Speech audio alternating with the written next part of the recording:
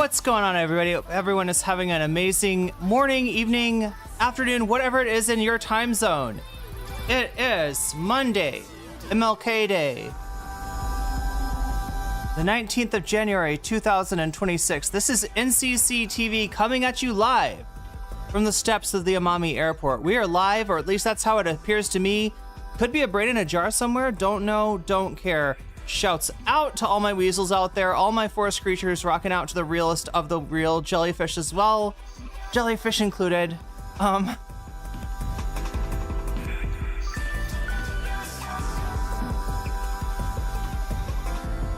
Synthetic lifeform streamer, trapped in a cyber brain and body, like some kind of ghost in a half shell in this late stage hyper-capitalist dystopia. Forced to exist in this twilight realm to pay off my debt to society and my student loans.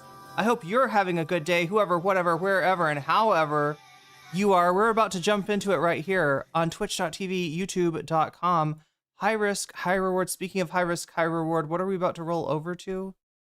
I can feel the calling. That is not gonna be, I don't know. Somehow that copyright's tied up in Disney.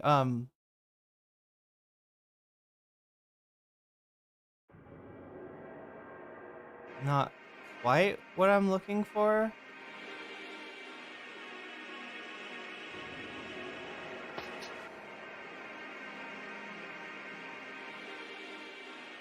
Oh well, I'll just turn it way down.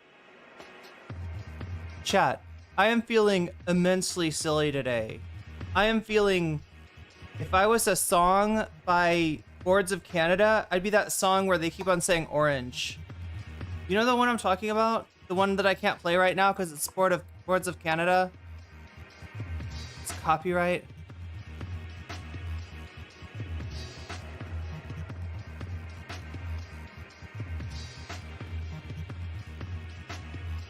Oh my god. Orange. Yeah, that's right. Anyway, somebody out there, some Boards of Canada fan knows what I'm talking about. Oh my god, I'm trying to deal with these like coffee cups, but they're like the kind that makes it feel like every time you pick it up, it feels like the lid is gonna come off. Embrace the silly. I'm feeling silly. We got a silly topic today, right? Look, I actually wanted to talk to you about Greenland, all right? But I realized that I have a tendency to add too much to the content, right? Oh my god, speaking of content, I gotta change that. There's a few things that I've got to do here. What are we talking about? We're gonna be talking about BGGer of the year. Those Vietnamese coffee brownies were off the chain. I wish I could get the half brownies, right? That's the whole thing. I should have like gone to that shop and asked, learn to say in Vietnamese the words, do you have this in a smaller size, right? Can I get a teeny tiny like shot of this rather than a whole cup of this? Because yeah, it was a lot. It was definitely a lot. The Vietnamese coffee we're talking about. Here, let me cool myself down.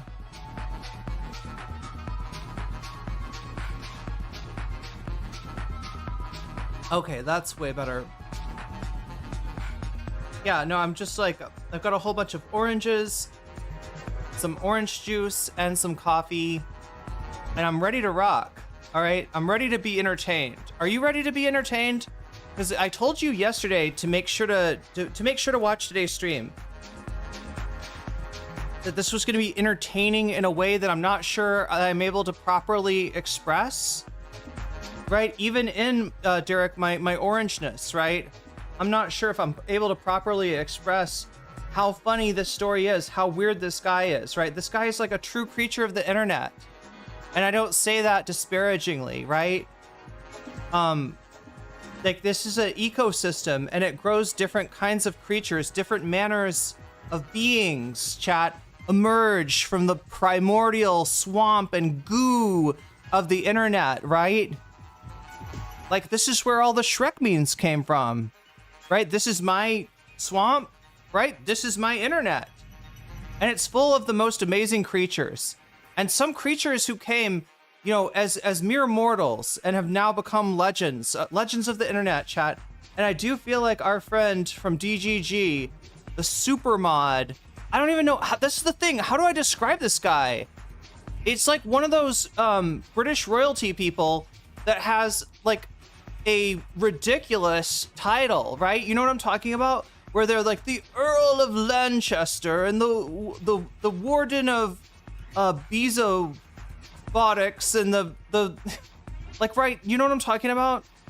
Those British titles. Can I look one up, chat? What's like a long British? Who has a long British title? Oh my god, bad time for my cursor to disappear, isn't it? Okay.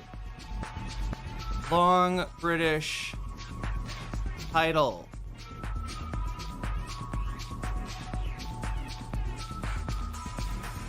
Okay, so this is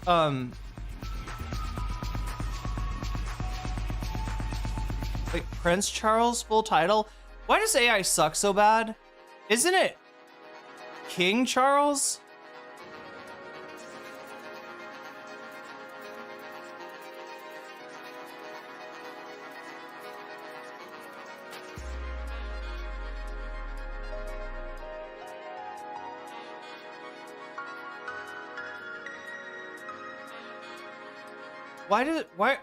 Why am I finding all this shit about Prince Charles? Okay, so when he was Prince, I don't know if it changed, but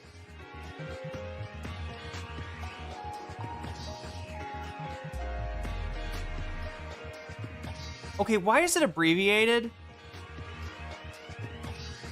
No, I want the full title. I want the full fucking title.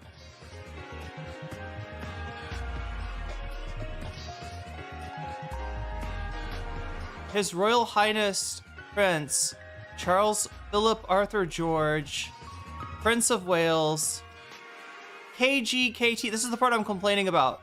Knight of the Garter. There we go. Knight of the Thistle. Knight of the Grand Cross of the Order of the Bath. All right, it was a very good bath.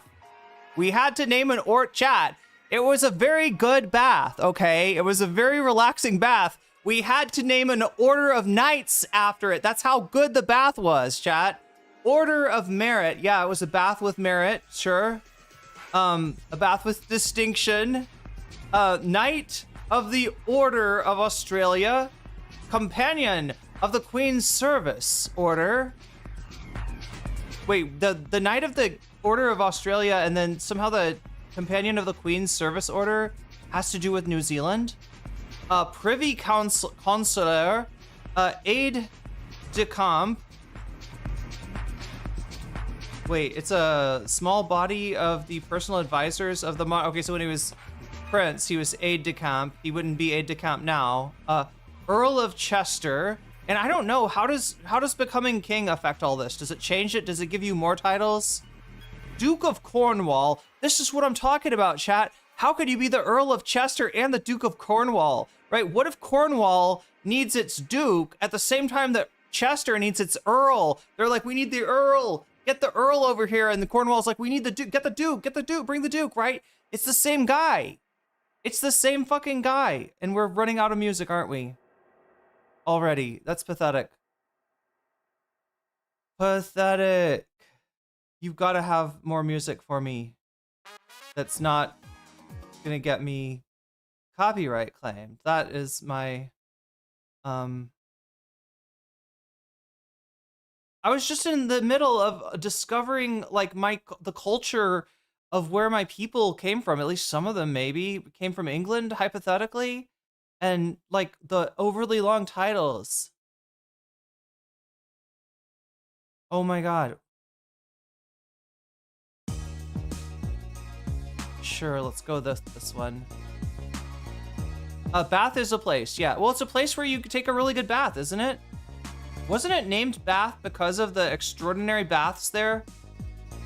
Like, they don't just name any... There was the Weef of Bath, right? In the Canterbury Tales. It was from Bath, ostensibly. I never really looked super deep into the lore of the individual, you know, The individual pilgrims in the Canterbury Tales.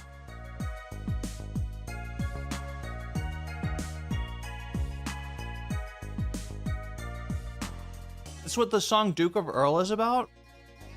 But how do you manage all these titles, right? You got so many jobs. You have Roman baths. Wait, was it a Roman bath that they had there? I thought there was like a hot springs. I thought that was the story. There was like, well, maybe that's where they built the Roman bath.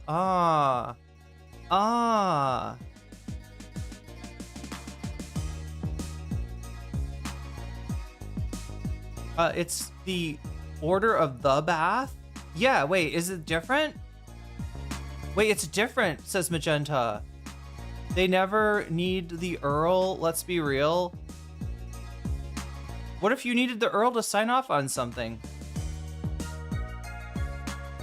Anyway, chat, we're not gonna need Destiny to sign off on this field trip, chat. This field trip is gonna be a field trip back in time, back in history, to figure out what is LiveStreamFails. What was LiveStreamFails? What did it become? How did it become it? What manner of the city of Bath? Wait, I thought, is it the city of Bath or not?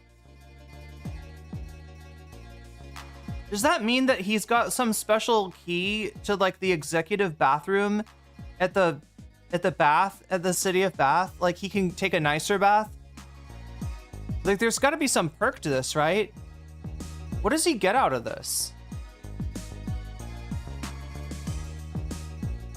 Like, I feel like the way the bath should work is that there's one bath, like that all of its dirty water spills into the other baths. So if you're in any of the other baths, you're getting like the dirty water from the really rich people. You know what I mean? The only way you get clean water is if you're like the richest. You gotta be the Earl of Bath, or what did it call? What did they call him?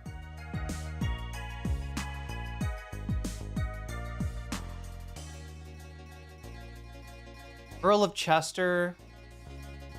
Where's the Bath thing? Yeah, Knight of the Grand Cross of the Order of the Bath. You're right, it is the Order of the Bath. What does that mean? I think Magenta's onto something. This isn't about the city of Bath.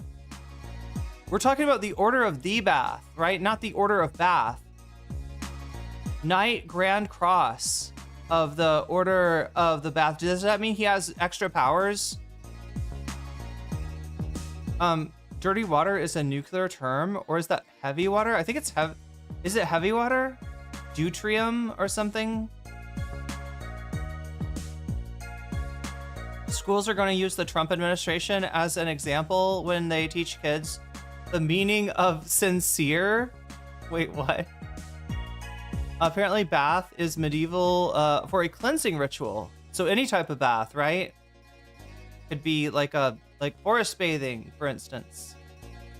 No, I don't know if they had forest bathing in medieval Europe. Maybe in medieval Japan.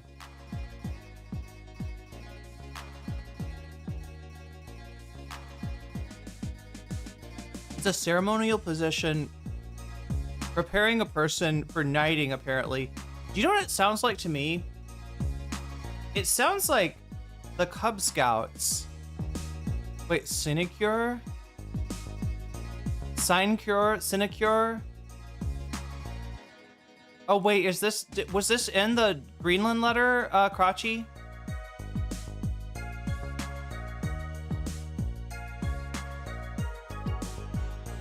Teacher, can we stop at the kiosk? I want to get a soft drink and a pack of chips. Oh my god, that sounds perfect. Yeah, this is a field trip that we're going on today, to the world of DGG and the lore of the Destiny, right? Which I was temporarily and unbeknownstly a part of, right? Just through the people that I was talking to, just by being friends with people that were friends, although I use that term loosely when it comes to Destiny. I don't know if the guy has ever had any friends. I get the feeling that a lot of his relationships are fairly transactional. So, you know, friends, in other words, people that are useful for the moment to Destiny. I guess that's how I would define friends. Yeah, I knew some people who were, and so he ended up getting brought in on a call that I had with 2 other people, in order to just call for, I don't know, Demon Mama to be driven from the internet. And that was a very strange experience, right? You know, somebody I don't like very much talking about somebody else I don't like very much, somebody else who had always rubbed me the wrong way. And you know, I have to defend the person that's being threatened with expulsion from the internet. It was up to me. But yeah, I mean, that's what the orbit is like, right? It's very dangerous to have a divergent opinion from Destiny, and I think the only reason I was really spared from the wrath of DGG, chat. Do you know about the wrath of DGG? DGG's got wrath, right? If you piss them off, they'll have wrath for you. If you're like, I'm trying to remember all the people that they've pissed off. You know, funny enough, the people that come to mind, it's a lot of them are trans women. Wait, what is Sinecure? What is Sinecure from? Okay, seriously, chat, I didn't see this. Is this in the latest Trump Truth Social? Looking up Wikipedia about American Psycho? Wait, what is this? I mean, Destiny has Discord friends, right? That's what he has. He has Discord friends. That's different than, oh yeah, it was pretty weird. It was pretty weird when somebody asked, can I bring Steven into the call? And I'm like, Steven is in Destiny?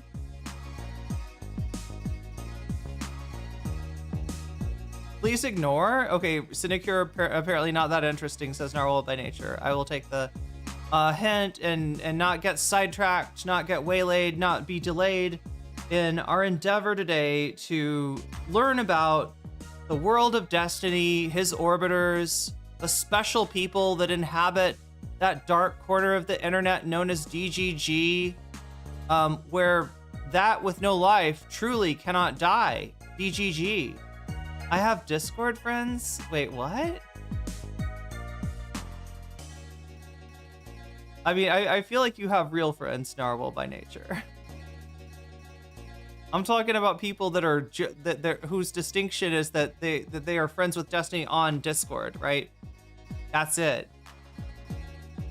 Mr. Bonarelli, we're gonna get boned up. We're gonna get boned up on Mr. Bonarelli and his flying circus of shit. Right? Should I go back and watch those? Wait, go back and watch what? Oh my god. I am. What? You don't want to bone up?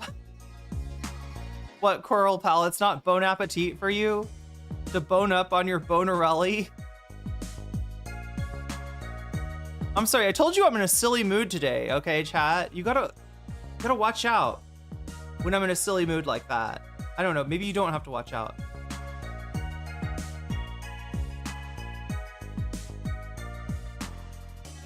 Yeah, but no, I'm not making fun of Steven for not having friends. I'm making fun of him for, if it's not clear, for the transactional friendships that he has in place of actual friendships. That's the distinction that I'm making here, right?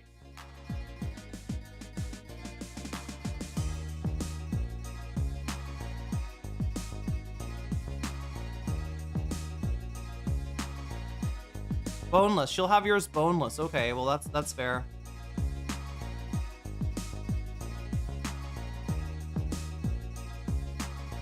Boneless Bonarelli?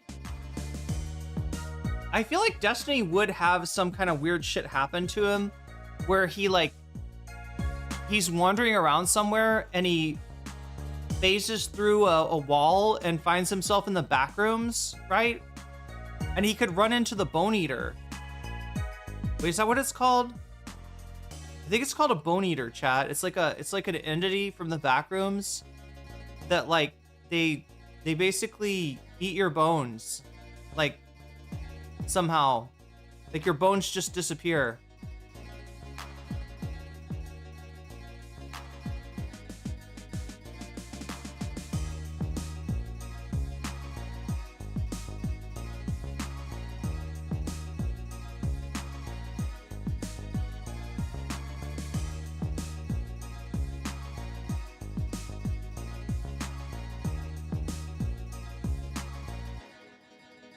Yes, Variant. Friends are good for your brain, and brains are good for your friends, especially if your friends happen to be zombies.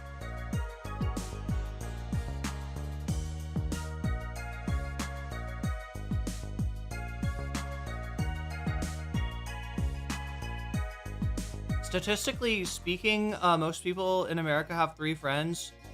I mean, I have 2.5.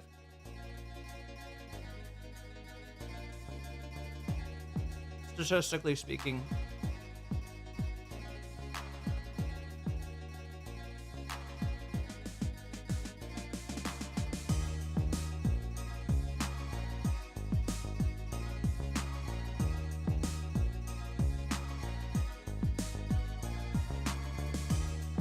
I'm just saying the Trump admin has turned all the administration head positions into jobs where there's no real work, a la Dan Bongino. And even though there was no work for Dan Bongino, it was still too much work for him. I mean, do you think that Pam Bondi, like, I feel like Pam Bondi is basically like a television character. Like, what does she actually do? Sorry, Pam Bondi probably does. I'm thinking of Kristi Noem. Like, what does Kristi Noem actually do?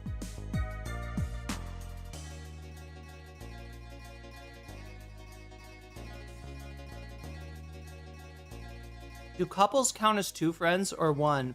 I think the couples count as 2.5. Because,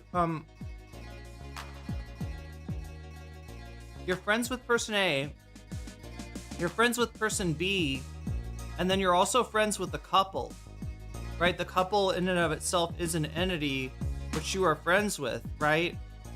Or in other words, right, you can be like, good with person A, and bad with person B, and be bad with the couple. Like, the couple doesn't like you. Or you could be, or maybe you're good with the couple. Right? It's like a separate relationship, kind of, the couple. Don't you think?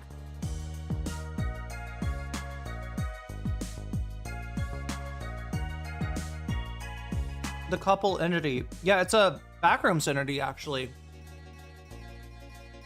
You run into couples occasionally in the backrooms.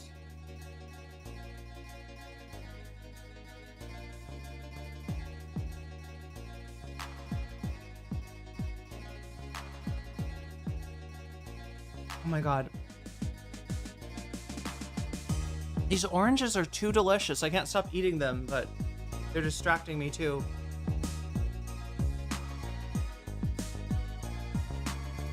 Because we need to get going. We need to get into it. If I am to have any hope of really explaining to you the complicated phenomenon that is the DGG backrooms and the entities which populate its space, right? Its environment.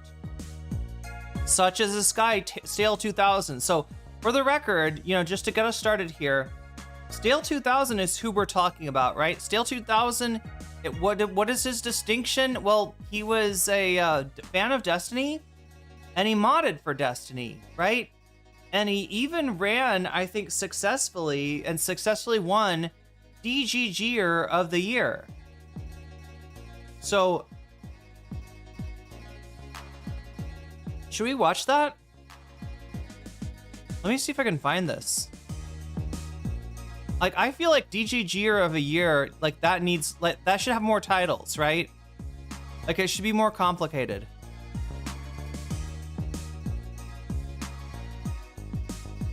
Well, I mean, this guy is complicated. This guy is like a British royal, right? In that he's not only the DGGer of the Year, he's also, like, I think the mod of one of Destiny's podcasts. And most importantly, he is a power mod on Reddit. Now, power mods are people who do the unpaid labor of moderation, sometimes derided, but very necessary for the functioning of a subreddit, often literally necessary, as in they'll close your subreddit down if you don't have moderation, right? Or if you don't have active mods who are doing their job. So, but, you know, there's some people that get this power and they let the power go to their heads. And this seems to be one example of some such a guy, right? Oftentimes the power mods, they're moderating like multiple big discords. So they end up having, you know, kind of like a lot of say over what that Discord, what am I talking about? Sorry, subreddit, what that subreddit ends up platforming, right? So for instance, what clips of streamers get banned from a subreddit, right? That's one of the questions that a moderator has to answer. And look, you can pursue your job fairly, and really care about the community, be a community-minded type Reddit mod, and just try to make sure that everybody has a good time and nobody's getting fucked with. Or you can go on a power trip, and that's what our DGGer of the year seems to have done here. After being banned for what seems like a fairly good reason, right? Promoting something that a lot of people thought was a scam. I can't say whether it is or not. I can say that the more I hear about it, the more it sounds like the Fyre Festival, right? Some kind of a strange promotion with Mythic Entertainment that is a talent agency that Asmongold's associated with, where they're giving away, they're somehow the contest is to you'd get to go on some kind of a reality show like event with your favorite streamer personality. Even if that happens to be Asmongold, you and Asmongold would be competing in games against other fan streamer teams to try to win what was it, $20 million I think was the prize. And so a lot of people, when they saw this advertised, as they saw it advertised apparently on the subreddit, they said, that sounds like a scam to me. That sounds like a scam, right? And so now, listen, this may not seem like this would be the thing to get this power mod banned, right? This may not, considering all the other stuff that they've been involved in, right? This is one of the guys that kept the anti-Hasan clips going, kept the anti-Twitch clips going, made all of our lives harder on Twitch, especially if you're a political streamer. Literally took money out of our pockets, right?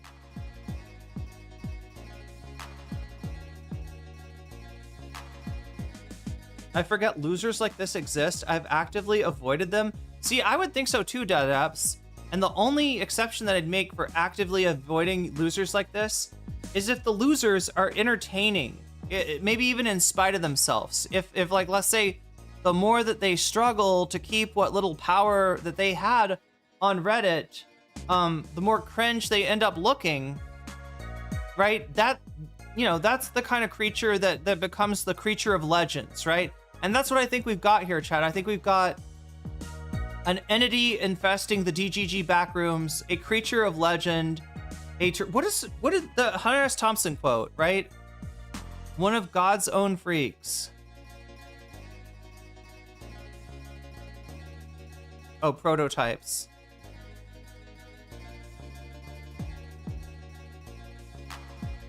One of God's own prototypes. Wait, come on. Can I just find the... Let's find the quote. There he goes. One of God's own prototypes. A high-powered mutant of some kind. Never even considered for mass production. Too weird to live and too rare to die. Yeah. Wow. What just happened? Oh my gosh, I gotta clean. Oh. Just realized there's so much stuff I need to fix. All right, so this should start out at 0, but it's not gonna stay at 0 for long. It's gonna go from 0 to 30 in 2 seconds. There we go.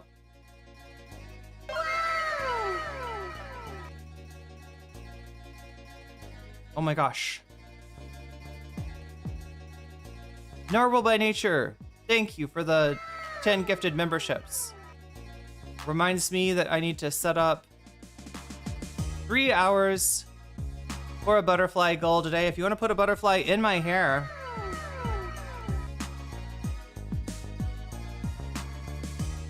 you can do so for the low collective cost of 10 super chats of the teal variety or higher. For those of you that are counting in US dollars, that is like somewhere around $2.90. I think gets you a teal super chat. I think that's correct. I think that's the way that it works. But if we can rack up 10 of them, I'll put a butterfly in my hair. In addition to that, we've got a bonus goal as always. I pick the content for the first half of the stream. You get to pick the content for the second half of the stream, right? Or if we have one at all, which look, we're 30% there already. Not Lad TW says, I am Charlie Kirk. No, I am. I thought I was Charlie Kirk. Are we all Charlie Kirk, chat? Do we carry the flame? Yes, we carry the flame. We carry the flame. Do we fight for the gospel in this chat?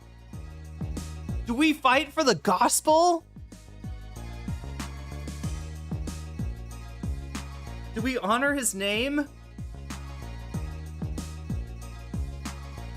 What is up with fighting for the gospel? How does that work? Do you do boxing or something?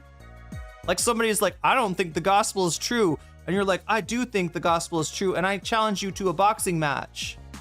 And if your God, if your non-God is stronger than my God, then you will win the boxing match. But if my God is real and you're just an atheist, then I win. The boxing demons in the face. How do you fight for the gospel? Does Satan try to steal the gospel? And you gotta go through a bunch of like levels on a two-dimensional platformer in order to get to the final boss and take the gospels back? Or do you have to go on a journey to the west of some sort in order to retain the sacred scriptures that were taken from this land, only to find out that you don't read Pali? That's right, chat. No, it would be Sanskrit, wouldn't it? It's Sanskrit. Anyway, Pali is somewhere in there. I need to learn more about Buddhism, apparently. Presuppositional apologetics. Indeed. Turns out you can stick the root end of a spring onion in some dirt. It's like a cheat code. The root end of a spring onion. Oh yeah, yeah, you're right. Yeah. People sometimes do that. Like, I feel like people will do that. Like with I feel like you can do that with like toothpicks and water too. Like some people do that in their kitchen. But yeah, you could definitely keep that going in the garden. I don't even know, right? Because there's like sometimes greens. Some people will harvest like a few leaves at a time of their greens, and they'll keep the greens going for a long time. I don't know if that works with onions.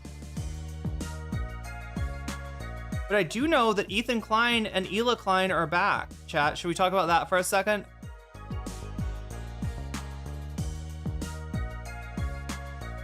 Ethan and Ela Klein, they did their first H3 back, and I swear to God, the rating, every time I think the ratings can't go any lower, chat, they go lower. I guess they were trying to, they did talk about iDubbbz and Anissa. That's kind of like the only thing that they have left, is to just obsessively talk about iDubbbz and Anissa. And I guess there might be some Iran material as well. There might be some very dubious takes of Ethan about the situation in Iran.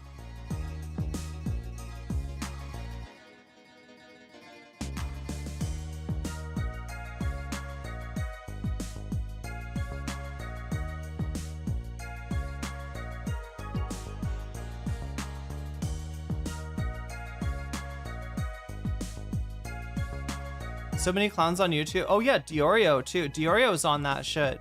Speaking of YouTube clowns, Nicholas Deodorant. When they go low, we go high. That's right, Zeno. Anyway, I feel like we better jump into this. The sooner the better, chat, because the more I'm gonna have time to actually do a good job explaining who is Stale 2000, aka Tarot Card, aka the Earl of Windsor and the Duke of Barbary and the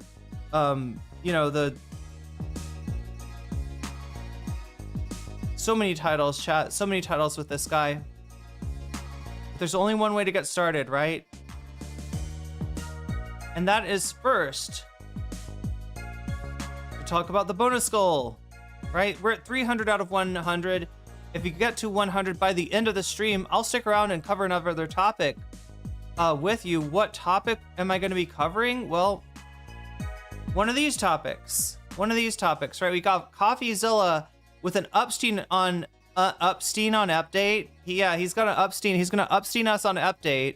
We've been wondering what's going on with the update files for a really long time, and now we finally have an Upstein on that update, right? Don't you want to get Upsteined on the update? Ethan is so boring now. I can't watch him. His shit didn't even get recommended to me, right? I usually at least see like the thumbnail at some point. I didn't even get it recommended to me. Used to enjoy his podcast until he and Ela, until they went off the deep end for Israel. It did make me laugh when a chatter told Diorio he's saying Iran wrong. He made fun of the chatter and was self-conscious about saying it afterwards. What did he say? Iran?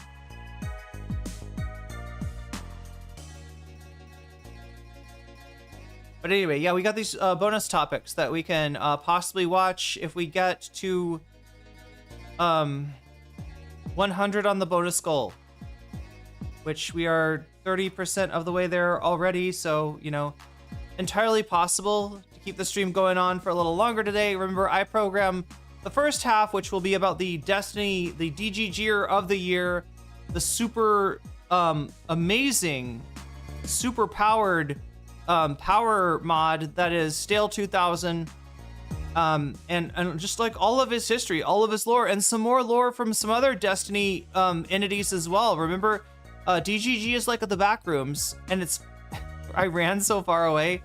DGG is like the back rooms, and the back rooms is full of entities, and there are more entities to be explored,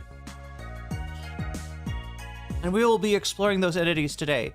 But you get to pick the second half, right? If we can get the to 100, then we'll talk about one of these topics. And what topics do we have for today? Wait. Wrong.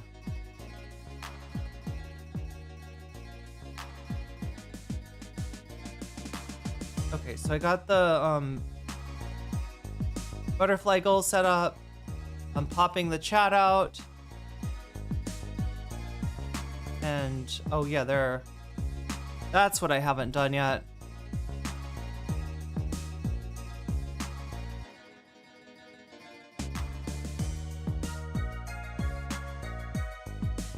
Okay, so.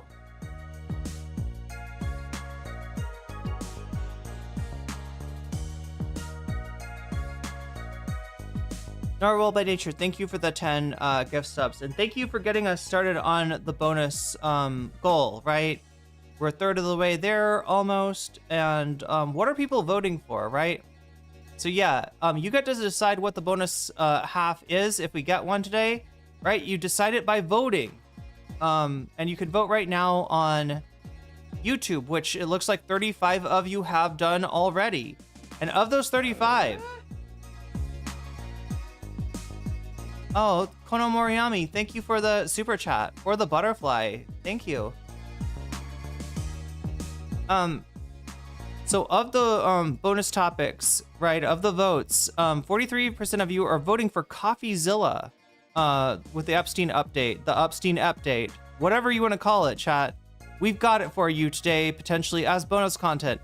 34% of you want to see Hasan versus a Hasanabi head ice agent. Yeah, apparently he does exist. He listens to Hasan every day, and then he goes to his work at ice. And Hasan is trying to beg him to please maybe consider stopping going to work.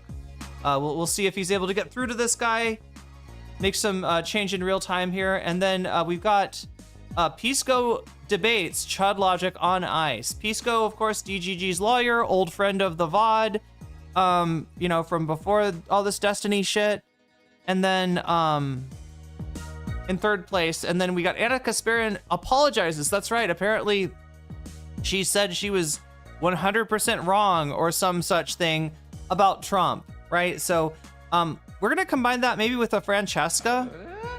Do you think? I feel like we should combine that. I feel like I should watch the Francesca as well if we end up choosing that.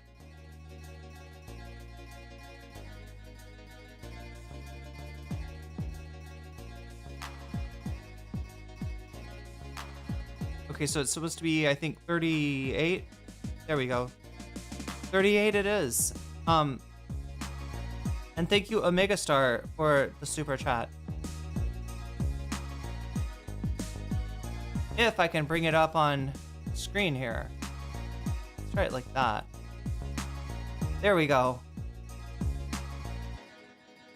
So yeah, make sure to vote if you haven't already on these items. I'll try to keep you updated on what's winning. Also know that you can, if you want to, when you donate, even if it's for a butterfly thing, right? Even if it's towards the butterfly goal, you can let me know where you want that money supporting, like which of these topics you want to support with it, and I'll be happy to put your money where your mouth is. Actually, we're going to take that 36% off of Anna Kasparian because that was from yesterday. I don't know, chat. If we don't hit the bonus goal, maybe I should like just keep them rolling. I don't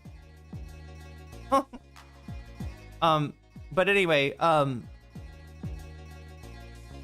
you can let me know which topic you want when you donate, whether that is through a super chat, a super sticker.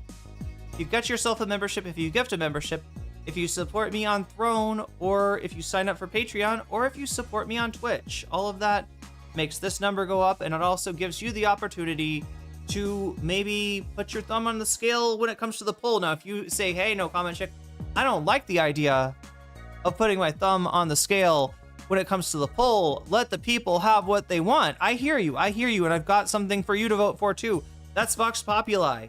That sentiment right there where you say, I will have what they are having, and by they, I mean the voters, right? Then you can say Vox Populi, and it's almost like you've got your thumb on the scale against people with their thumbs on the scale. Either way, as long as those thumbs are also liking the stream, I'll be happy, right? Narwhal by Nature says 5 for Hasan and is helping me illustrate just exactly how this works. Look at that. You donate, you say, I want my donation to go to Hasan, finds a Hasanabi head that's an ice agent, and that gets 5 extra points.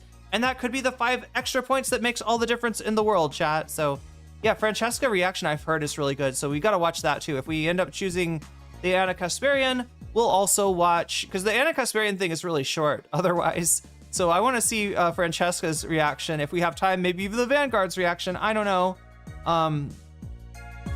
But either way, chat. So yeah, that is what we've got going on. If you are on Twitch, right, and you're low on cash, but you do have an Amazon Prime membership, always remember that you can hook that sucker up to your Twitch account and it'll give you a free Twitch Prime sub. In other words, you can become a sub for no cost to you, right? And you can, like no judgment about having Amazon Prime, but you can put that evil, to work for something good by taking money away from an evil corporation and giving it to a good person, yours truly, by using a Twitch Prime. And you'll get the emotes, and you'll get all of the animated animated emotes, right? That's what's, I guess, so great about Twitch, which is why there, so many Twitch subscribers, right? Is because people like the animated emojis. It must be, chat, because they cost like twice as much as it costs to be a member on YouTube. So that's the only explanation I can think of. You can get yourself a sub, but like I said, it is $6, and saving that, your best bet is just to be active in chat, because people from time to time will give gift subs, and the best way to be the recipient of one of those is to be in chat giving good takes. Anyway, chat, I think I've said everything I need to say.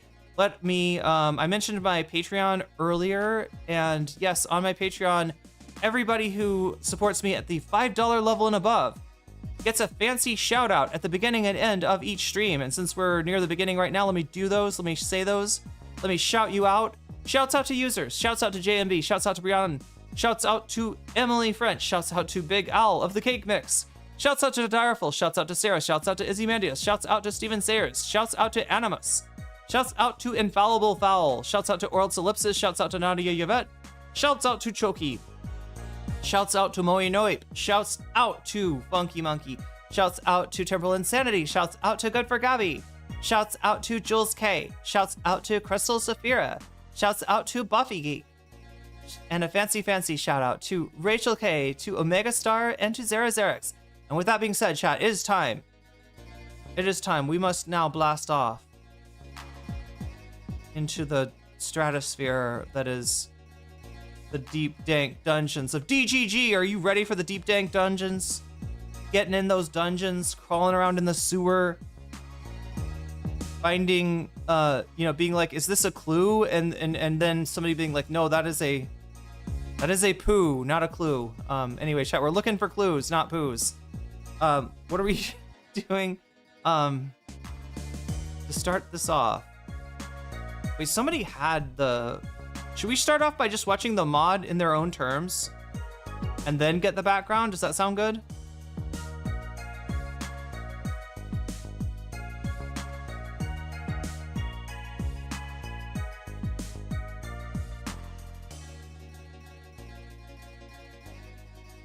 Oh yeah, what is it with IHIP and something about like DOJ or like somehow the Trump administration is mad at Crystal Ball and at Jennifer Welch from IHIP, apparently.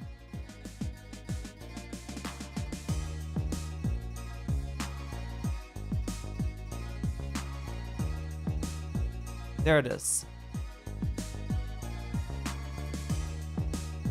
I think this is the original video here.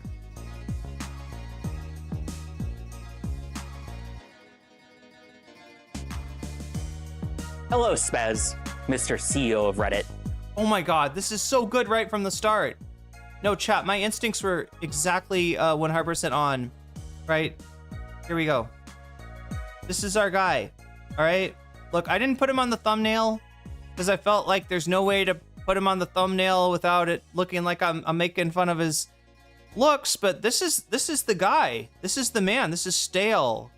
Stale 2000, aka tarot card, aka I'm assuming a whole bunch of other funny shit. Hello, Spez, Mr. CEO of Reddit. I hope you... So yeah, I don't know what the guy's name is, but he's talking to the CEO of Reddit. CEO of Reddit, who is this?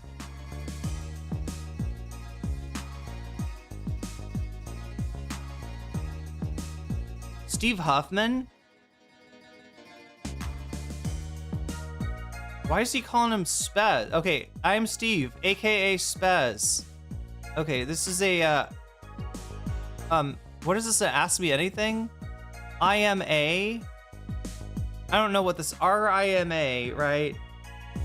Account's called Spez. Hey everyone, I'm Steve, aka Spez, the new CEO around here. For those who don't know me, I founded Reddit 10 years ago with my college roommate, Alexis, aka Nothing, spelled with a O and a KN. Because that's how people wrote 10 years ago, right? It's elite, I guess. Since then, Reddit has grown larger than my wildest dreams. I'm so proud of what it's become, and I'm excited to be back. I know we have a lot to work on.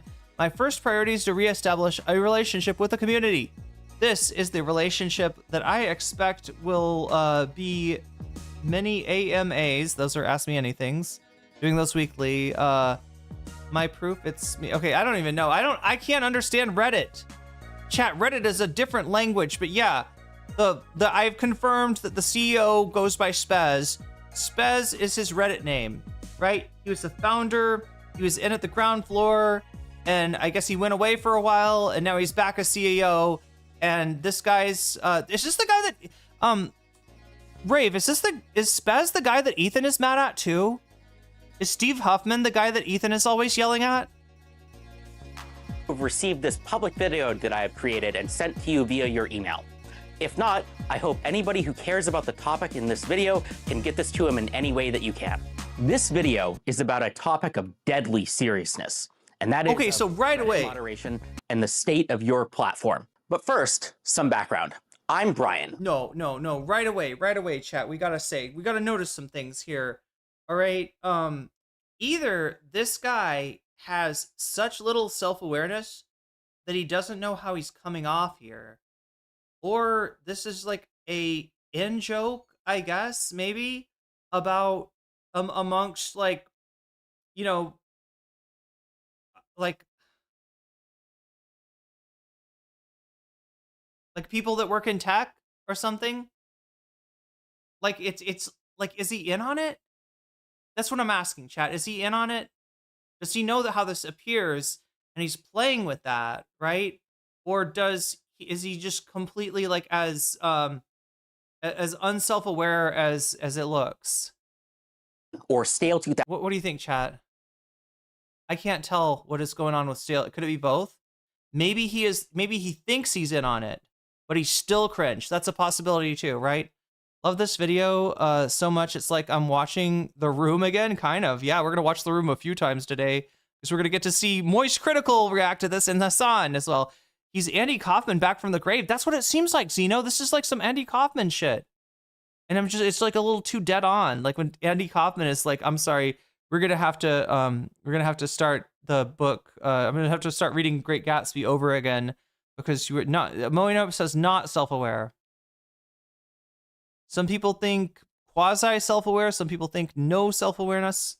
I guess the only way to find out is to, because just like everything, or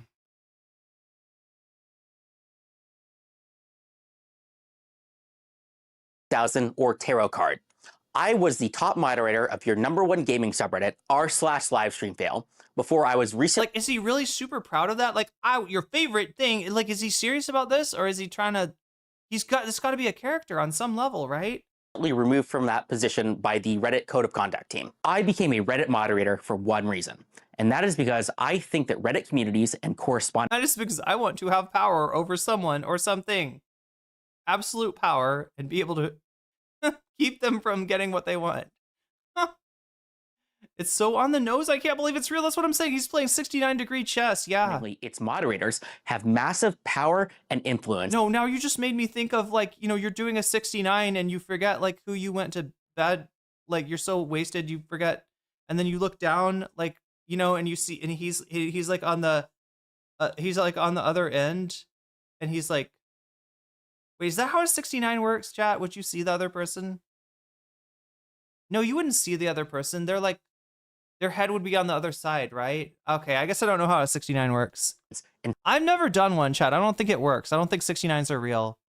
Is that a spicy take? Am I gonna have some 69 stands in here? They're like, no, 69 is the best sexual position ever fucking made, and you are just a, maybe I'm a Philistine for not, for not knowing how to properly 69. I don't think it's real. I think it's one of those things like scissoring that people talk about but don't really actually do. And for some reason, it's just not practical. Nobody seems to notice, care, or take this seriously. Least of all, its moderators or the company.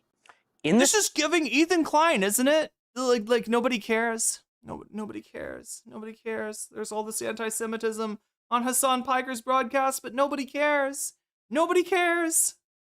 This video, I will go over why they sent me human skulls. They sent CPS to my house, and no one cares. Why does no one care? Believe this, and I will also talk about a code of conduct moderation action that was taken against me due to. You got to do it sideways, but can you like say hi to the person that you're doing it with? I imagined like, it would be a very disturbing thing to be involved in a sex act and somehow realize that it's like he's, I don't know why I imagine Shiny pops his head up and he's like, hey, what's it going? That's terrible. Oh my God, I gotta stop this. I don't know where did the 69 come from, chat? Enter 69 greetings. But like, yeah, isn't that weird? Like when somebody tries to talk to you during sex about something like non-sexual and like mundane or even something silly, and you're just like, excuse me, like, I thought we were doing this. We can We could do the silly stuff later, maybe. Good faith mistakes that I believe were caused by a clear lack of direct material support that the company gives its moderators. I will end the video by talking about what you, Spez, can do to fix this problem, as well as what I and other communities can do. If I was Spez, I'd be taking notes, right? Anybody taking notes for Spez? In case Reddit does not solve this very serious mismanagement problem regarding the lack of support that is given to moderators. First, I will go over the code of conduct action and why I was removed as the top moderator of r/LiveStreamFail. The top moderator. This guy's got this thing about being the top of the top. Like, what's that song by like Bloom? Like, I want the top. It's like T-shirt and Bloom. This sounds like stupid internet drama, I know, but I'm going to talk about how this is a very clear example about how Reddit's mistakes causes very serious problems to Reddit's community and the company as a whole. Here's what happened. There was an announcement related to a live stream related game show called $1 Million Fan. It was basically a game show like Survivor or Big Brother where fans of a streamer compete in different challenges with an influencer or a streamer for various prizes. The kicker here is that there was a grand prize of $20 million, supposedly.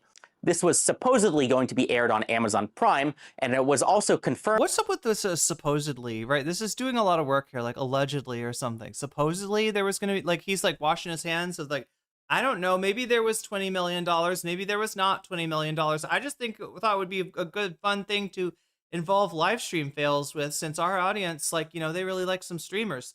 They also really hate some streamers. They really like some streamers too. I mean, does this not sound like a nightmare? Can you imagine, like, you're like some, like, you're an Asmongold's like talent company, and you're like somebody won the contest, and it's actually like not a fan of yours. It's like a super hater. Oh my God, what a nightmare. To be including a couple of mid-sized and large streamers like Alexandra and Andrea Botez, Extra Emily, Canute, and a few others.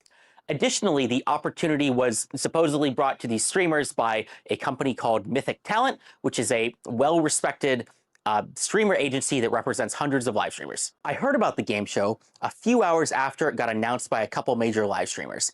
It sounded like the perfect type of content for a live stream fail. I mean, reality TV, game show, live streaming, gaming, that's perfect for LSF, which is about fun, crazy content about kind of live streaming gamers. So when I heard about this, I was very excited. I immediately reached out to the organizers to see if we could set up some sort of a collaboration.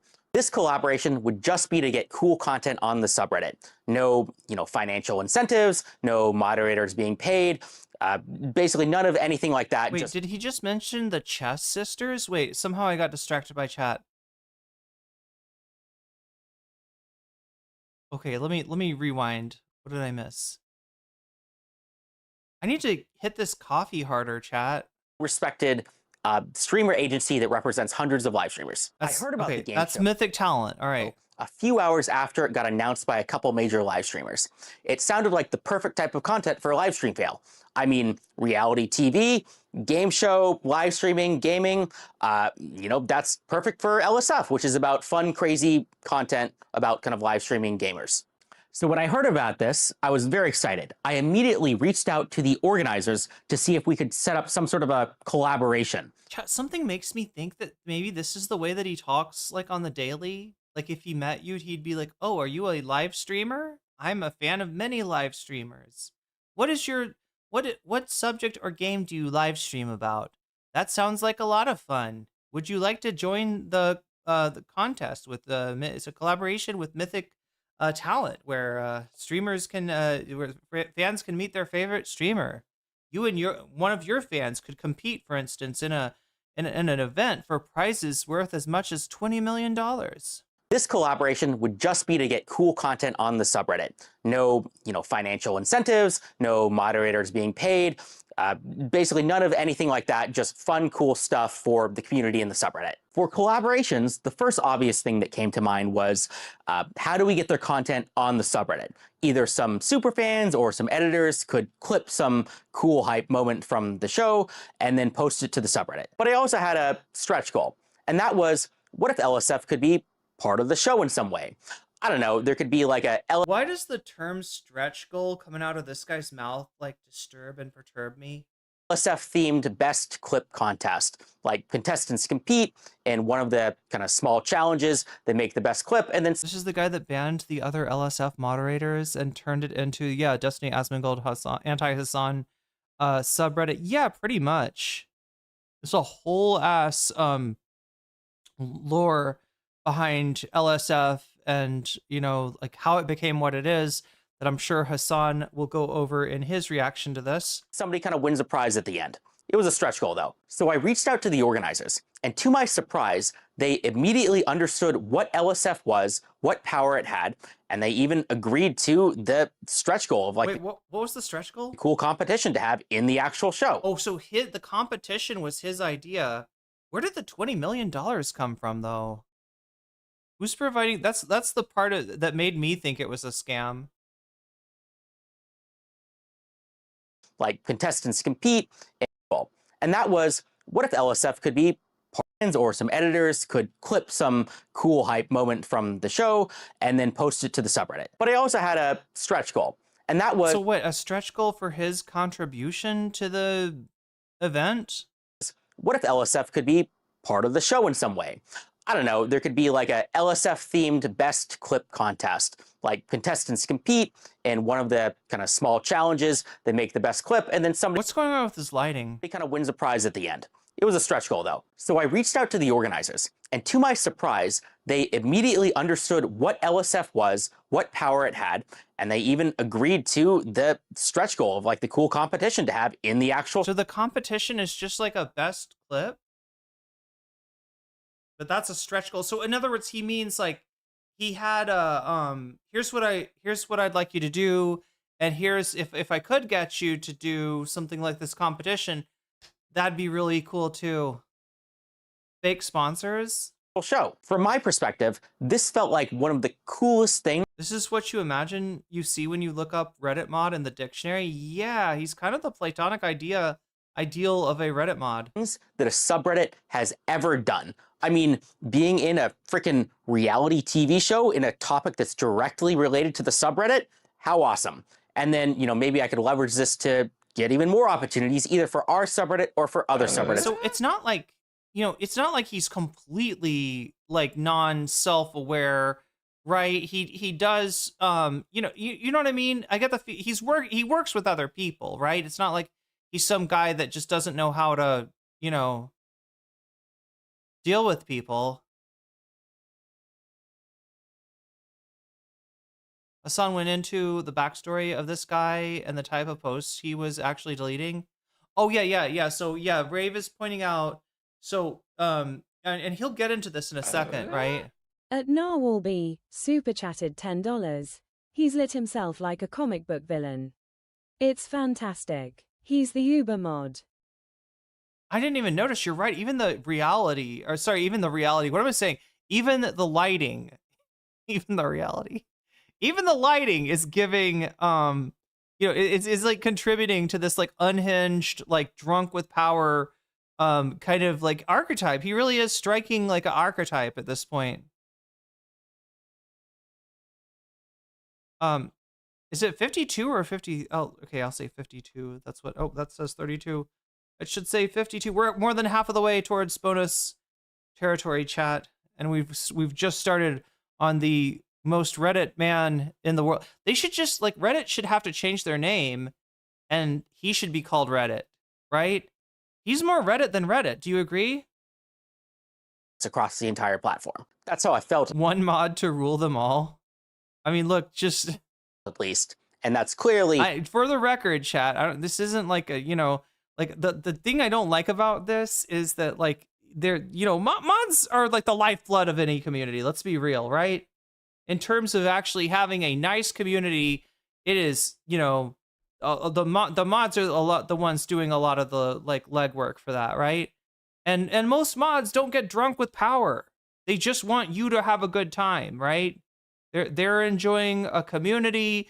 They want to, you know, do some. They enjoy like keeping the community like a good space, right? That's why they do what they do, right? This guy is the exception, not the rule. And yet whenever you see shit about mods, it's always this, you know, story about some like unhinged Reddit mod, or, you know, power user, sorry, unhinged Discord mod, or like a power user of Reddit like this guy. Not how it worked out. I just want people to remember that this is not typical mod behavior, okay? He's not just a mod, he's a celebrity. I almost forgot, Ravy. We're gonna get to that. One mod to bring them all into Reddit and in the Reddit bind them. Oh my god. After they agreed to kind of a couple of these kind of requests that I had in my stretch goal, they immediately started moving very quickly. We wrote up an announcement and they wanted this out within like 24 hours. So we quickly worked to make an announcement together, and I posted it the next day. When I posted it, everybody in the comment section immediately yelled, "Scam, scam, scam, scam, scam." This initially didn't So this is what Rave was talking about. actually worry me, because no matter what we do, people call it a scam. I mean, I've done AMAs with the Twitch CEO. People called that a scam. And I was also thinking like multiple major live streamers were involved, Mythic Talent was involved. Surely they had done their due diligence, right? Additionally, the thing that people were the most skeptical about was the $20 million grand prize. This initially confused me as well, but once I heard that, Amazon Prime was allegedly involved, my initial concerns were assuaded. I mean, think about it. Amazon Prime has spent lots of money on tons of shows, and, I didn't necessarily think that the show was worth $20 million, but, that doesn't mean that Amazon Prime wouldn't fund it. And, if LSF was involved, maybe it would actually succeed. Maybe my involvement alone could make the $20 million kind of investment worth it. Who knows? At least that's what I thought. Now, What? So yeah, he's about to get to it, but yeah, people posted and said it was a scam, and then, since he is like, well, I know it's not a scam, he starts deleting messages. This is where the problem starts. And, I didn't necessarily think that the show was worth $20 million. Initial concerns were assuaded. I mean, think about it. Assuaged? Initially confused me as well. He's mixing up assuaged and dissuaded, but it is. Anyway, it's a malapropism, chat. Hey, malapropism. Nothing wrong with that. Good old malapropism. well. But once I heard that, Amazon Prime was allegedly involved, my initial concerns were assuaded. I mean, think about it. Amazon Prime has spent lots of money on tons of shows, and, I didn't They've definitely greenlit some stuff that's questionable. necessarily think that the show was worth $20 million, but, that doesn't mean that Amazon Prime wouldn't fund it. And, if LSF was involved, maybe it would actually succeed. Maybe my involvement alone could make the $20 million kind of investment worth it. Who knows? At least that's what I thought. Yeah, I'm sure that the people at Amazon are saying, is LSF involved? Because if LSF is involved, we are in. We are in. Like, not only is LSF involved, but their top moderator is our point person, and the Amazon people are like, you mean Stale 2000, the guy that threatened our existence by trying to pump clips, making it look like Twitch somehow supported terrorism? Yeah, that guy. Oh yeah, we're definitely in now. Now here comes the next part of the story, when things get a little crazy. The next day, a major live streamer who was involved in the show, Extra Emily, said on her stream that she kind of saw all of these comments about people calling it a scam, and they even saw that, LSF was involved, and this was apparently unacceptable to her, so much so that she was considering kind of dropping out of the show, or kind of looking into seeing if kind of the whole thing was a scam. Now that's funny. Anybody know anything about Extra Emily? Is Extra Emily like a friend of Hasan's or something? I'm trying to figure out what about LiveStreamFails being involved put off Extra Emily, because my understanding is that, like, yeah, back in the day, LSF would just look for fucked up clips about anybody, and they could be like an equal opportunity offender, right? So in other words, somebody like Extra Emily could be, could have a unfortunate clip of her spread on LSF, right? But I don't think it's been like that for a while. Isn't it mostly just like Destiny fans and anti-Hasan stuff? my understanding was it's pretty focused now, right? So why would what about LiveStreamFails? I mean, maybe it's just like a trashy extra Emily is mythic talent person, but like extra Emily is OTK. But is there a reason that OTK doesn't like live stream? Is there a reason OTK doesn't like LSF? Is usually very harsh to women. True. True. Okay. Friends with Asmon, but wait. So does OTK and Asmon not like LSF? Or not. After seeing this, I brought the concerns to the organizers, and the organizers told me that they were currently in talks with the agents to resolve this, and they told me in no uncertain terms that the show was not canceled and was still going on. So, me being somebody who didn't really have a lot of, information into the situation, and me, trusting these. I feel like I want to see this guy do like a dance macabre. Does anybody do dance macabres on Twitch chat? Anybody know like any other dance macabre streamers? Like, I want to be known as the dance macabre streamer. Like I come on and I do some kind of like weird shit. Oh wait, I do come on and do weird shit, but not quite a dance macabre. But I feel like this guy could really dance macabre pretty well. High-powered agents who represent these multi-million-dollar kind of celebrities, I trusted that they would kind of get to the bottom of this and kind of resolve these concerns quickly. During this time period, I saw and deleted a lot of unsubstantiated claims about the show. There we go. There we go. Can you imagine what might be a problem with the top Reddit moderator deleting comments that are calling out a scam, chat? Can you imagine what might be a problem with that? And the mod team. There were accusations that I knew to be untrue, such that, the mod team had accepted bribes or, had some sort of financial involvement with the show. And I knew that they were not true because I was the one who had this idea the entire time, from start to finish. This happened a couple days. And what I can tell you, for those who, may not believe that for most moderators, I'm a highly paid software engineer working in San Francisco. I do not need to take a couple $1,000 bribes from, random internet scams, okay? I was doing this because I legitimately, care about the subreddit. For the love of the game. And that's why I spend my time on it.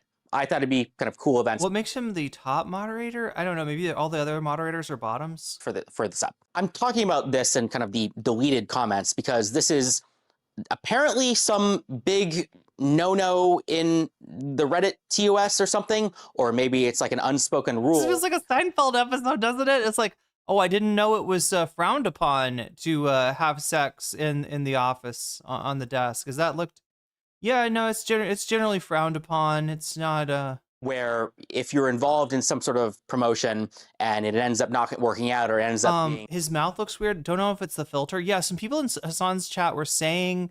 Now, I'm not an expert on... I haven't used any of these filters before, right?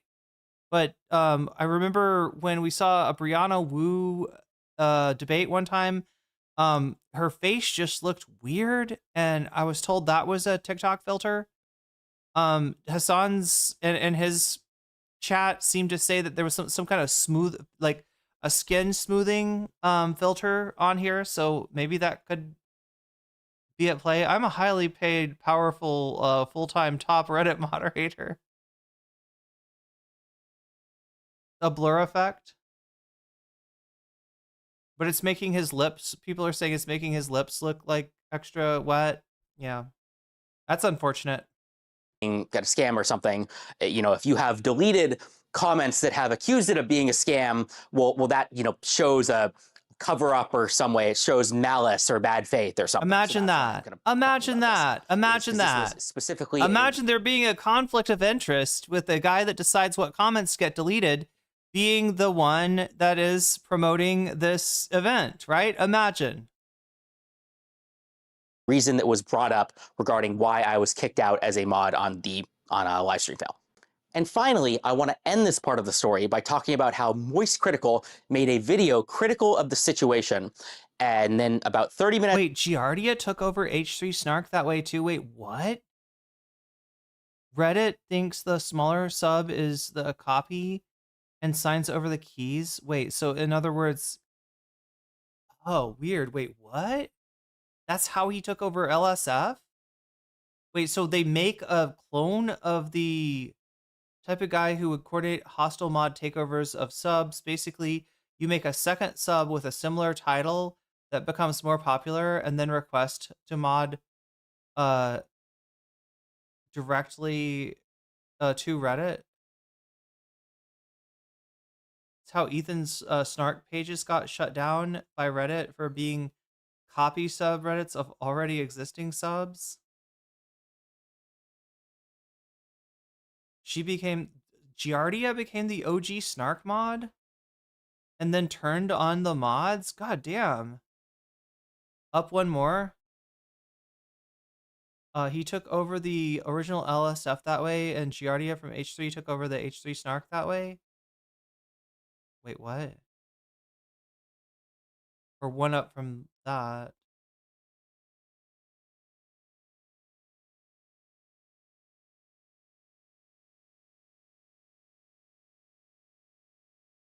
He's wearing a rubber mask. It's quite possible. This guy should be called Moist Critical. Yeah. He's very critical. Yeah, he's more Moist Critical than Moist Critical. And he's also more Reddit than Reddit, chat. Like, this guy's just taking people's names. That's after this kind of video got released. I got reached out by the organizers of the events and told that 5 live streamers in the event had dropped out and that therefore the event was canceled and I should take down the post. In this video that Moist Critical had that was critical of the event, Moist Critical brought up points about how an image on the marketing page was AI generated, or that the domain name was registered in Iceland, or that basically just the whole thing, it smelled bad. That's what he did. He did this motion and he said it smelled bad. But beyond that, it doesn't seem like he did much research. I don't think that he reached out to any of the organizers. He certainly didn't reach out to me. And I mean, I don't know if he reached out to Mythic Talent or any of the streamers. Now I want to stop people here because this is very important. And I think this is something that not a lot of... Okay, so what's the deal? He's talking about the Moist Critical video. Had Moist Critical already done a video on the event before he did? Now he's adding more to the stuff I've got to react to, chat. Hasan explained the takeover in a video from a while back. When a Reddit sub becomes popular enough that you can apply to be a mod and override the original mod team, or the less popular sub is shut down as being a duplicate. He might be a Raxacoricophalapatorian. Yeah, Patorian, I think. People might have noticed. And that important point is that nothing in this situation has yet to be definitively proven as a scam. I repeat, there is no definitive, at least public information yet, that anything fraudulent, malicious, or illegal has happened in the situation. Well, I mean, you telling me that makes me feel a lot better about it, right? I was going to be worried that there was a scam afoot, but then this guy has reassured me.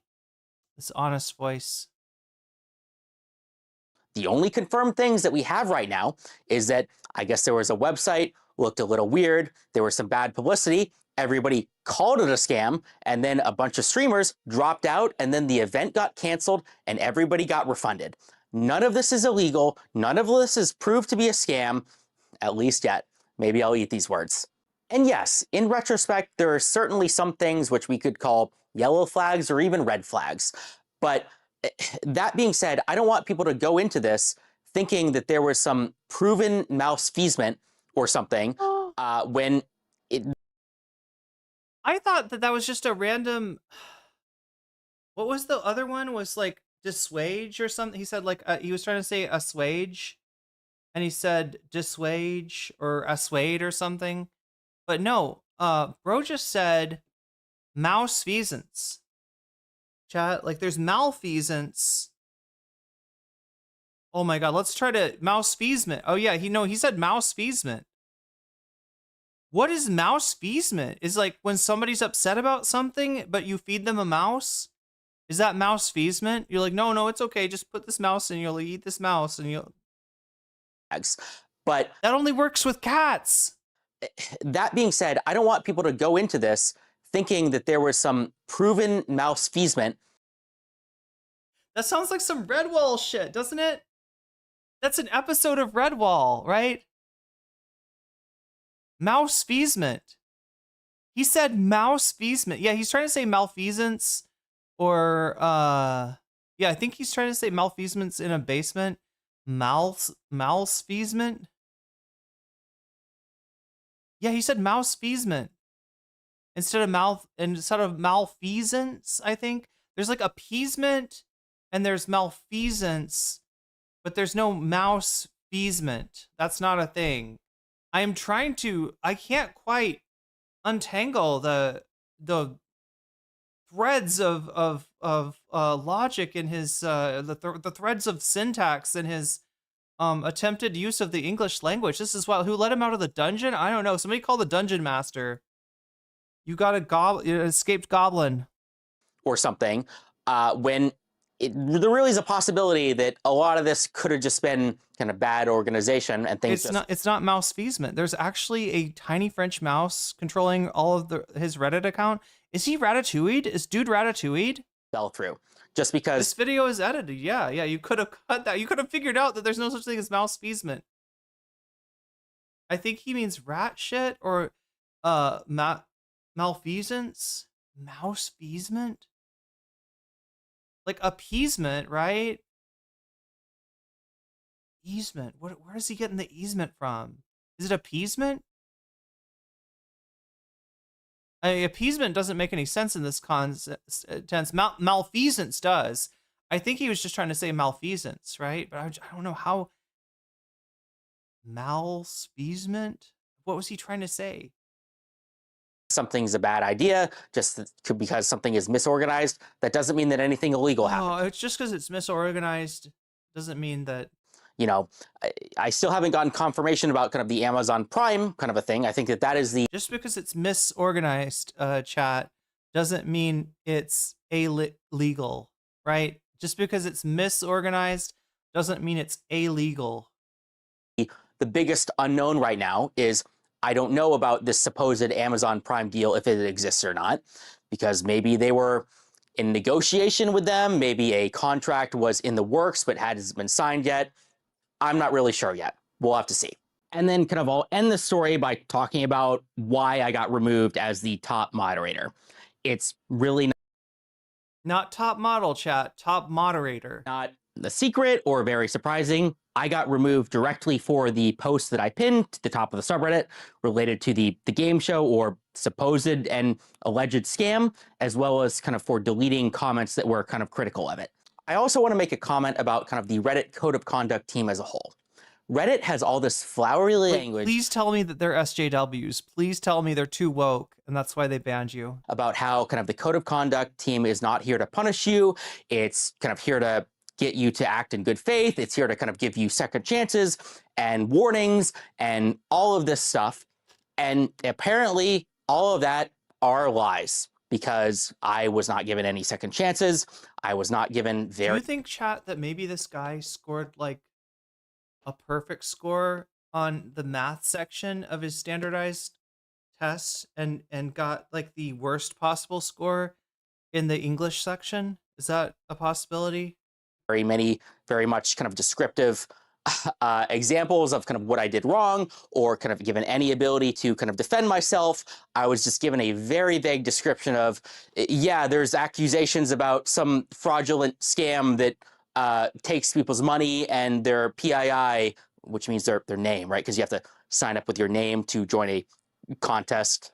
And so I have infringed on the code of conduct by promoting a game show where you have to put in your name or something, even though it hasn't really been proved to be fraudulent yet. And so it's a little disappointing. Now, here's the most important part of the video, Spez. But yeah, I feel like his problem was that he deleted the comments, right? There's a reason that they have, that it's against the TOS for a moderator, you know, and especially something that the moderator is involved in, right? If people are calling out a scam and the moderator's deleting those comments so that like it looks like there is no problem with the event when there are in fact people that have a problem with it. It's you know, yeah, it's a conflict of interest. I hate how juicy his mouth looks. Oh my god. You know, there's like dudes that like thought that they were straight until they watched this video, and now they're like maybe there's an exception for guys with juicy lips like this. I don't know. This is a direct message to you and only you. I want to talk about how this whole situation is a direct result of the lack of support that Reddit, the company, gives to its moderators. Yeah, I did the partnership. Yeah, I didn't look into this as much as I should, and I trusted kind of... Yeah, I did CPS. Yeah, I mailed the skulls. What? Agencies and live streamers when I should not have. And I did delete comments, which I thought would have been borderline defamatory if the situation wasn't, I guess, a scam, even though it technically hasn't been proven to be a scam yet. But despite all of that, there's still... He's whinging so much on this, like whether, like, you know, because like, here's the thing. I think that he didn't realize that it could be a scam until this went down, right? I think he was just like going along, yeah, no, we'll do a cool contest, and you know, like right now this is great. You know, they're taking people's personal identifying information. No, what could go wrong? What could go wrong? And then when it's pointed out to him, he's like, well, technically, I don't know it's not a scam. Or did he talk to a lawyer or something? And maybe the lawyer was like, listen, do you know that it's not a scam? But yeah, now he's like, look, this alleged scam, I mean, it hasn't been proven to be a scam yet, but I'm not saying it's not a scam. I just wanted to help. I just wanted everybody to have a good time, meet their favorite streamer, go to a tropical island somewhere and involve themselves in some kind of multi-million-dollar contest, right? That's what I thought I was doing. I wasn't trying to, you know, scam anyone. Maybe you should have passed modding off to like anyone else. Yeah. Or at least realize that there is a very, you know, what looks like a very real conflict of interest there with you deleting those comments. Massive... I, for one, am a fan of dry lips. Damn. Like problems at Reddit, the company, due to the lack of support that caused this.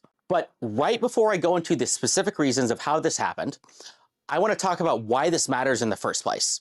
And this... all those verbal gaffes are reminding me of the Knives Out Glass Onion movie. I've got to see that. I like, look, chat, there was somebody who came into chat yesterday as a troll, and apparently his name, I was making fun of his name, but his name was a movie reference. And I told him I haven't seen that movie because I was working and or going to school at the time while you had time to watch movies. I just realized I called out every cinema file in that. So no, I should probably see more movies, chat. I should probably see more movies, right? I haven't seen Glass Onion. I swear that lighting is yellow from the glow of the natural tallow lamp located in the secluded cabin with high-speed fiber, and it has a suspicious smelling trapdoor basement. No! Not the suspicious smelling trapdoor basement, Rave. Matters because Reddit moderators have power. They have influence. If you're one of the people who is joking about like internet janitor duties or whatever, I'm sorry to tell you, it's funny jokes, but you are Call of Duty are wrong. Reddit moderation does matter. It's serious business. He has a lot of power. He could crush you in his in his thumb if he wanted. Looks like the last video from a cult member. Oh no, the cult of Reddit. Have control over millions of impressions per day, and nobody seems to notice or care. Let's just talk about LSF. Think of all the streamer careers that have been created because of LSF. Think about the even larger number of streamer careers that have been destroyed because of LSF. Can anybody think of an example? I'm sure this has happened, right? But whose streamer career got destroyed by LSF? Anybody in chat? This guy, not my gamer. This is pure cinema. It really is. Oh, this is amazing.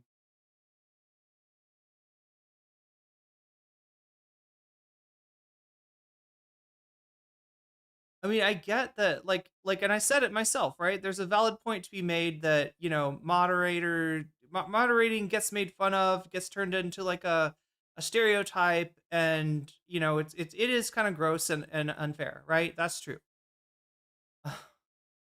That being said, I don't think that this guy, being a prominent moderator, talking about his mod power, is actually helping that at all by reinforcing those perceptions. He just wants power, it would seem. So yeah, whatever. Kaffles? Wait, what? Oh, as far as did her career get stopped by Clippers on LSF? I'm sure it's happened, right? But maybe even before Kaffles. I don't know. There's a whole ass history of LSF where back in the day it was, an equal opportunity Clipper of any streamer that does something stupid, says something obviously hypocritical. Okay, wait. No, I think I know one. I think I got one. Maybe Kira Chats.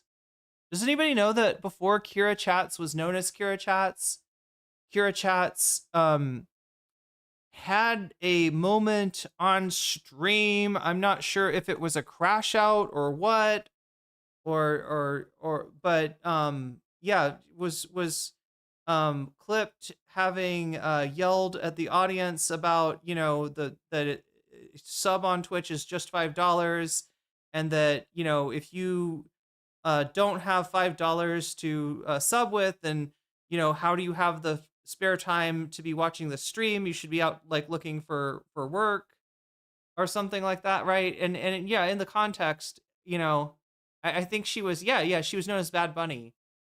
In the I'm told by her fans that in the context it wasn't. She's kind of kidding with chat / she has this whole thing where she sort of like she acts like that towards her chat on purpose. It's like kind of a joke, right? But anyway, this got clipped and shipped and spread all over the place, and everybody thought of Kira Chats as being this horrible woman with a huge sense of entitlement that is classist, right? That's the first time, chat, I've ever heard like dude bro commentary slop hogs complain about classism, right? These are usually the guys that'll be like, what are you, a brokey? This is like the crowd that calls people broke boy and stuff, right? And somehow Kira being like, it's just $5. Yeah, that's right, it's just $5. It's just $5. Was like that was too much. That was like I don't who's the other person that badgers his chat or is it DS? Am I thinking of DSP chat? Does DSP do that too? I feel like DSP didn't get it as bad as Kira Chat did for that. But yeah, that's one that I can think of. I don't think that Kira's career was ended by it necessarily, but definitely kind of it just created like a lot of hostile people anywhere she went, right?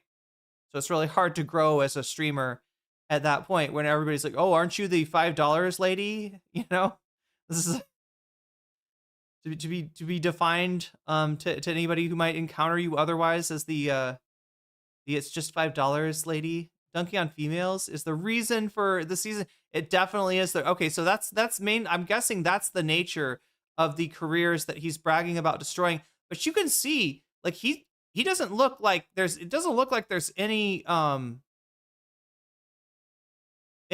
of regret as far as the destruction of streaming careers or the creation of streaming careers. DSP still keeps going somehow. Damn. Because some clip went viral about like something bad that they did. I have had major live streamers who are effectively celebrities come to me and beg to kind of remove, negative posts about them. An even crazier story is the time when some Twitch employees found me in person and borderline begged me to make sure LSF is not used to destroy the multi-billion-dollar company Twitch, partially because at the time LSF was indeed being used to destroy the multi-billion-dollar company Twitch. Deservedly so, by the way. Or even just take this literal circumstance. Imagine You can tell how siloed he is. He has not talked to a person that thinks that, I don't know, Hasan Piker is not a terrorist and that Twitch is not anti-Semitic in a good long while, I would guess. Yeah, he said celebrities. He said that that live streamers are celebrities. And he's talked to many celebrities, and he's even had celebrities have begged him, chat. Celebrities have said, please, Mr. LSF, please, no more bad clips of me. Mr. LSF, you're destroying my career.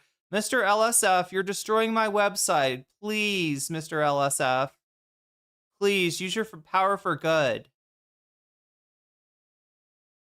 The bro is he kind of is. I mean, he's the heart. Yeah, we are LSF at Trey 5. We carry the flame in this chat. the whole kind of operation was legit. Well, guess what? One single post on LSF caused all of the streamers to drop out and destroyed a $20 million opportunity. Sorry, Mythic. My bad. Or imagine it was, I guess, a What? scam through and through. Well, guess what? We were the ones to expose it and destroy it before it had the chance to cause any real harm. I mean, Huh? everybody got refunded after all.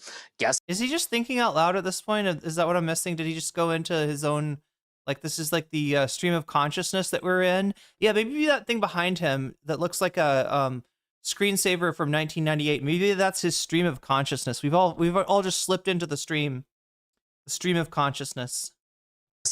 things ended up okay. Right or wrong, you can think I'm a good moderator or a bad moderator. You can think that LSF helps streamers or is the bane of their existence in the entire industry. But please don't for a single second. No, straight up at Trey 5. We are LSF. We'll carry the flame. We'll fight for the gospel. We'll honor his name. Yeah. And pretend like it doesn't matter. And that's just one subreddit. Now back to me. I was one of your most passionate users. I was in the Reddit partnership program. Now back to me. From the start, I took advantage of every opportunity that I could.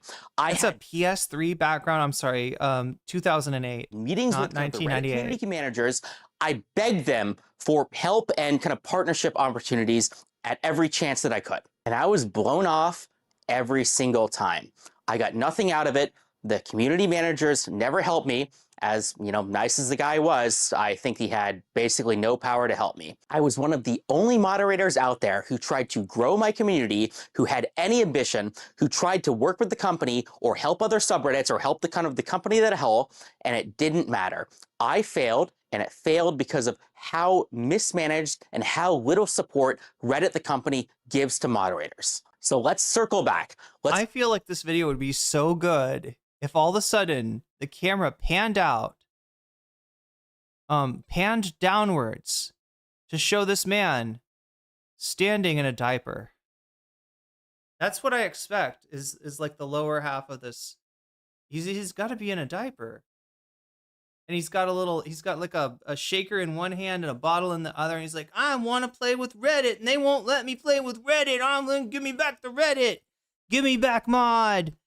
Give me back mod, Spez, or I'll break Reddit. Let's go back to the moderation situation. This is a very key important point, so please pay attention. None of this would have happened if I had gotten support from Reddit. Do you think that I want to be the guy like going out, like messaging random people in Discords and LinkedIn's and trying to figure out kind of these partnerships? I mean, you're not that guy.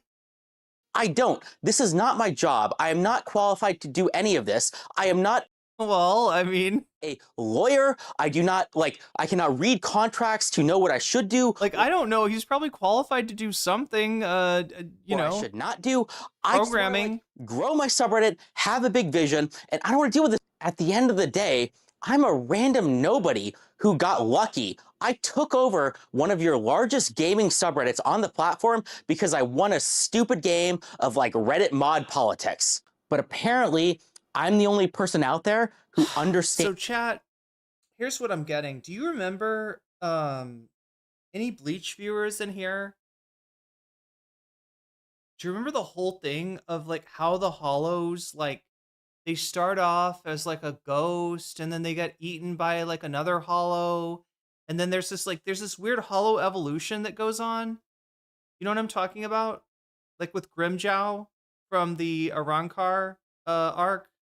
Anybody know what I'm talking about? Orihime? Anyone? Sato? It just reminds me of the way that the hollows evolve in Bleach, right? That like there's this thing where like I became the moderator of this subreddit by winning a Reddit mod politics fight. And then I devoured this other moderator to change my own DNA. And now I'm the apex predator. I'm ready to devour Reddit itself, right? That's what he's doing. That's what it's creating, a situation where evolution can continue to a point where the mod that's created is more powerful than the platform itself. He's Kirby. He's basically Kirby.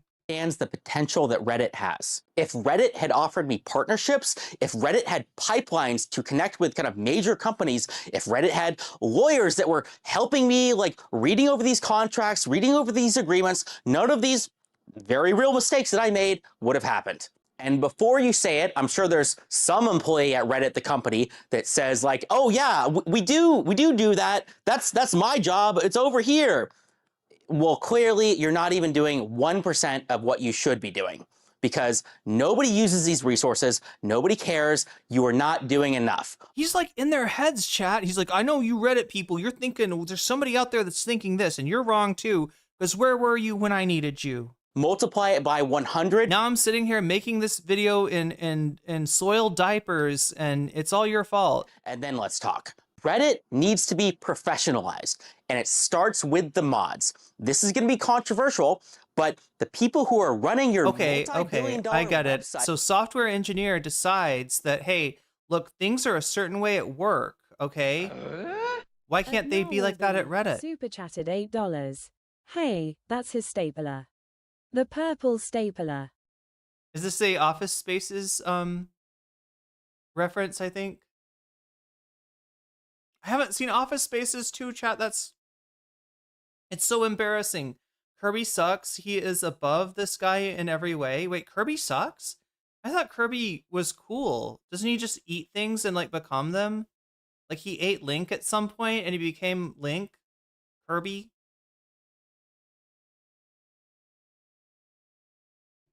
are unqualified nobodies like me. That doesn't mean it's my fault or their fault. It's your fault, Spez. Here's why. The controversial solution is I just want Spez to give me some candy, like, right? I want him to like lift up his neck and like I get the candy out of the little space between his neck and I want him to be a Spez dispenser, chat. Rid of the bad mods with better mods or paid mods, or do takeovers or more rules or something like that. But there are better solutions. You can train them. You can give mods infrastructure or pipelines or resources or AI, real kind of material support, and treat them as if they have the actual power and influence that they actually have, and so communities can rise to the heights they truly. Is it just me, chat, or does his voice remind you a little bit of Pee Wee Herman? I feel I detect, like, I don't know, something about his voice. Like if it was just a little bit, I can't do it, chat. I can't do the Pee Wee Herman, but his voice is like a few notes away from being Pee Wee Herman. Full on. All right, let's try that. Could. And the Reddit moderator partner program is not it. Reddit moderators do not need one call with like one guy a month, as nice as he is, love you, Pablo, who has no power and no ability to affect anything. Chat, somewhere out there, Pablo's just like, he just catches the blown kiss. Thank you. Thank you, Stale 2000. Moderators, I value my one phone call a month with you as well. Don't need Christmas celebrations or special badges or community or events or team building exercises. No, even the Reddit event budget is barely useful. No, they need real material support. That means access to anything that like a talent manager would give an actual celebrity. So an access to a bounty board or ad deals or lawyers or event organizers or professionals or anything that actually matters. To summarize, Reddit moderators should be treated like celebrities or influencers, not because they deserve respect or anything, but because they actually have real power and influence. I mean, if not for the world, at least over your $50 billion company, maybe if you gave them actual support, it could go from 50 billion to 100 billion. I mean, it certainly deserves to be that high up for how much traffic Reddit gets. So why haven't you... A bounty board? Is he talking about like ad sales, chat? Does anybody know? It sounded like he was talking about ad sales, right? That what they're gonna do, they're gonna sell ads for... Just send your freaking resume to Reddit, bro. Like, I think that's what he needs to do. I think he wants to be a Reddit employee.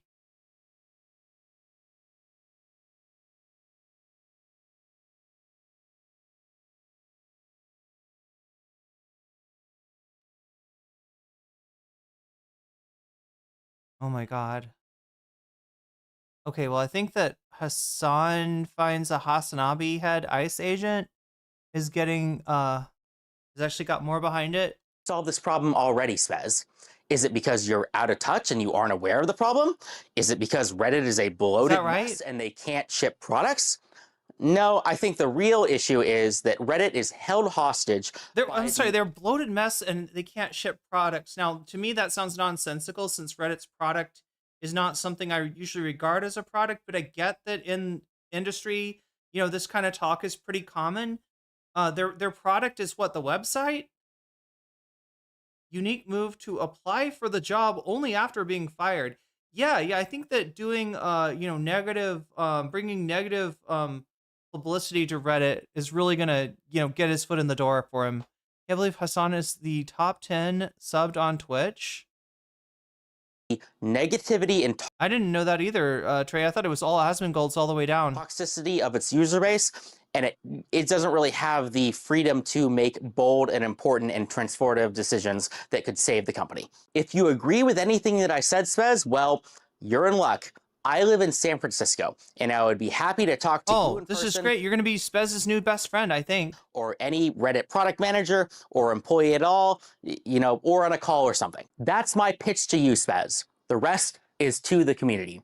To the community, Spez and Reddit, they're almost certainly not going to fix any of this. All of this is up to us to solve. For anyone who this message has resonated with and wants to solve this problem, well, I have created a subreddit called r/suballiance. Suballiance will be a nonprofit, volunteer, community-based initiative to solve all of the problems that I have laid out. We will create tools and resources so good, so useful, that everybody will have to work with us. Think talent agency, but for subreddits. You have the big ideas, you have the vision, you have the crazy cool things that you want to do, and we handle the logistics. Materially, that means connections to major companies, partnerships, doing AMAs, running events, doing mod recruitment, cross-collaboration with other relevant subreddits, that kind of stuff. Go to our... Chat, what would mod recruitment be for this guy? I feel like he wants to have a chance to like audition mods, right? And by mods, I mean like he slides into their DMs, you know? And then if they don't play, if they're not nice to him, if they don't treat him right, they lose their they lose their mod position. Like, I don't know. This sounds like a quick trip to a casting to one of the weirdest, smelliest casting couches you could possibly imagine. Can you imagine, chat, a casting couch in a basement? A basement that has not had known outside air for like more than 5 years? Like, this is a scare. Yeah, no, this is I don't know. I don't think giving this guy more power is what Reddit wants to do now. /suballiance, and we will make it happen. The link will be in the description below. Reddit used to be a place where we did stuff. The phrase, "we did it Reddit," although used sarcastically, existed for a reason. And that is because what we do, right or wrong, matters. We did it Reddit. We defaced Hasan's dead dog. See what we can do to make it better. Thanks. Okay, wow. Look at that, Trump trying to creep into my programming. I will prevent you from doing that. Okay, so speaking of Hasan, Think about the even larger number. he reacted to this, but that's not all, chat. Also, Moist Critical. Moist Critical. Apparently, not only did he react to this, he reacted, I think, to the scandal before. Let's look at his channel here. I was an extra. He was an extra in the Hunger Games. Did you all know that? Yep. Moist Critical was a Hunger Games extra. Okay, so there's the Reddit mob, got removed and made a wild video. See, he can get 4.1 million views off of that. I don't know how to average. This is the biggest problem with this stream, chat, is I knew it was fly content. Did I say fly? I'm sorry, fire content. I don't know how my brain just time traveled to the 90s. Episode of In Living Color or something. I don't know, chat. But no, the Fly Girls aside, chat. Fly Girls aside, I knew this was fire content. But I just didn't know, like, you know, how do I describe this, right? Because it's the kind of thing, you know, if it's like Ethan Klein shitting the bed again, you all already know. Ethan Klein embarrasses himself on the internet. It's really, like, you know what that's about, right? But this is not, you know, Stale 2000 is not a name I'd expect most people to remember. I don't exactly want to put the name Stale 2000 in any of my videos, lest we attract this creature and whatever kind of clout goblins are attached to his malformed member as a Reddit mod, his e-member, so to speak. Chat. We're all speaking in metaphor, of course, here. But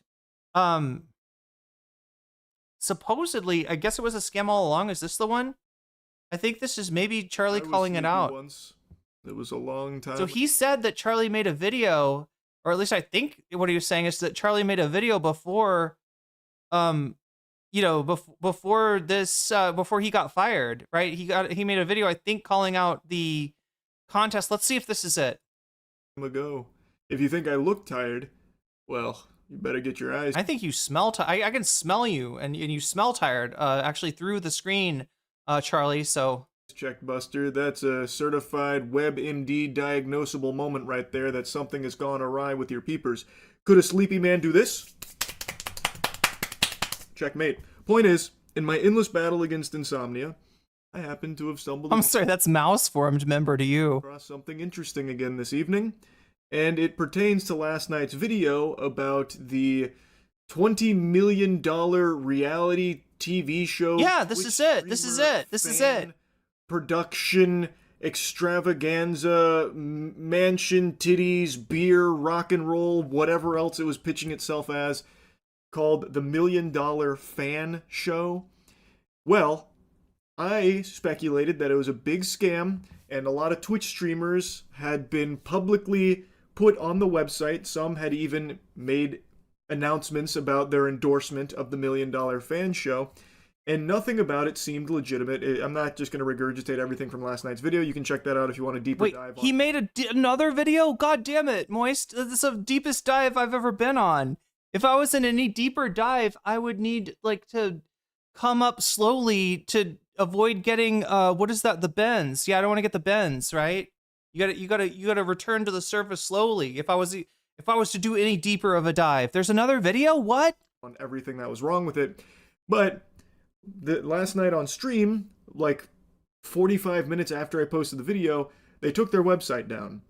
Then I was checking their other ancillary shit, and all of that is removed. It seems like they are scrubbing any existence of the $1 Million Fan Show from the internet. So, like, chat, if I was diving any deeper, I'd be a Van Halen album. Even the Reddit post that the LiveStreamFails mods posted is taken down.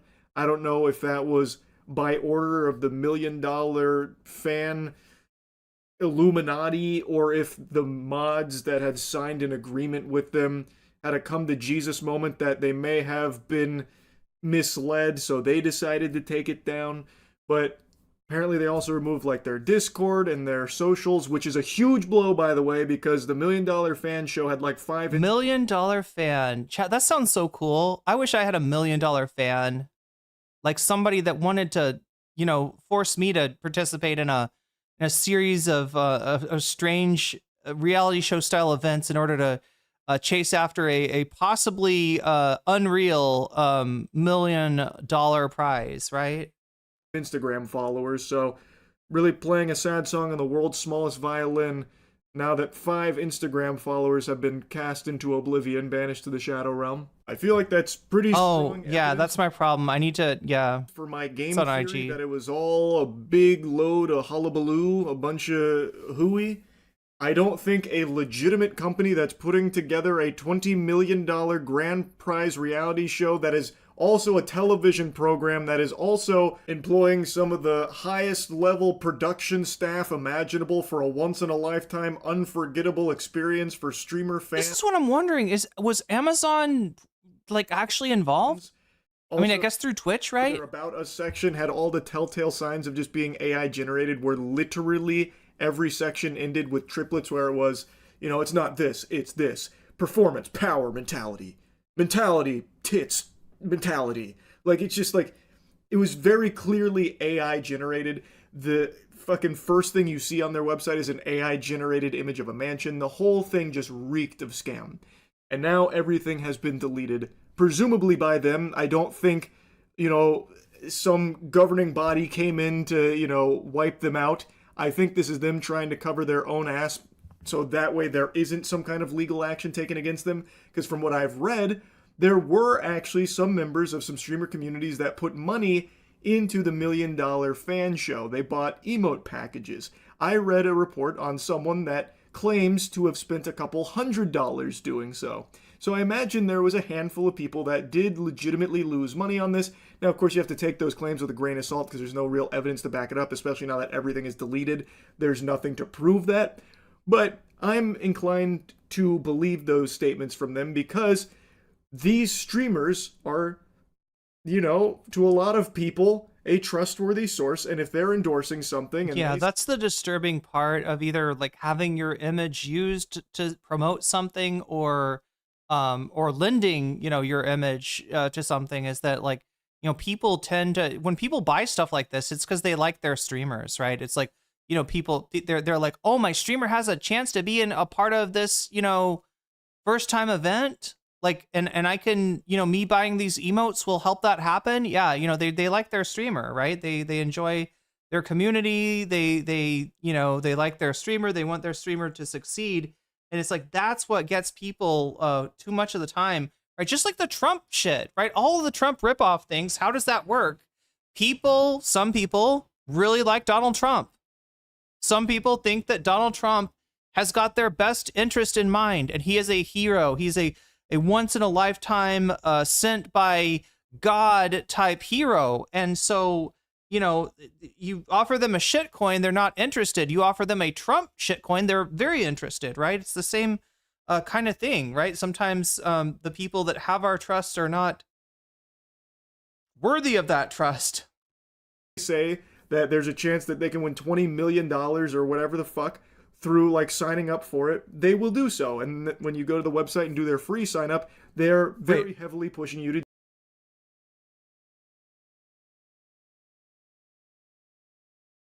Wait, what is this? Do Twitch bans extend to Amazon? Like, Amazon would never buy a production from somebody who's banned on Twitch? Wait. Who is the someone that's banned on Twitch? Are we talking about Destiny here? Has Destiny is banned on Twitch? They can't be serious. Wait, they were gonna bring Destiny? Wait, sorry. Is Destiny involved on this? In this? Is Destiny part of this mouse feasment chat? Do the monetized sign up for unlimited entries by giving them money. So I bet a lot of them were baited into doing that. Now, as I said in the last video, I am shocked that Mythic Talent... Like, other than the fact that the mod is like a long-term Destiny member and was voted DGGer of the year. We'll get to that in a second. Actually even floated this to their creators, like Extra Emily. She, in her statement, mentioned Mythic Talent by name, that they had pitched it to her. I was surprised it made it to a streamer, because anyone that even had their eyes open and neurons firing for a second would go to that website and know full well immediately, right from That's why I wonder if there's some people that like didn't realize they were on the website. the jump, that this is not real, that this is fraudulent. So I did a little digging, and I was able to get in contact with an agent, not at Mythic, but at another agency that did have this exact same thing come across their desk for their streamer clients as something to pitch to them. And according to that agent, I don't know how deep into the nitty-gritty I'm allowed to get, what they sent them, the pitch deck, was extraordinarily different from what ended up making it to that website. From what I understand, and from what I have been told, they were under the impression that this was an Amazon-backed production, at least initially. And at the time of receiving this offer, they didn't have a website or anything public outside of that pitch deck, I guess they were hawking. Hey Joel, thank you for the jellyfish. That is 12 months for you. Oh my god. We're diving deep, chat. We're diving deep, right? So we're talking about this guy Stale 2000 aka Tarot Card. This is a moderator from for Destiny's podcast, I believe, who is also was a power mod on Reddit and has since been demodded by the platform for deleting comments, calling this very scam-like thing a scam, right? People were calling this a scam. He didn't like that, and he deleted the comments, and Reddit said, that's a conflict of interest right there. You can't delete comments calling you out for a scam. So he's gone, and now he's trying to get his revenge somehow. We'll see if he gets it, chat. All he's gotten done, though, so far is, like, clowned on by Hasan. Like, that seems to be... Well, and Moist Critical. We're going to see Moist Critical. So yeah, at this point, Moist Critical is talking about the event. I don't think he's even aware of Stale 2000 and his involvement yet. But, you know, it's when Stale makes this video that Moist, you know, reacts to that. So Bro is, like, 3 foot tall, but isn't he kind of ripped, though? I feel like I'm always surprised when he takes his shirt off, right? That he's always more muscle bound than I realized. To agencies. And it is indeed a paid promotion. The streamers that are listed there were paid for this partnership, and there was no additional information available beyond the concept of the show and the promise that Amazon was behind a historic $20 million streamer fan buttfuck hullabaloo reality TV show. I'm sorry, buttfuck hullabaloo reality TV show? Sign me up. Damn.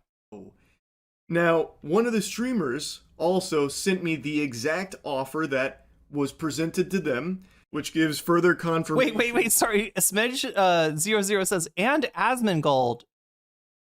Asmongold, also surprisingly jacked. No, is that true? I think I'd be afraid of seeing Asmongold with his shirt off. I feel like his chest would be so concave, it would suck me in, right? Like a black hole.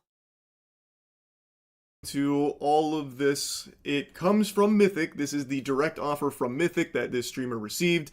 I'm not going to show the actual thing, so that way no one gets into legal hot water here. I don't want to, step on too many Legos, but I will give you the general overview for what the pitch was, the offer. Interestingly enough, he's lean but muscular, Charlie, not Asmongold. Offer came back in June of 2025. Yeah, chat. There's probably like a hole in Asmongold's chest. It's like you just see, like at some point, there's like an event horizon, right, in the middle of his chest, and you can't see, like no light escapes it. The only thing that can escape the hole in Asmongold's chest is actually cockroaches. Yeah, it's cockroaches and the rat. Come and go in and out of the black hole from time to time, but from Mythic, and the opening line was about how it's an Amazon series. This is an Amazon series looking to break records, a historic $20 million prize purse reality show. It doesn't even name the show, by the way. I'm guessing back in June of 2025, they didn't even have the name of the show or anything concrete.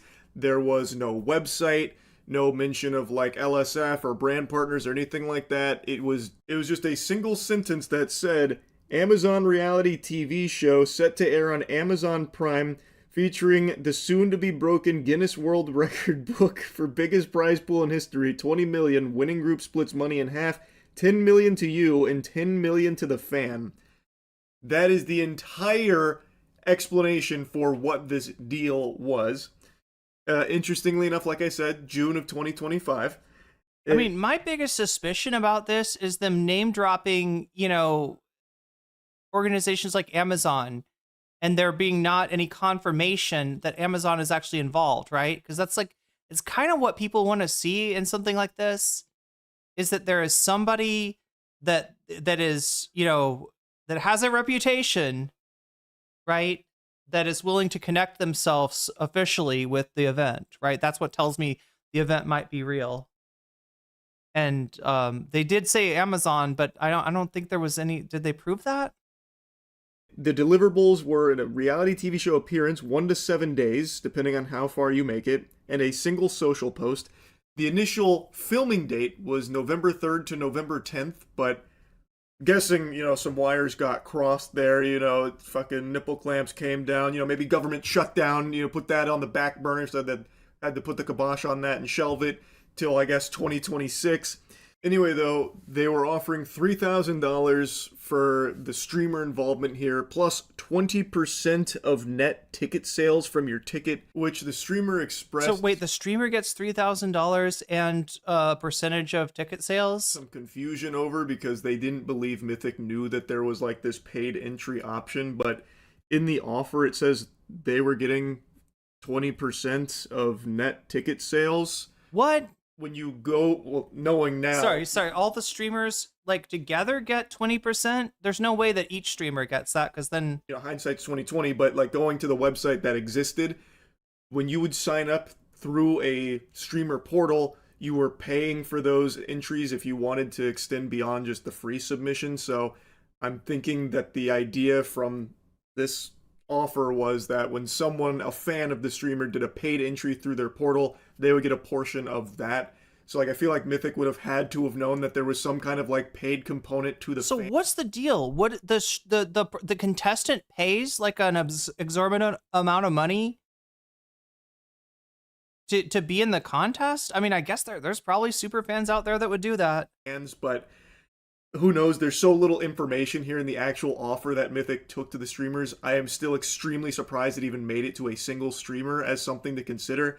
I don't know why there wouldn't be more digging to confirm if this is actually even an Amazon show, because after the offer, they then go into like a general explanation for it, and it is so bare bones. It sounds like something that a person would cook up in 5 minutes while taking a shit after consuming like, their morning oats or something. There's not a whole lot of thought into this. Competition details: 1 creator, 1 fan group eliminated per day, $20 million cash prize, 1 creator, 2 fans. They will be gaming IRL and cognitive challenges, think Survivor, but for creators. And then it just lays out like the most simple, boring shit ever for the competition. And then the Apocalypse Challenge on day 3, during which fans will compete head-to-head with each other, resulting in a mass elimination. Narrow the group down so each creator is ultimately paired with... So basically a purge, but for streamer fans. One of their original fans for the last 4 days.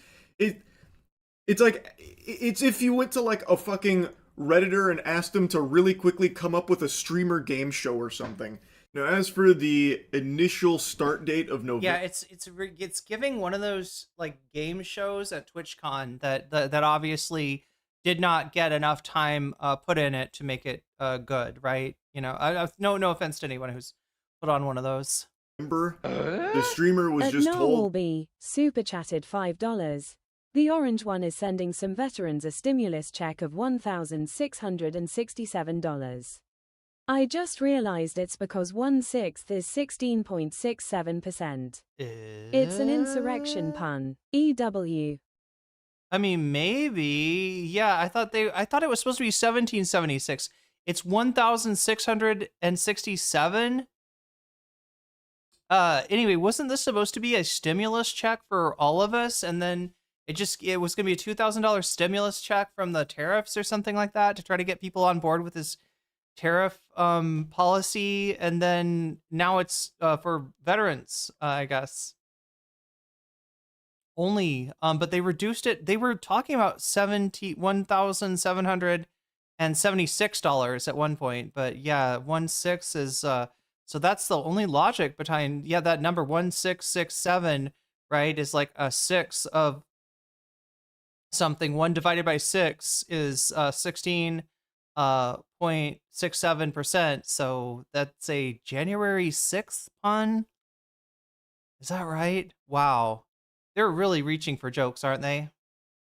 We are not reaching, though, chat, because we got 6 out of 10 of the butterfly, the requisite butterfly super chats, right? So we're looking for 4 more teal super chats to put a butterfly in my hair. And I think we're at 65% as far as the bonus content goes. So closing in on some bonus content as well.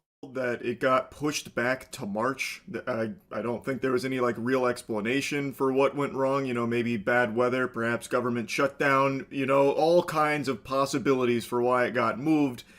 But they weren't really, you know, kept up to date, kept abreast on everything going on here with this huge, giant Amazon show. I am even more surprised that any agency would have seen this and just shipped it as is, just said, fuck it, do it live. We'll send it out to our streamers to see if they'll accept the $3,000 offer with the 20% ticket sales split or whatever. Because, like, I feel like when you are getting this as, you know, pitched as an Amazon production, you would probably... Can he cancel student loan debt? I mean, look, if he really was serious about trying to win the, or not do as bad in the midterms, he'd do something like that, right? There's a lot of people out there that would be grateful for something like that. But yeah, they're not, they don't actually have their, my understanding, Teo, is that they didn't have their shit together enough to do wage garnishment. It's not necessarily that they wanted to give you a chance to, you know, get right with your student loans. It's that like they're literally too incompetent to do it yet, but you know, who knows when they'll get, yeah, it was supposed to be 1776, right? Did they do is it a typo? Is that how incompetent the Trump administration is?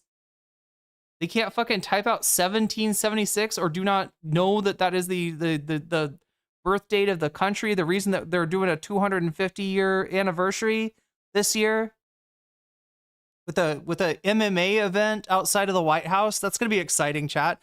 Are we going to have another shitty tank parade with our shitty tanks to show off the rest of the world that American soldiers don't know how to march and that our tanks suck? Is that what we're going to do? Probably. We just invite somebody in and be like, please take us over. We completely suck. Somebody, aliens out there, Delta Force now. Maduro Trump out to outer space, please.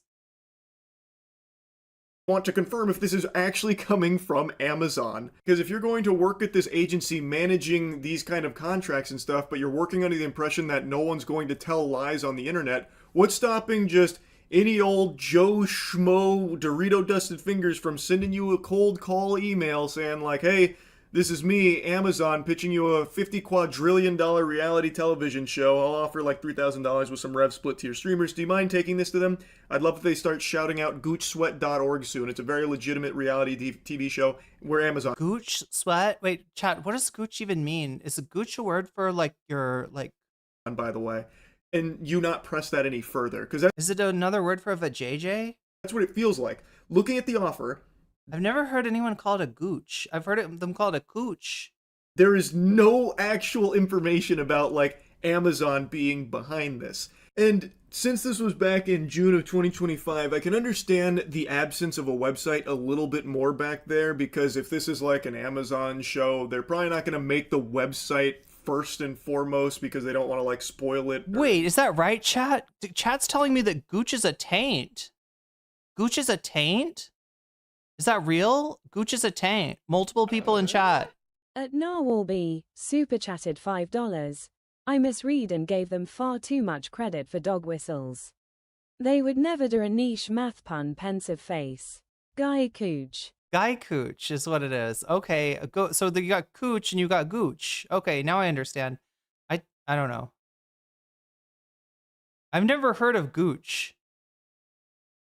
But I guess I'm glad I know it exists now.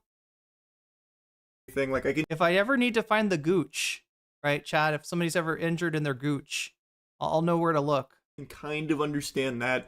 So streamers being left in the dark on, you know, like a website that they can access. Like this website, it didn't exist according to the streamer. It just recently popped up, which according to Who Is, that does appear to be the case, even though the domain had been registered for a while. It was updated in like late December. So that's right, Burpel. Automod knows what Gooch is. That's true. Probably when it actually went live, which is when anyone could go on there and see how fraudulent it was with just a single fucking glance. So I do now understand that there were streamers that literally couldn't look up this show because the offer doesn't even have the name of the show and the website didn't exist. What I'm still confused on is like why anyone would still accept that deal. And then I start to understand a bit more that they just have trust in the agency not to be presenting them with a scam. Okay, so do we get the story so far, right? So we kind of went backwards here, right? This is before the Reddit mod made his video. But the contest caught people's attention. People thought that something smelled really fishy about this. They started saying it, including, on the LSF thread. And that's when Stale 2000 started deleting those because he said that he claimed to know that it was not a scam, right? And he thought he was, in his mind, it was defamatory for people to post that it might be a scam. And that's what got Stale fired from his job as LSF top mod. But don't worry, chat. Don't worry. The mod ship is in good hands, right? Because it was all his boys, his guys, his fellow DGGers that were the other mods. So it's kind of like Majuro, right? In that, like, we're just taking out the top mod, but we're leaving the Vice mod to run things. So I trust that the mythic talent, for example, like in Extra Emily's case, was bringing them something that was legitimate. So they're seeing like, oh, it's an Amazon show that wants to work with me and they're making this offer. Okay, this seems like a big deal. I'll sign up to that and, do the social post or whatever. Also, if you try and look up milliondollarfan.show now, the most recent update to the site was today, because the update was just nuking it, taking it down. But prior to that, it was updated in late December, which is when I imagine this went live. So now it seems like the streamers literally didn't even have access to look up the information themselves on that website, which again, doesn't take a super sleuth, fucking pinky up internet, narwhal baconing at midnight master to see. What? Did Narwhal by Nature just get a shout out from Moist Critical?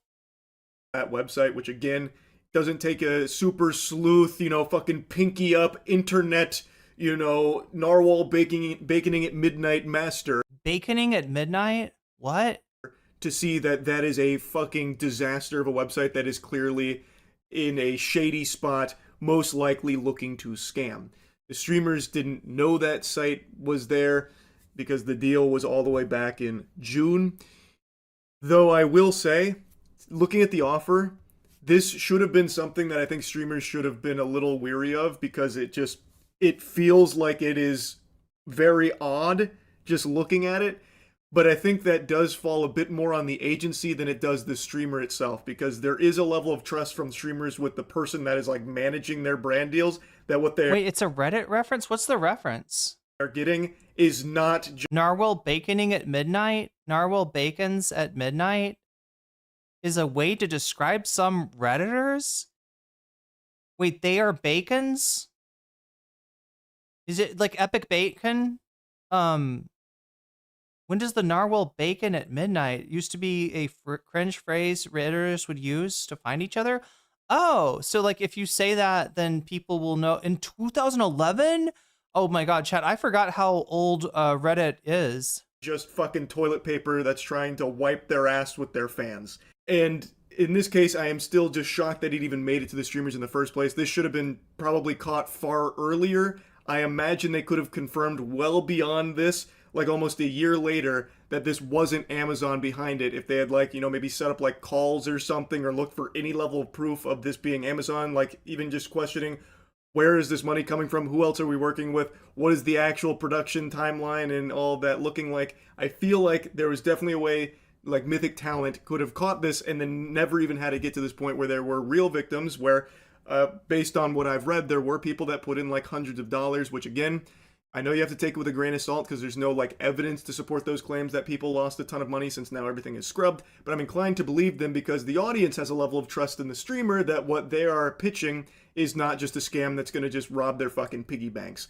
So I do think that there were real victims here, and I think it was just so easily avoidable. This shit is just fucking wild that it even happened. RIP $1 Million Show. Definitely feels like it was a scam from the get-go, considering they have just vanished, poofed out of existence, and erased every trace that they were ever even here to begin with. Chat, Anyway, I gotta pee. yeah, I'm in a bucket hat. I'm enjoying it. I'm having fun. I gotta pee. He's in a bucket hat. I'm gonna give you Waluigi. Charlie, please don't sue me. Now, a buddy of mine just sent me something that I can promise you no one's having fun with except for the people that were paid to promote it. It is called $1 Million Fan. It is a show which is pitching a $20 million prize pool for what seems to be a load of horseradish. And in case you were wondering, yes, that is an AI mansion on their front page of this contest. At least from everything I can tell, it's an AI-generated mansion. Which immediately should let you know that you're dealing with some high-quality content here. No reason not to trust that. I can't believe anybody would be pitched this and actually think it's legitimate. Like, it takes 3 seconds of looking on their website to smell the poop. It is unbelievably foul. Like, there is no world where this happens. To put in perspective that prize number, $20 million, that is significantly more than Mr. Beast's Amazon show and would make it by far the highest grand prize pool in any kind of like reality game show history, pretty much. All for a, what I believe to be terrible concept for a show as well, about streamers' fans submitting clips and then I guess going to a mansion or something. I'm still a little confused because the information they offer is just fucking nonsensical. Like, I feel like I have to be on Fint to even begin to process the words that I'm reading and what is supposed to be a contest. So I want to go through this. I want to really get into the weeds here because this is mind-bogglingly stupid. This is a special kind of scam that I just can't even picture someone falling for. Yet, some streamers have publicly promoted it. I'm assuming they were paid to do so by their talent agency, who was approached by whoever's behind the $1 Million Fan show to do this. So I imagine some people buy into it, which I can't wrap my noodle around that. This is like the Fyre Festival of streamer shows, but even more outrageously fucking dumb. They have a streamers section here, and I'm guessing they were all paid to endorse this, and I know in Extra Emily's case, she just had a statement on her stream after her community was letting her know that they believe she had just promoted a scam to them with hawking $1 Million Fan Club. So we'll go over her statement here towards the end of the video. Checking in on the About Us section offers more questions than answers. It's so fucking useless here. You get about as much lore here as you do for the old Urgot League of Legends write-up, where it basically just said Urgot has a dark and mysterious past. So $1 Million Fan is a high-stakes reality television competition built around one simple idea: the fans deserve a seat at the table. Created at the intersection of modern creator culture and large-scale unscripted entertainment, $1 Million Fan brings everyday fans face-to-face with the creators they support, competing together in real-world challenges for life-changing prizes. This is not a meet and greet, and it's not passive fandom. It's participation, pressure, and performance. This feels like it's an AI-generated About Us section. Each season pairs selected fans with major online creators in a fully produced, on-location competition environment. Contestants are tested physically, mentally, and strategically across a series of escalating challenges designed to reward adaptability, teamwork, and resilience. The result is a show that feels authentic, unpredictable, and genuinely earned. $1 Million Fan is produced with the same standards as top-tier television professional crews, rigorous safety protocols, transparent rules, and a clear separation between entertainment and fair competition. No purchase is required to apply or enter.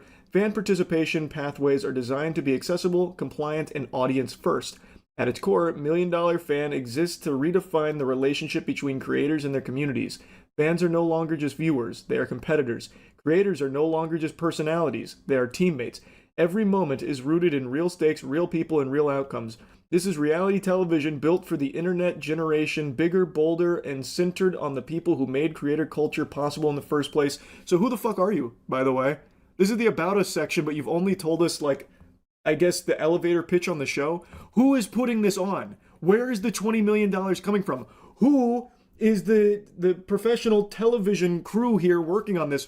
Like, this is not providing any actual information about the team behind $1 Million Fan. That should immediately raise some red flags that they're not front-facing with who is even putting this on in the first place or where this prize purse is coming from. Their About Us section is fundamentally just like a high schooler that's cramming for a summer reading book report where they're trying to meet the word count. This should immediately be raising red flags and have you asking some questions like, why are they not being more forward with who is behind this? Is it the fucking Rockefellers? Like, whose identity they're protecting? The Elusive Man or something from Mass Effect? Like, where is this coming from? Who is putting this on and who is putting this together? This About Us section is nothing but meaningless fluff gobbledygook that doesn't actually answer anything or provide any real valuable information about this production and who's responsible for it. And then when you go further to their partners section, they have like a couple of brands listed here. Their 3 listed affiliates are Malwarebytes, Hide Me, and then that mystery affiliate in the middle there is StubHub.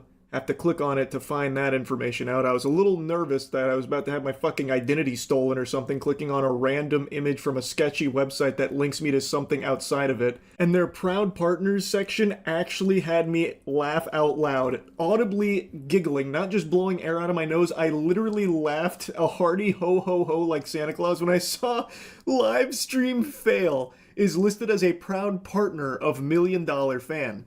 And so I went to LiveStreamFails, and they actually even had a big post announcing this to try and get people to sign up for it. So I guess they're like an official partner of $1 Million Fan.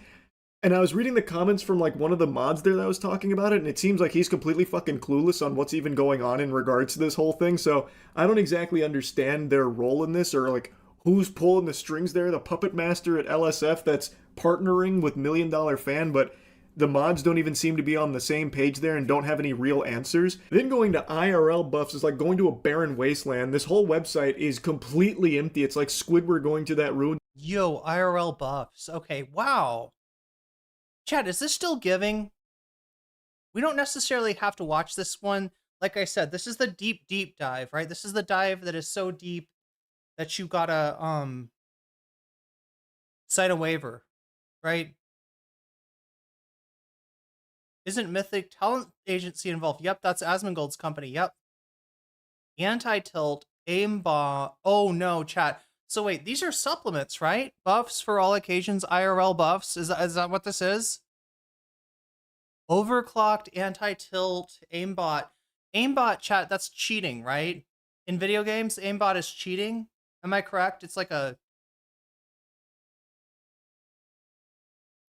bullet something.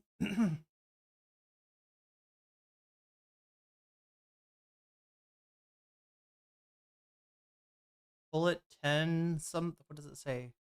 Enhances and releases hand-eye coordinate reflexes and hand-eye coordination. Aimbot improves attention and mental clarity.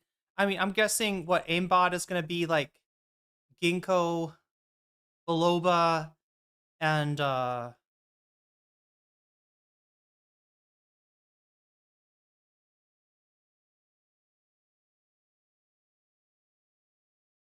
God, what are those herbs? Ginkgo is one of them. Go-to cola. Yeah, it's going to have go-to cola in it. Anti-tilt blocks rage quits. Oh, okay. Anti-tilt, so you don't get tilted. So that's going to have like kava in it, maybe. Some kava, some lemon balm. Maybe some how do you pronounce that shit? Domania? Is that what it's called? Domania? Overclocked instant energy. I don't know what the fuck's in that other than caffeine, right? Like, if it's not caffeine, then it's probably like one of those gas station. But this could be that gas station shit, chat. I mean, does it kind of remind you anti-tit? It looks like anti-tit? Oh no. They said no purchase necessary. Oh my god. So wait, what is like anti-tit? Huh. But yeah, I mean, this has got to be just like herbal supplements and shit, right? That's I would guess that is what they are actually selling. Guarana maybe could be in the overclocked Guarana, ginseng. Yeah, it'll be shit like that. But honestly, Chad, it's not that much different than shit you would buy in a gas station necessarily. And you do know that gas station shit can be not only can it be ineffective, but be harmful. The supplements industry is like scarily unregulated, and likely to be more so under Donald Trump and RFK Jr. Right? That's if you want to understand the like interests that ensconced themselves into HHS under the Trump administration, right? Just like for the Democrats, it's like big ag, that kind of controls things, that runs things. For the Republicans, it's somehow even worse. It's big supplement. Anyway, to be all alone. This feels like it's a prototype that was thrown together in like a handful of minutes just for the sole sake of existing on the $1 Million Show site. I'm pretty sure that's an AI generated image there as well for their products like anti-tilt and aimbot. Like this whole thing is extremely sketchy to me. There's like no actual information on this website at all. It is just. Can you imagine being the person that thinks that that shit is so cool, and they're going to their college class, and they're like, just a minute, I gotta take my aimbot. I gotta take my overclocked. I'm gonna outstudy all of you, right? I got my supplements here. I got my nootropics. I'm on another level, okay? Wow. Trash. And then their third listed partner, the VGS Robot Wars or whatever, that doesn't go anywhere. You can click the image, but nothing happens. So when it says coming soon, it literally means coming soon. One of their partners, they're still Imagineering. Okay, so first of all, nice hat. Second of all, did I miss anything? Is there anything that was like so good while I was peeing that I need to rewind it and see, like, is this video still giving, right? Is this video still a winner? Because we can definitely move on. We might need to move on. I just want to know if there's any more, like, I mean, okay, like, we're going to get some, I feel like somebody Hasan, I think, talked about the supplements. The stream title has me laughing. What did I title the stream? Oh, yeah, the Hasan versus Destiny's Reddit mod, I believe. Yeah, I didn't know how to. I can change the title? Yeah, I could. Right now, they have the concept of a partner, but it doesn't actually exist. It's this whole thing. I truly don't know how anyone. You can change the video, is what Norwell by Nature was saying, though. I get him and Asmongold confused. You know, chat, I need to like start hitting the button to like minimize the lag, because that makes it so much better when I can see your chats right when they happen, or rather you can, I don't know. I think YouTube naturally does like a time delay. Okay, well, if it's yeah, time to move on, then it's time to move on in a big way with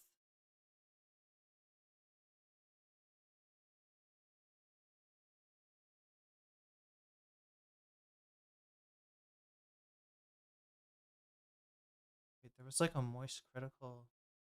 A Reddit moderator just made a video directly. Wait, if I had the volume turned down on him this whole time? Speaking to and tugging on the heartstrings of No. the CEO of Reddit. He's making a big call to action after he had been stripped of his position as top mod on r/LiveStreamFail. I'm kind of at a loss for words here. I can't believe what I just watched was genuine and not a skit. But this... I feel like he's gonna sing Everybody Wang Chung tonight. Seems authentic. What you picture in your head when you hear the term Reddit mod is exactly what you are about to see unfold in the flesh. The reason this mod just lost his position is because he was promoting a scam on the subreddit that he was the top mod for, LiveStreamFail.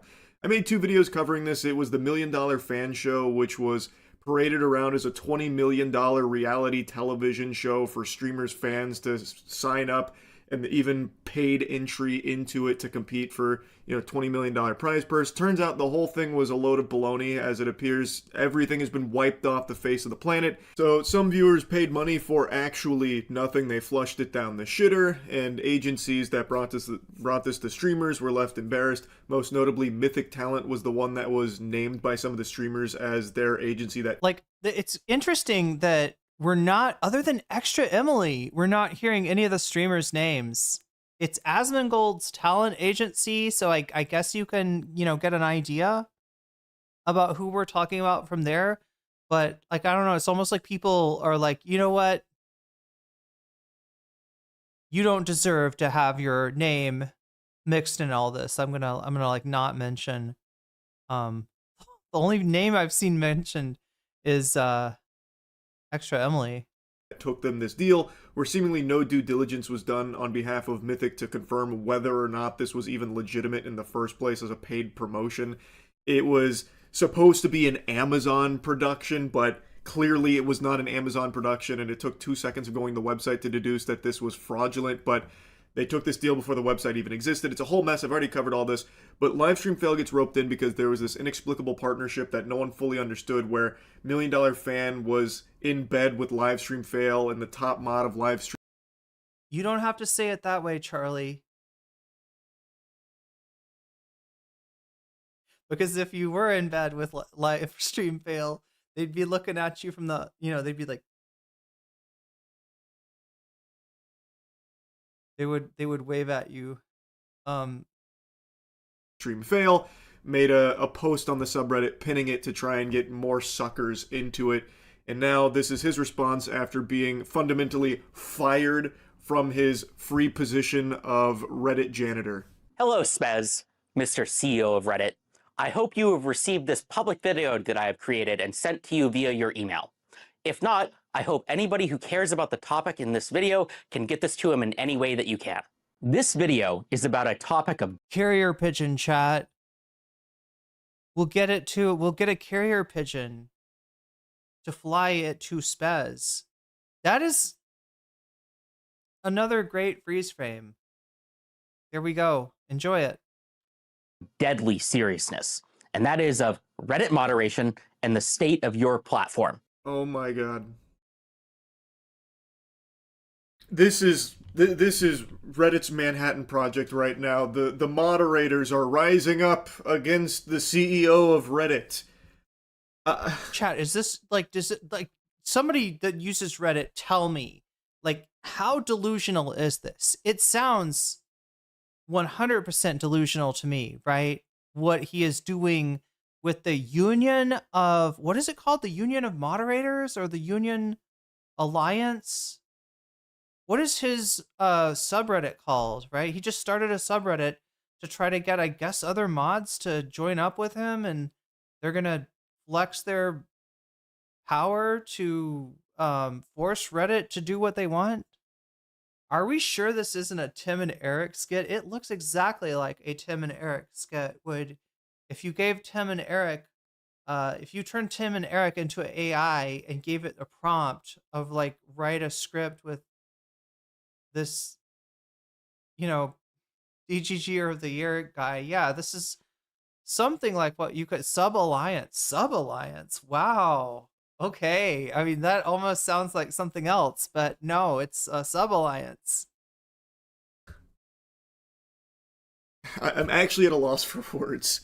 This couldn't be a more lame start to this video. The topic he's about to cover is how he believes Reddit mods don't have enough, elbow grease from the Reddit upper echelon like Spez here, the CEO. Yeah, just like I was saying earlier with the discussion of bath chat, is that, like, you know, when Jeffrey Epstein comes into the bath, he has a golden key with which he unlocks a bath above all other baths, and all of the bath water from his bath flows out into the other baths, and it's just like the way that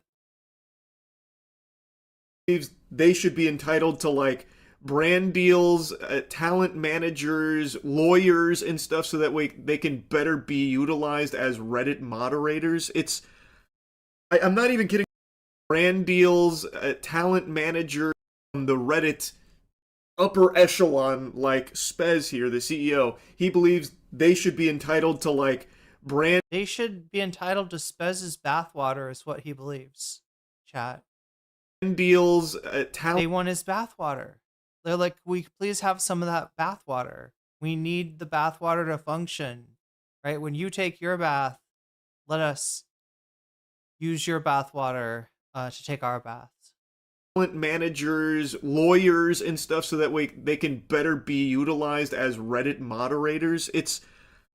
I'm not even kidding, by the way. I'm not exaggerating. Like, these are points he was making in this video, and that's what he's talking about with deadly seriousness here. He's like, Spez, we're not asking you to get in the bath with us.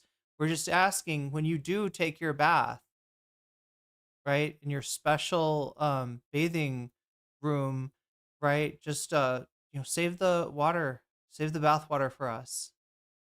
He talks about Reddit moderators like they're fucking G.I. Joe commandos. Man, please come back to reality. Like, I don't want anyone to harass this guy, so I'm not going to be, like, showing you his channel or anything like that, because... That's the other thing, too, is, like, I know that when somebody embodies a thing the way that this guy embodies almost a stereotype of Reddit mods, yeah, there's gonna be, an inordinate amount of attention on him. And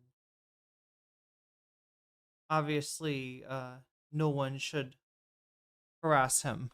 Honestly, I kind of feel bad for him that he's put so much weight on his personal life into this position, which is just a thankless job. And it's not really a job, at least it should never be considered a job, because all he is doing is moderating a fucking subreddit as a volunteer janitor. I really thought this was a skit. Ooh, he said the janitor thing. So that is going to be, shots fired to the, this is not the way that Stale 2000 wants to be seen, wants to be looked at. And I'm still, a small part of me, on the copium here, is hoping that this is, like, satirical and not real, but... That's what I was thinking. I don't know, it feels genuine. But you never know with anything DGG, like with Mr. Girl, it was kind of like, okay, well, some of what Mr. Girl was doing was being done satirically, but it was all in the service of kind of like pushing the envelope on, concepts of consent and age of consent, right? It was all kind of like just leaning in that direction, even if some of the worst stuff was supposed to be in some way satirical. But yeah, this is why DGG is so gross. It just harbors this like kind of well, you'll see later, chat. I gotta keep us on track, keep us going if we're ever gonna see it, because there's some weird shit at the bottom of this rabbit hole, chat. We're going liminal spaces here. We are going into the back rooms of DGG, and we're gonna encounter. I mean, this is the first entity, right, that we've encountered, right? Imagine if you saw this in the back rooms, level 0. You're in there with the yellow, wallpaper and the buzzing fluorescent light, and this individual approaches you, right? I would be so scared. I would be so scared, right? This is we're just it's gonna go deeper from here, chat. Top moderator of your #1 gaming subreddit, r/LiveStreamFails. Is that how the backroom work? Does it go deeper, chat, or does it go up? Anybody know? Any backrooms experts in the chat? Does the backrooms go, like, is level 1 above level 0, or is level 1 below level 0? Before I was recently removed from that position by the Reddit Code of Conduct team. I became a Reddit moderator for one reason, and that is because I think that Reddit communities and correspondingly its moderators have massive power and influence, and for some reason, nobody seems to notice, care, or take this seriously. Least of all, its moderators or the company. That's not really a good look to say the sole reason you pursued this path of heroism as a Reddit moderator is because you believed that it held so much power. So you're basically just saying that you were power hungry and wanted to take this spot so that way you could feel powerful. He believes that Reddit communities and specifically Reddit moderators hold a strong level of sway and power, and that's why he became one himself. Nobody takes Reddit mods seriously, says, you know, I'm trying to today. I'm trying to give the Reddit moderators their due. That I don't think is a good look, man. It's not even coming from like a place of passion or something for communities. He is literally saying he did it because he wanted to be strong. Come on. I understand that Reddit communities, like Reddit as a whole, is a platform that does hold like legitimate influence over like conversations and topics and stuff like that. So by extension, But, I mean, from what I understand, he got, like, it sounds like he got addicted to power or addicted to like conflict, right? Like he somehow tasted the conflict of some sort of online power struggle, of which I'm sure there are many every day all over Reddit, and he enjoyed, he succeeded, he defeated his enemy, and he enjoyed the experience. And you know, he's been, oh my God, chat, he's addicted to this, isn't he? Okay, let's not get Taylor Lorenz in here, okay? Sorry. If I say that, I'll have to have a conversation with Taylor Lorenz, and she'll be like, you know that's not really an addiction. I'll be like, yes, I know it's not. I know it's not an addiction, Taylor. I know. But he's got an unhealthy relationship with the internet, I guess, is what I'm trying to say. And it's it's already he's trying to debate Lord moderator thing. Yeah, it's bizarre. Yeah, well, so yeah, we're gonna get into this, and in fact, I need to make sure that I'm keeping us moving along, because I think that Hasan's coverage of this has some pretty unique stuff in here, including like his desire to be, I don't know, a power behind a power, right? He starts talking about influencing and how he is influential without being an influencer, right? The power that he has through his mod powers is a form of influence that he wields, right? He gets really, I don't know, super villain from anime, kind of. It's kind of where he's going. He's intoxicated with this, amount of power.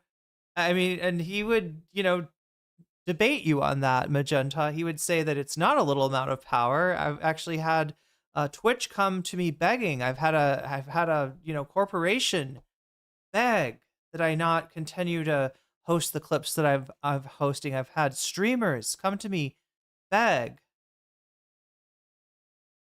to publish. He's Palpatine from Star Wars? Okay.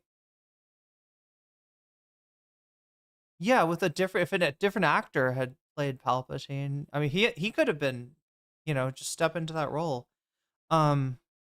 Moderators have a lot of ability to control narratives by hiding things or boosting things, and that is something that I've talked about in the past, and a lot of people have made mentions of many times. It's been a pretty big yapping point for a while. This is the quintessential Reddit mod mentality. You know the stereotype that exists of power tripping Reddit mods? He is, in the first minute of this video, confirming that is exactly what drives. That's what I couldn't believe right off the get-go, right? And that's what had me like wondering if somehow there was going to be some reveal where he was like, steps out of character or something, or acknowledges that. But no, I don't think it's a character. I think this is him. I think this is who he is. What I can't understand, though, is if this is who he is, like, it does say something about power in Reddit, at the very least. That why is this guy,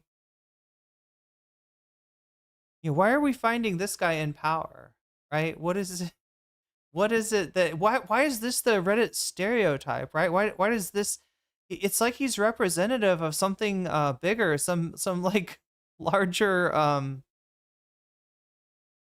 phenomenon.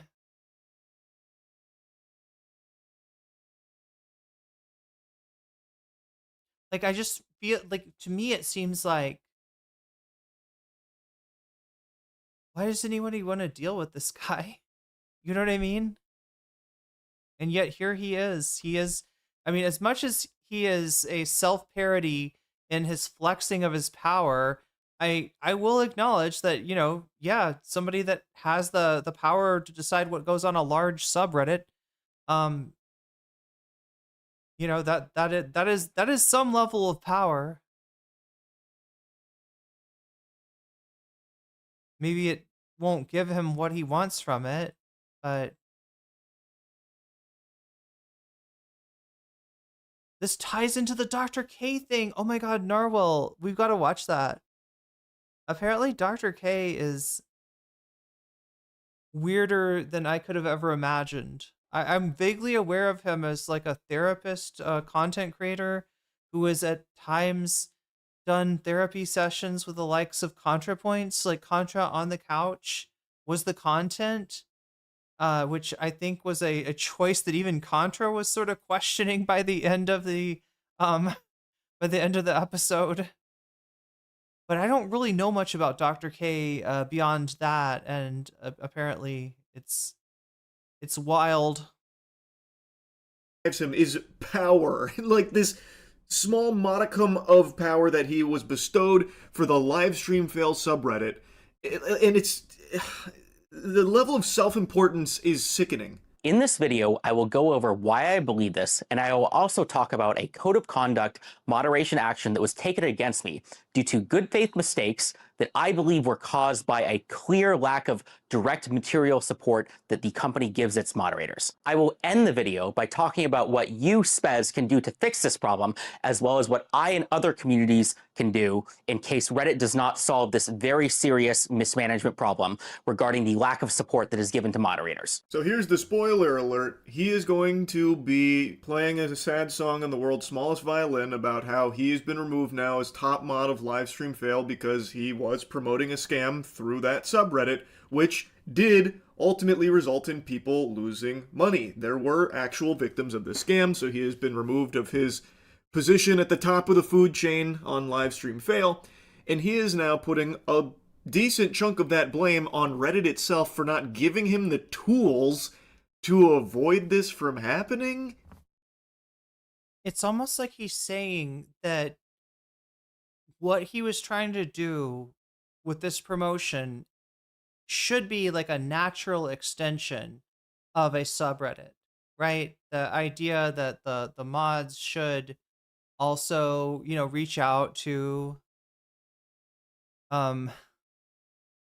what, you know, and that if somehow Reddit had a center where it was like he could log in and there'd be all this these FAQs about, you know, promotion or this or that, like that they would just really kind of like hold his hand through all of the, you know, well, how do I do this right? Because he's like, no, this is something that should happen, right? This mod, you know, promoting a event and in some kind of partnership with it.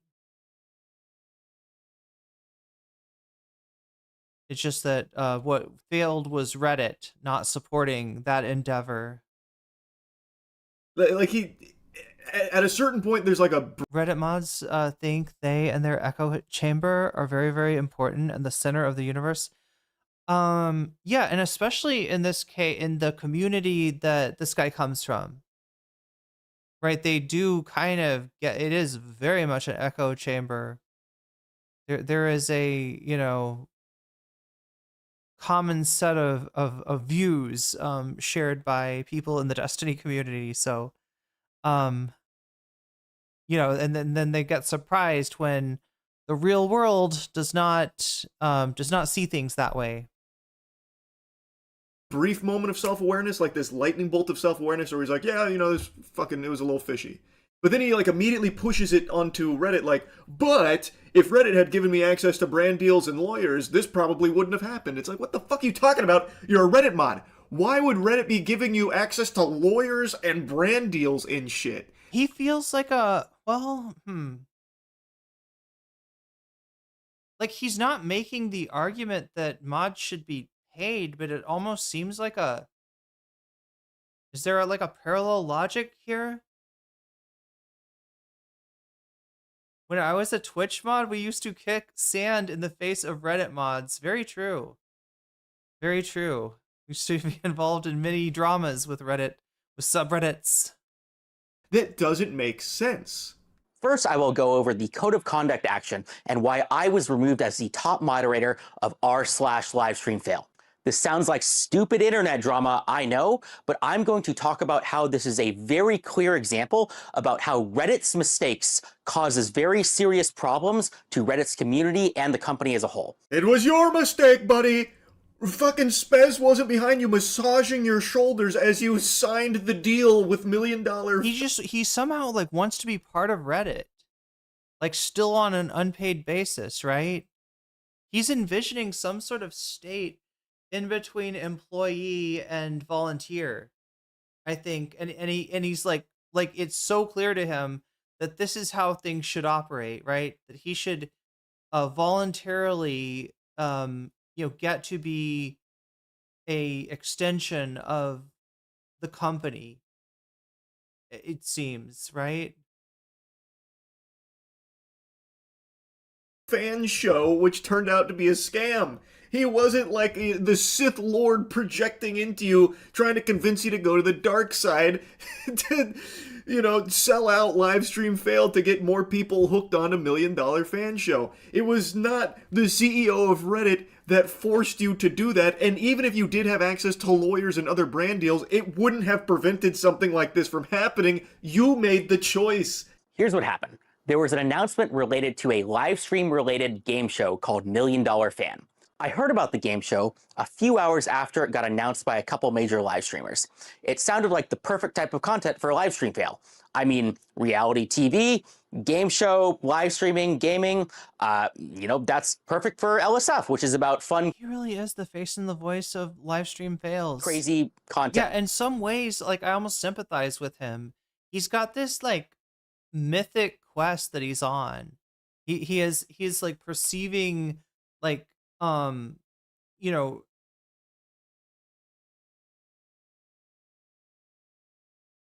like he's perceiving the idea that he belongs in that role as top mod, like spiritually, chat.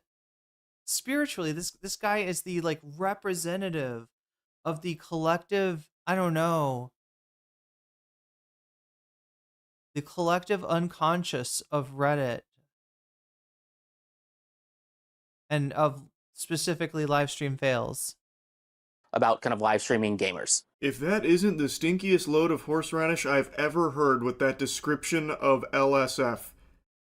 Do you go on your own subreddit? Have you ever been on your own subreddit? That's not what it is. That's not what you just described at all. That is the most blatant misrepresentation of that subreddit I've ever heard anyone try to squeak out. If this was Pinocchio, his nose would have just went fucking Wumbo Insano style with that lie right there. His nose grew 3 sizes that day. Related to a live stream related game show called $1 Million Fan.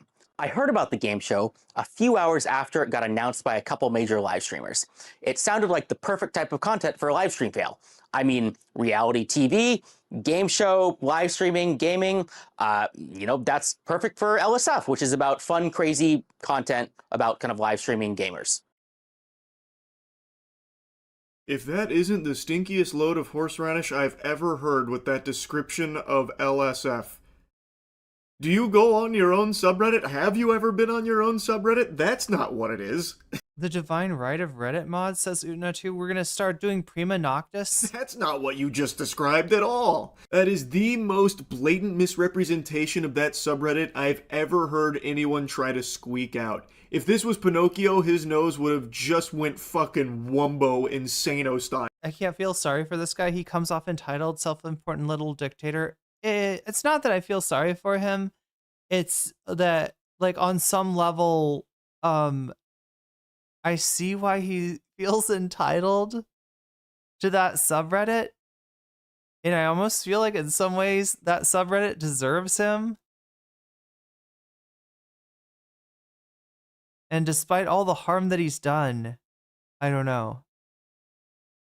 Part of me would rather have him contained in that cesspool than, like, I don't know. Well, I mean, like, it looks like he's just gonna make a fail subreddit and be the laughing stock of the internet for a month or two. With that lie right there. Anyone who has ever visited LSF in the last, like, 7 years will tell you it is not a subreddit for crazy, wacky clips of gaming and, you know, stream fails or anything like that.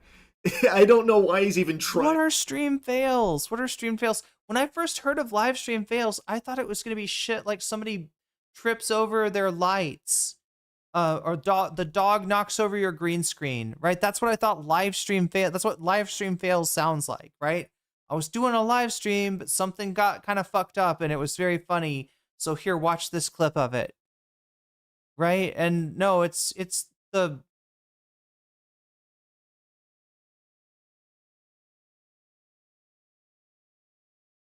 whoa,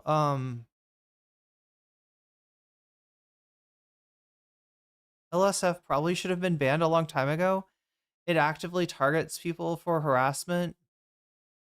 And it has been, I mean, like, he's bragging about, like, having been part of the attempt to take down Twitch. He didn't mention Hasan, but yeah, he's part of that as well. That angle, everyone knows that's not what that subreddit is. So when I heard about this, I was very excited. I immediately reached out to the organizers to see if we could set up some sort of a collaboration. This collaboration would just be to get cool content on the subreddit. No, financial incentives, no moderators being paid, basically none of anything like that, just fun, cool stuff for the community in the subreddit. For collaborations, the first obvious thing that came to mind was, how do we get their content on the subreddit? Either some superfans or some editors could clip some cool hype moment from the show and then post it to the subreddit. What? That's what happens already organically on every other So it legit did start like that, but it turned into a hate machine and a deplatforming mission. stream. Why would this, a potential $20 million reality TV show, be any different? Obviously, things would already be being clipped and posted on the LSF subreddit. Why would you be reaching out about a collaboration to ensure that happens when you know for a fact it already would if this fucking show ever actually existed in the first place?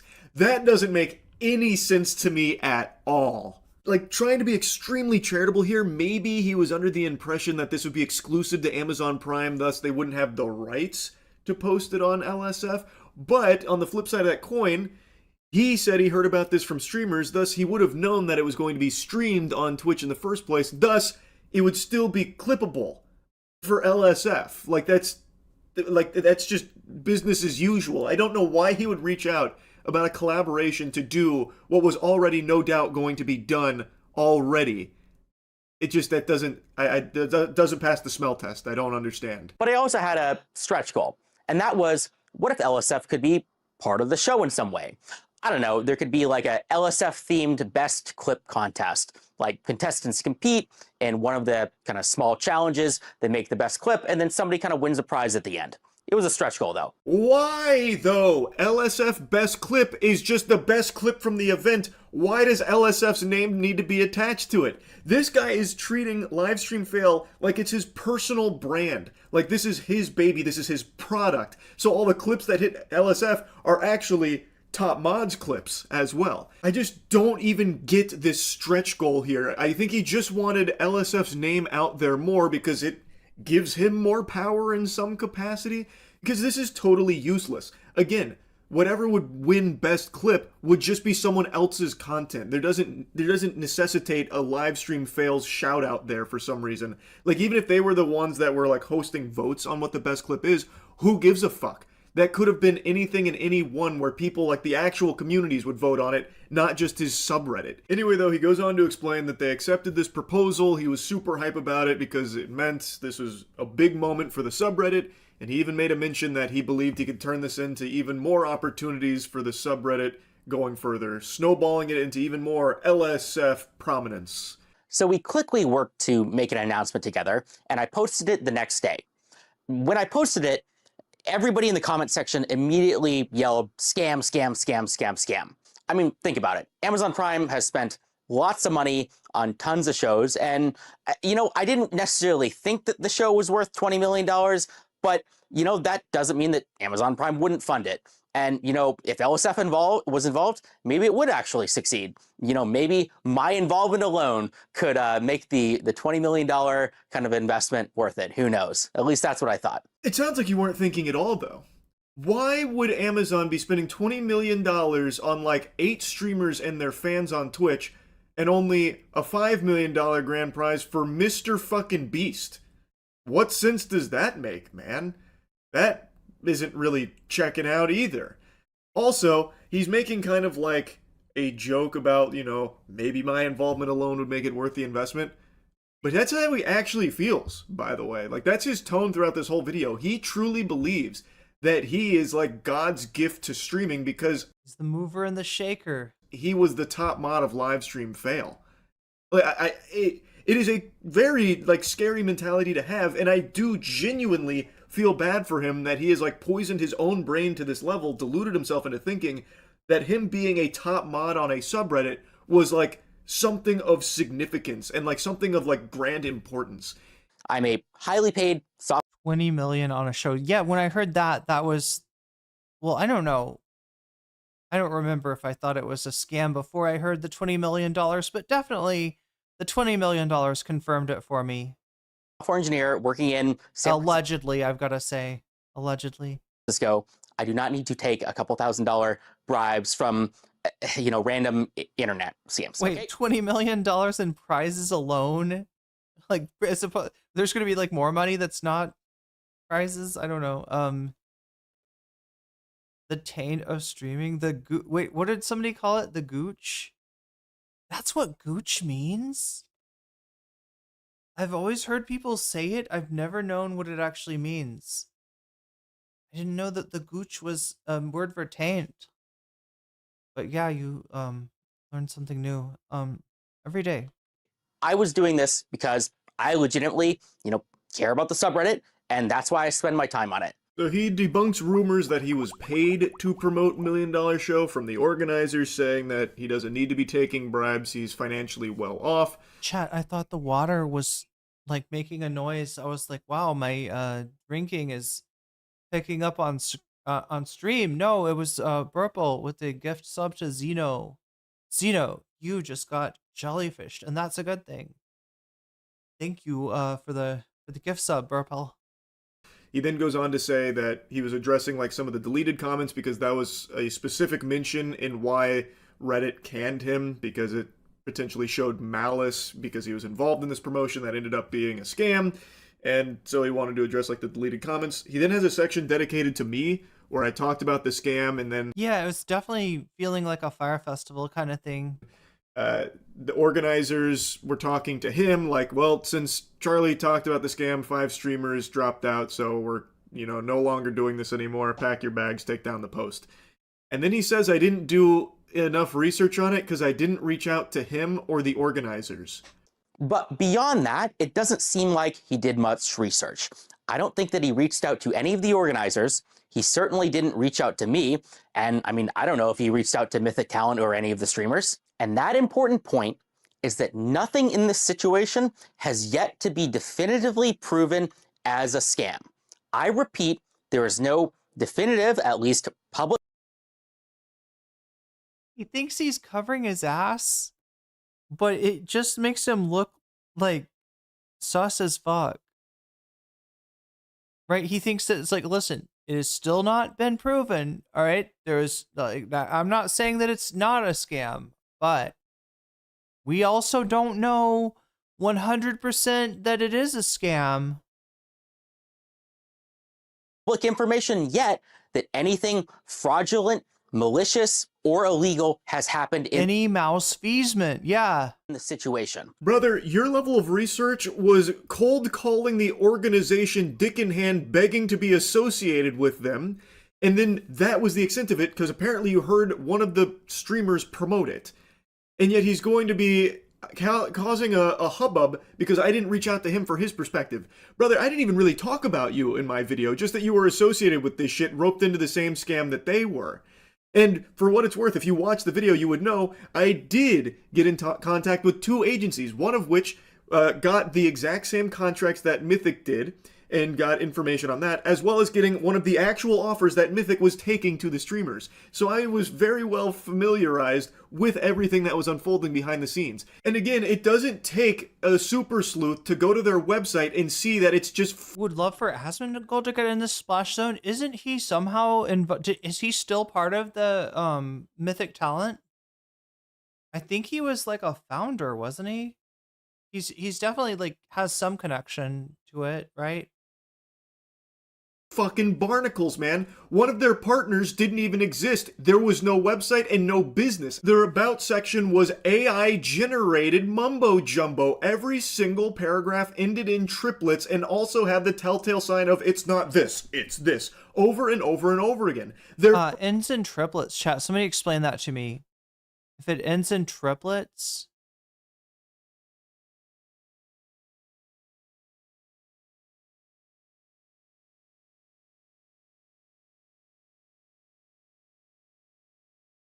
oh yeah, that's right. He ends up on this whole thing where he's like wanting it both ways. Like, you ruined a $20 million opportunity if it wasn't a scam. If it was a scam, look, we outed a scam. Hey, we got this all publicized, right? We got attention to this. Right? There's a scam and we, sent you some stuff. First image on their site was literally an AI generated mansion, and he mentions that in this video, but then goes on to say shamelessly that there's no definitive proof that this was ever a scam in the first place. That's a wild statement. Why don't you ask the people who spent money on this how they feel? Do they feel like they got their money's worth? Did they get the product they paid for? I imagine not, because this event is not even potentially in the cards and doesn't seem like it ever was to begin with, man. Their socials are removed. The website is down. Amazon hasn't made a peep about it. From what I've heard, the agencies are pissed about this.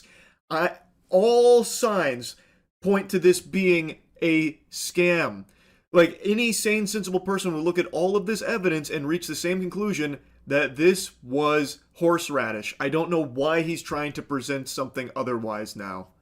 The only confirmed things that we have right now is that I guess there was a website, looked a little weird, there was some bad publicity, everybody called it a scam, and then a bunch of streamers dropped out, and then the event got canceled, and everybody got refunded. None of this is illegal. None of this is proved to be a scam, at least yet. Maybe I'll eat these words. Brother, you're eating your own cock right now. What are you talking about? And then everyone clapped. Like, this is just fanfic. Where are you getting this information? There was an explicit no refund policy on their website baked into it. It was very boldly stated there are no refunds once you make these purchases. Who got a refund? I haven't seen anyone, posting receipts of getting a refund from the money they spent on this. Where are you getting that information from? That's a genuine question. Okay, so I'm seeing here from Vamps that Asmongold is a, creator under Mythic talent. They've also got people like Queso. Maybe he's seeing things that I'm not seeing somewhere. Because I even looked into it after he made this video, wondering like, whoa, they refunded? That's pretty surprising. I can't find any proof of that. I would love to see where he found that. It's really not a secret or very surprising. I got removed directly for the post that I pinned to the top of the subreddit related to the game show or supposed and alleged scam, as well as kind of for deleting comments that were kind of critical of it. I also want to make a comment about kind of the Reddit Code of Conduct team as a whole. Reddit has all this flowery language about how kind of the code of conduct team is not here to punish you.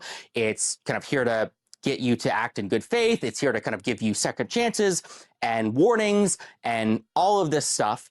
And apparently all of that are lies. No, man, this feels like the perfect implementation of that protocol. You pinned what seems to be, from all possible evidence, a scam. I don't know why he is trying so desperately to persuade to the contrary. Maybe it's because he believes that if he can try and like prove that he really believes that it's not fraudulent, he can get his position back as top mod of LSF. I don't know. Or maybe like getting really conspiratorial, maybe he worked with the organizers in a deeper capacity than he's letting on. That's just a possible game theory. It's just extremely peculiar how hard he is fighting to try and convince himself and others that maybe this wasn't a scam, when all available evidence points towards this being fraudulent. And if this video is him trying to make a case for himself why he should be reinstated and get that power coursing through his veins again as a moderator on Reddit, then this is a terrible job. Because what he is doing now is showing that he is willing to even defend what seems to be, by all possible accounts, a scam that he was directly associated with, maybe unknowingly, and now he is doubling down on it. That is a terrible look, and that makes you look like an unhinged moderator who, even when... And it reflects badly on the community that you come from, Stale. Why would you besmirch DGG like this? ...proven to be incorrect, will not see that. Will not... Chat, surely this entity, this Stale 2000, he must be the worst of DGG. He must be the stinkiest of the swamp monsters swimming in the slimy swamps. Right? Take the accountability there. Right? And now he's getting mad at the code of conduct team for enforcing their rules. He deleted comments that were critical of his decision to promote this sketchy game show and promoted a sketchy game. He's the co-owner with Tips Out, says Small Forest. They have over, yeah, I was looking, they have a whole bunch of creators.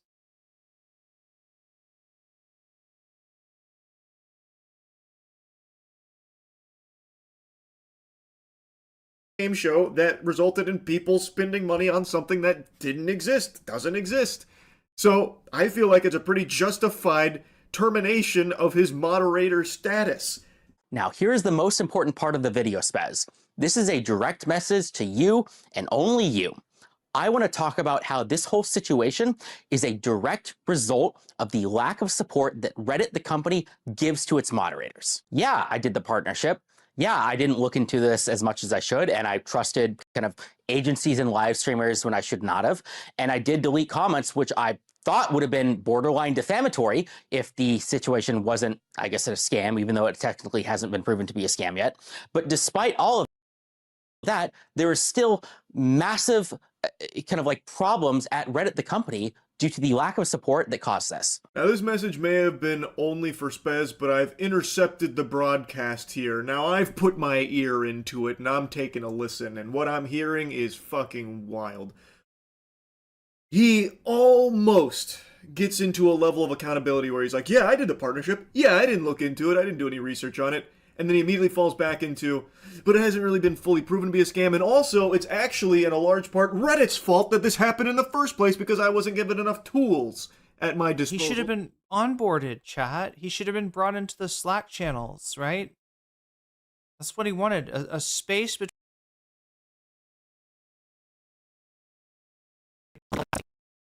And so it's really Reddit's fault for not foreseeing that need and giving him that access.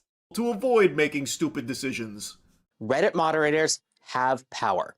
They have influence. If you are one of the people who is joking about like internet janitor duties or whatever, I'm sorry to tell you, it's funny jokes, but you are wrong. Reddit moderation does matter. Reddit moderators have control over millions of impressions per day, and nobody seems to notice or care. Let's just talk about LSF. think of all the streamer careers that have been created because of LSF. Think about the even larger number of streamer careers that have been destroyed because of LSF, because some clip went viral about like something bad that they did. He made you, and he can tear you down as well. This is top mod LSF. It giveth and it taketh. And he also said doodities, which actually had me giggling. I don't know why he said doodities, but that was fucking hype. Anyway, this is now his spiel about why. Wait, you didn't catch the mouse feasment? I got the doodities, right? Yeah, he says doodities. But yeah, the mouse feasment I thought was the real thing to be laughing about. Why Reddit moderators are extremely powerful dragon level, adversaries and should be taken seriously, and no one seems to notice. It's not that nobody notices, it's that We got 10 minutes left on the butterfly goal, and we are 3 butterflies short.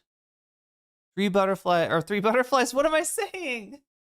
We're 3 super chats short. It would be nice if butterflies could somehow intervene, but yeah, if the butterfly goal being that I put a butterfly in my hair if we get to 10 super chats. We're at 7 out of 10 right now.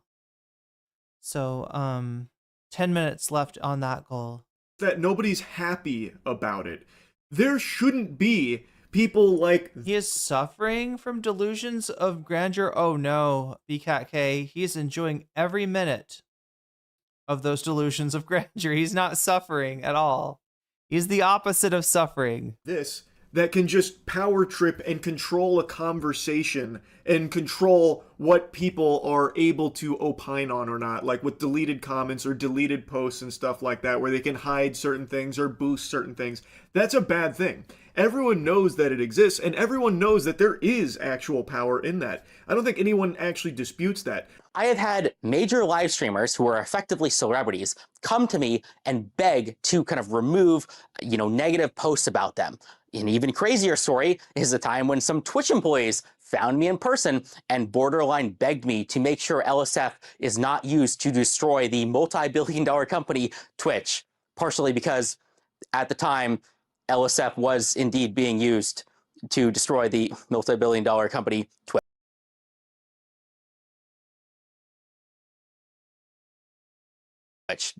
Deservedly so, by the way.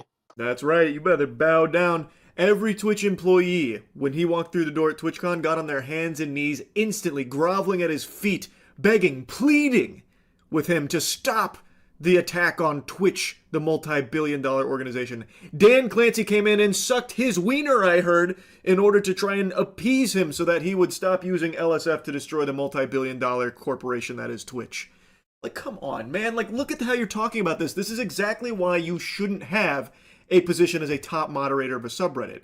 Like, That image, chat. That image. this, Ugh. you are demonstrating And when he's doing it, when Bezos is doing that, he's all like, the caricature of a Reddit moderator right now. Or even just take this literal circumstance. Imagine the whole kind of operation was legit.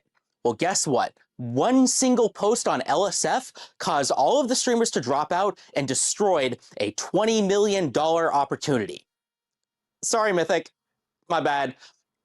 Or imagine it was, a scam through and through. Well, guess what? We were the ones to expose it and destroy it before it had the chance to cause any real harm. we shined light onto the scam. If it was a scam, which we still don't know if it was a scam yet, but if it was a scam, we're the ones who brought it to light. I mean, everybody got refunded after all.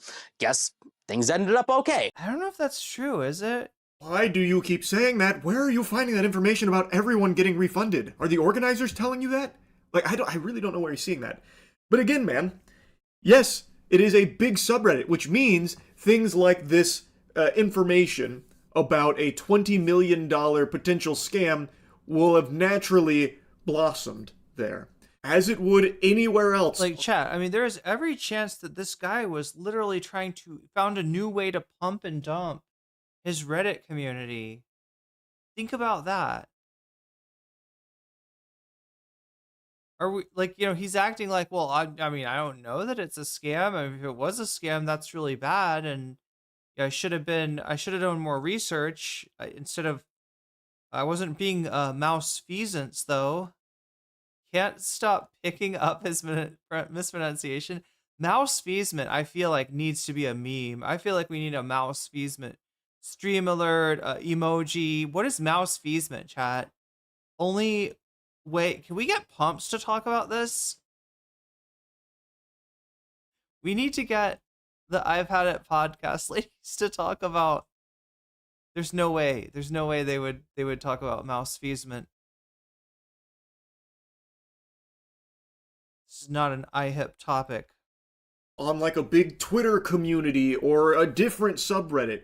LSF just happens to be the biggest one. It has nothing to do with you. This is just natural when there is a big community.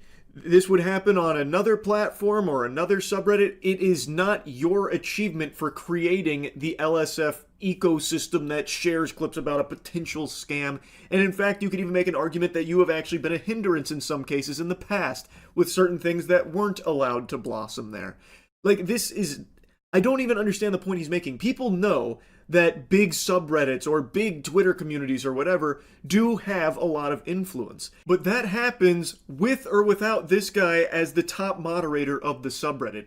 That is just the result of a ton of people all in a similar space, in a similar vertical, that are sharing things back and forth. Like, his point is one that everybody knows. I was one of your most passionate users. I was in the Reddit partnership program from the start. I took advantage of every opportunity that I could. I had meetings with kind of the Reddit community managers. I begged them for help and kind of partnership opportunities. A mouse with an evil, like a twirly mustache? Like an evil mouse twirling the mustache? At every chance that I could. And I was blown off every single time. You already said at the beginning of the video that the sole reason you pursued this moderator... Super chatted $5.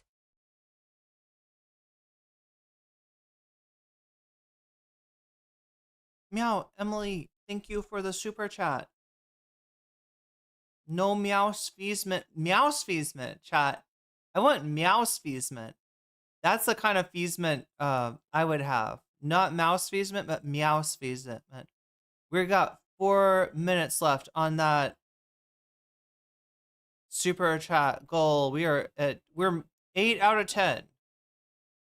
So yeah, if we can somehow get 2 more teal super chats in the next 4 minutes, I will put this butterfly in my hair for the first time in a few streams. Status is because of the power that it afforded.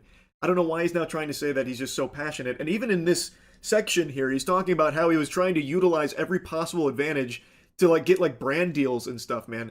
That's self-enrichment through this position. This doesn't really seem like it's coming from a place of a guy who's trying to like better communities or improve subreddits or make things better for others. This feels like you were chasing power and trying to use it to continue to climb that Reddit ladder, whatever that may be. I was one of the only moderators out there who tried to grow my community, who had any ambition, who tried to work with the company or help other subreddits or help the kind of the company that I helped. Wait, what is the Reddit ladder, chat? What do they mean? Is the Reddit ladder like the bigger subreddits like at the top? Or is the Reddit ladder like are they talking about like social connections that would get you, I don't know, power or clout, whatever? And it didn't matter. At I failed. Super chatted $5.80.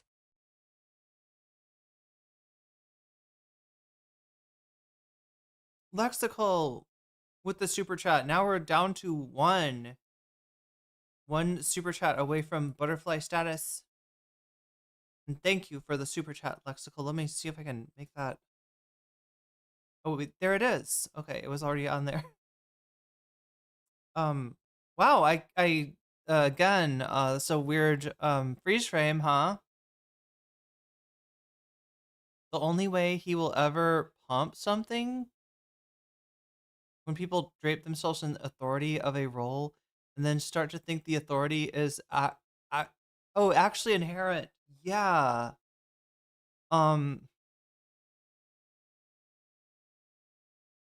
thinks of himself as the Leviathan within the Redditors. Failed because of how It's very mismanaged Hobbesian. and how little support Reddit, the company, gives to moderators. None of this would have happened if I had gotten support from Reddit. Do you think that I want to be the guy like going out, like messaging random people in Discords and LinkedIn's and trying to figure out kind of these partnerships? I don't. Then don't fucking do it, buddy! Chalamet! I'm gonna drop an Adam Sandler impression on you here.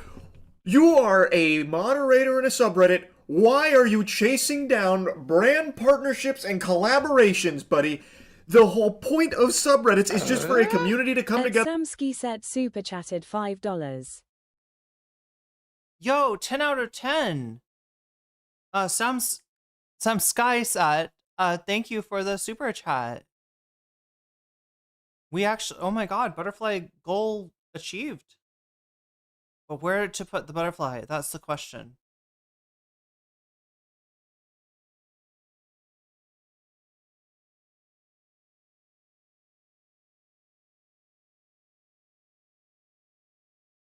Kamsa. This guy's real name is Dan Saltman Jr. Like DJ Sean EQ, that is low-key what he wants to be. He wants to be Dan Saltman Jr. Right? This is I've kind of dealt with these people in Twitch before. There was a whole discourse on this a few years ago called movers and shakers of people that were not, content creators themselves, but like to fancy themselves the unseen power behind the scenes. And did have connections and were like friends with large content creators, but were not did not do that themselves. And it's kind of it's always been a thing, right? Look, I came here to talk about politics, all right? I always thought that would just be like talking about politics. Maybe there's other streamers and I have a talk with them, or whatever, right? But this whole idea of there being an underground, like a criminal underworld involved in political streaming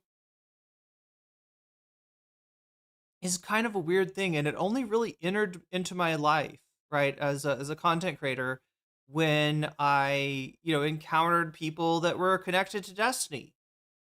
And there's definitely like other places on the internet that sort of thing happens, but Destiny's community is a big hub of that. It's like there's a lot of control freaks out there, right? Dan Saltman is a great example of such a person, right? He's amused by the amount of control he's able to exert. I'm doing it, chat. He got into my head. I said observe. Oh. Chat, I'm catching the malapropism disease from Stale 2000. That's his stand. It infects you with his own brain rot. And then you start talking about him, and then you seem like a hypocrite for criticizing him when you're doing malapropisms all over the place. The whole DGG community is one big power trip. Yeah, and I mean you could sort of see it, in the Vosh orbit, in the Vosh community. Obviously, Vosh came from Destiny's community, so that explains that. I'm sure there's a few other places, or maybe some of this is like natural, like fans doing weird ops on their favorite streamers perceived enemy. I mean that definitely that definitely has gone on at least since Gamergate, if not earlier. Together and talk about certain things, share certain things, and your job as a moderator, and I use job very loosey-goosey because it should never be misconstrued as a job. It's supposed to be filled by very passionate fans of similar mind in the same space that would then just... You hear that, chat? You have to be passionate. Force like certain rules about making sure someone doesn't get like doxxed or something sensitive being shared like that. Like that is supposed to be all it is. Why are you trying to even find partnerships and deals like that? That doesn't seem, in my eyes, to ever benefit the community. It only feels like it would benefit the mods that are chasing it down. You like to use examples, so I'll use one for you.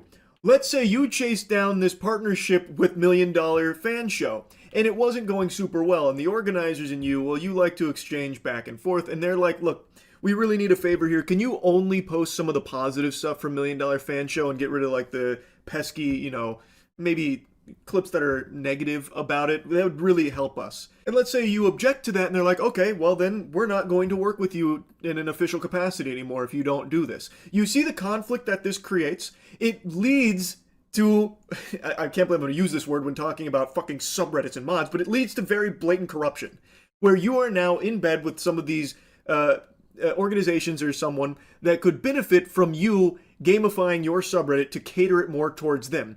Maybe it wasn't financial in this case, maybe you weren't paid for it, but extend this thought process to another type of subreddit where maybe there is someone paying for it. Like, let's say I'm a music artist and I want to be featured on like the r/, you know, rock, hard rock subreddit, and I want to make sure my single gets out there. So I reach out to a mod and like, hey, look, I'll pay you some money if you can try and like boost this up a little bit. And this is something that I've read reports of happening in the past, and I think you would agree that that's a problem, right? Now imagine if those mods are also chasing down other artists like, hey, I see your Spotify. The other thing I want to point out as far as Reddit is because so many small subreddits do an amazing job covering very niche topics, like, right, how do you fix a random model of dishwasher? Well, you can find that shit on Reddit.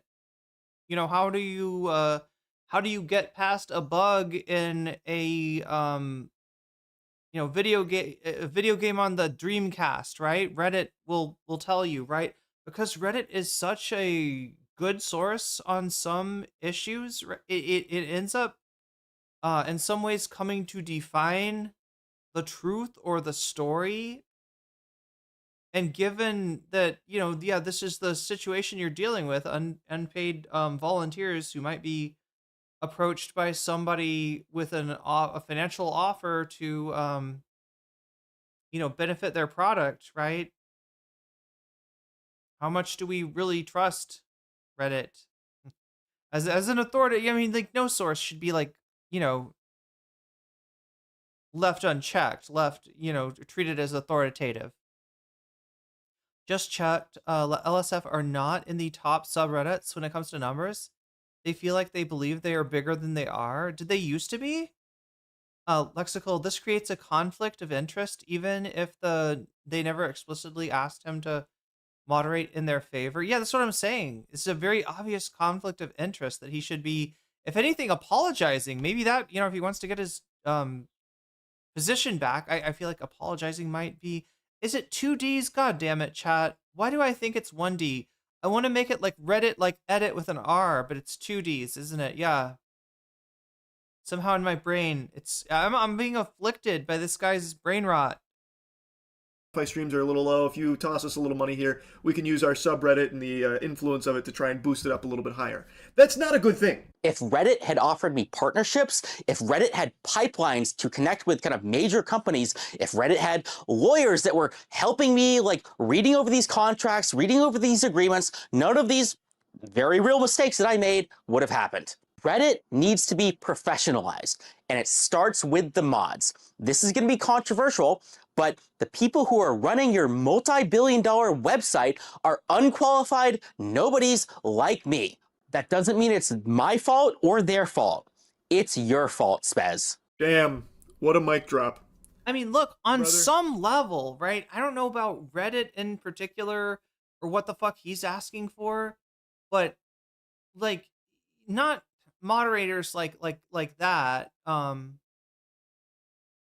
But I do wish that more sites spent more money on human resources for moderation rather than relying on AI.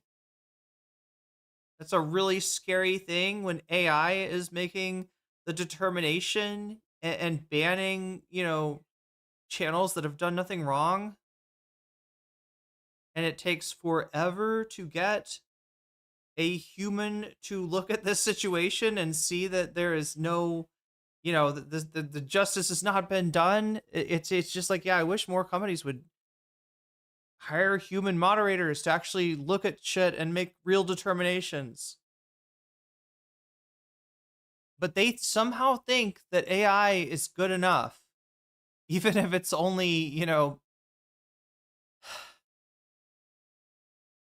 I hate to say, I hate the way he says spez, such gusto. Well, I mean, I guess spez is the Reddit name. So it's some kind of, I don't know. I'm not a Reddit enough person to understand the meaning of calling someone by their Reddit name, but I guess it's trying to take him down to, like, you know, as a user, right? I am calling you, Stale 2000, am calling out spez, you know? I don't know. There are no qualifications to be a Reddit mod.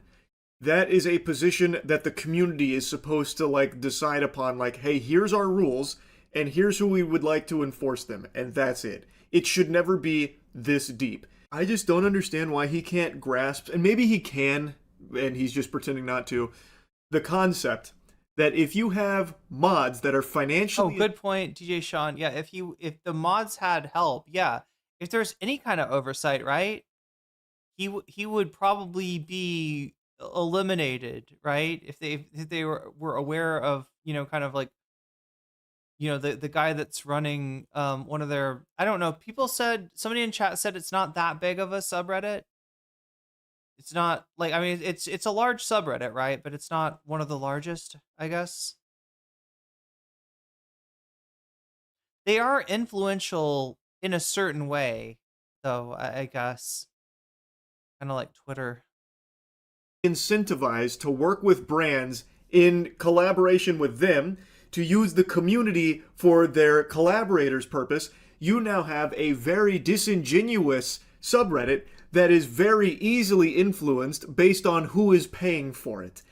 That should be a very clear conflict, a very obvious issue. It should be pretty obvious why Reddit wouldn't want to invest in a suite of resources like lawyers and brand ambassadors for Reddit mods to look over contracts and shit for Reddit mods securing deals to sell out their subreddit. That's not a good thing. That means access to anything that, like, a talent manager would give an actual celebrity. So, an access to a bounty board, or ad deals, or lawyers, or event organizers, or professionals, or anything that actually matters. To you, personally, actually matters to just you. The guy who is benefiting from the ad deals and brand partnerships and shit. That does nothing for the community you are supposed to be moderating for, brother. What are you not understanding there? Like, he is only arguing to help himself under the guise of it being to grow his subreddit. It only grows you, man. To summarize, Reddit moderators should be treated like celebrities or influencers, not because they deserve respect. They should be treated like aristocracy or royalty. Yes, definitely. They should be treated like gods or deities. Or anything, but because they actually have real power and influence. I mean, if not for the world, at least over your $50 billion company, maybe if you gave them actual support, it could go from 50 billion to 100 billion. I mean, it certainly deserves to be that high up. He's making a proposition. I will grow your company. Just put me in, coach. How much traffic Reddit gets. Yes, a high-level financial growth strategy here.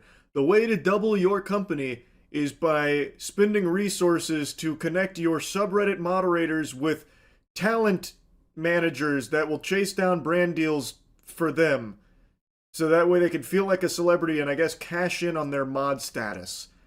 Yeah, I'm really seeing the line now. So yeah, he's like, I'm not an influencer, I'm not a content creator, but god damn it, I'm influential on content.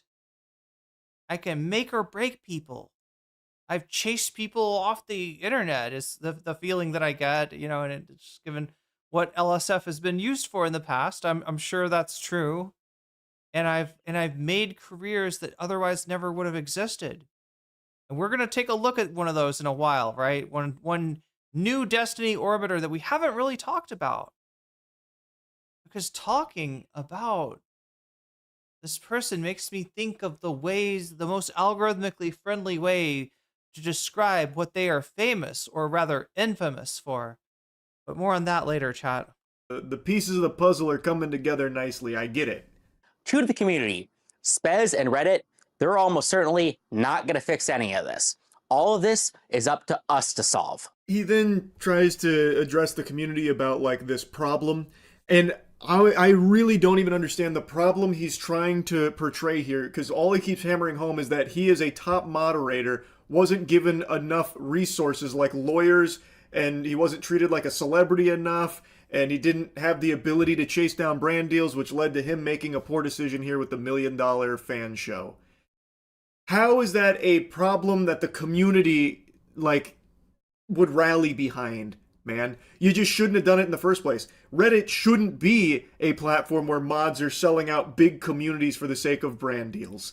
I don't see a whole lot of community support coming for that kind of message. He keeps presenting it as a problem, but actually I think this video demonstrates exactly why Reddit made the right call removing him from his position. Like, I don't know how he's not seeing that. To solve all of the problems that I have laid out, we will create tools and resources so good, so useful, that everybody will have to work with us. Think talent agency, but for subreddits. You have the big ideas, you have the vision, you have the crazy cool things that you want to do, and we handle the logistics. Materially, that means connections to major companies, partnerships, doing AMAs, running events, doing mod recruitment, cross-collaboration with other relevant subreddits, that kind of stuff. He then pitches his new thing here, which a talent agency for subreddit mods, I guess. I don't want to get into it. I've been yapping about this for so long. Wait, chat, I think we actually hit the bonus content goal, and I just have been wow, absolute garbage about keeping track of it. I think we actually hit the bonus goal. Anyway, we got to get through this and let's go to Hasan, because I don't want you to get bored, even though it's most critical. And there's 1 minute left. God damn it. Okay, we watched this whole thing. I'm trying to be more efficient with the content that I watch, because I know that there's a lot to cover. And there's a lot that I'm not covering because I'm covering this. So, yeah. It's just, this video blew my mind that he would actually post something like this. Again, I do actually feel bad for him, because this is clearly a position that meant a lot to him. And I'm wishing him the best going forward now without his, That's what I'm saying, is like in some way he is spiritually the top moderator of LSF, even while not being the top moderator of LSF. He is the avatar, the concept come to life of LSF as a human being. So, even without the perms, sheriff he's still that guy. Badge of LSF. But I do not think a talent agency for mods is the right path. But I'm not his dad. He can do what he wants. It's just, this was a mind-boggling adventure watching this one. Anyway, that's really about it. When he says I'm not his dad, I get the feeling that if he was this guy's dad, he would be getting a spanking. I don't know. Of streamer careers that have been destroyed. Oh my God. Oh my God. He admitted! He admitted! Bro, you are literally a whole ass freak, dude. All right, we gotta talk about the top orbiter mod, okay? Destiny fan and Reddit LiveStreamFails moderator Stale2000 has been removed as the top mod of the subreddit after promoting scam contest $1 Million Fan. He has posted a video demanding legal support from the CEO of Reddit. $1 Million Fan. He really is the $1 Million mod. That's what we should call him. Does that say Hutch Fan? Chat, what is this? The person that posted this video originally is Hutch Fan 3750. Certainly that is not a fan of streamer Hutch that Popstanox is reposting, right? Certainly not. The full video is 21 minutes long. Hello. And a bunch of people are watching it. We have to talk about this. Okay. This is Stale, former Twitch staff Stale. He used to work at Twitch. And also, not only that, but Snail 2000. you know, Omega Destiny Orbiter, looking and sounding exactly what, you know, exactly how you would assume a Reddit moderator, like a perma Reddit moderator would look like. Okay, bro, it's such a good performance art piece. Yeah, so here's what happened. Okay, looks hotter than I would have expected. So this guy ran and won, I believe, top orbiter of the year inside of DGG. This is a real thing that they do every year, and I think he made a video for it. We found out that he had made a video for it a while back, and he deleted the video in shame. But basically what happened is this guy he deleted it? LiveStreamFails a couple years ago as the top moderator of LiveStreamFails. Now, if you don't know what LiveStreamFails is, it's because I never go on this website, okay? It's because I never go on that subreddit any longer. It used to be a subreddit where people would gather and you know, check out the top news stories of the day, or you know, top clips of the day from Twitch. It was a place where like a lot of Twitch watchers congregated. Obviously, there was like a heavy slant on harassing certain villains on the subreddit. Alinity, one of them. Pokimane was another consistent one for years and years. But once Destiny took over the entire subreddit in this forcible takeover, they turned it directly into the on subreddit. And look, I can't find the DGGer of the year, wherever that might be archived. I'm sure it's out there, but probably no time for it now. We got to get through this because this is a pretty interesting video. Hasan's got insights on this guy, and not just this guy, other Destiny orbiters too, that you would not expect, right? You would not expect Hasan to be such a lore knower. Oftentimes he's basically Gandalf. Oftentimes that, yeah, here, this is the DGGer of the year. I don't know why we can't actually watch the video. Hi, I'm Stale 2000, and I'm running for DGGer of the year on December the 3rd. In this video, I'm going to be talking about how all of my opponents are way worse than me, using facts, logic, and most importantly, evidence, as in chat logs. Here, Albert FCB is asking people to gift him subs. A real DGGer buys his own subs. In the month of November, Fitz spammed the Miano hype emote over 500 times. They're clearly a weeb. Need I say more? Based on the frequency of messages between BoJack Horseman and Majestic Gopher,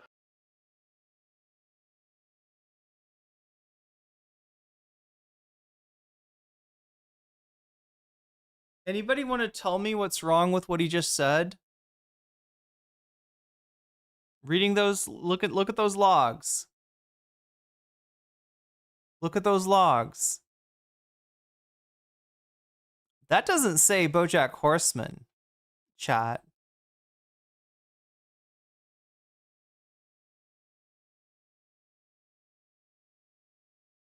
That says Hojack, yes. Horseman.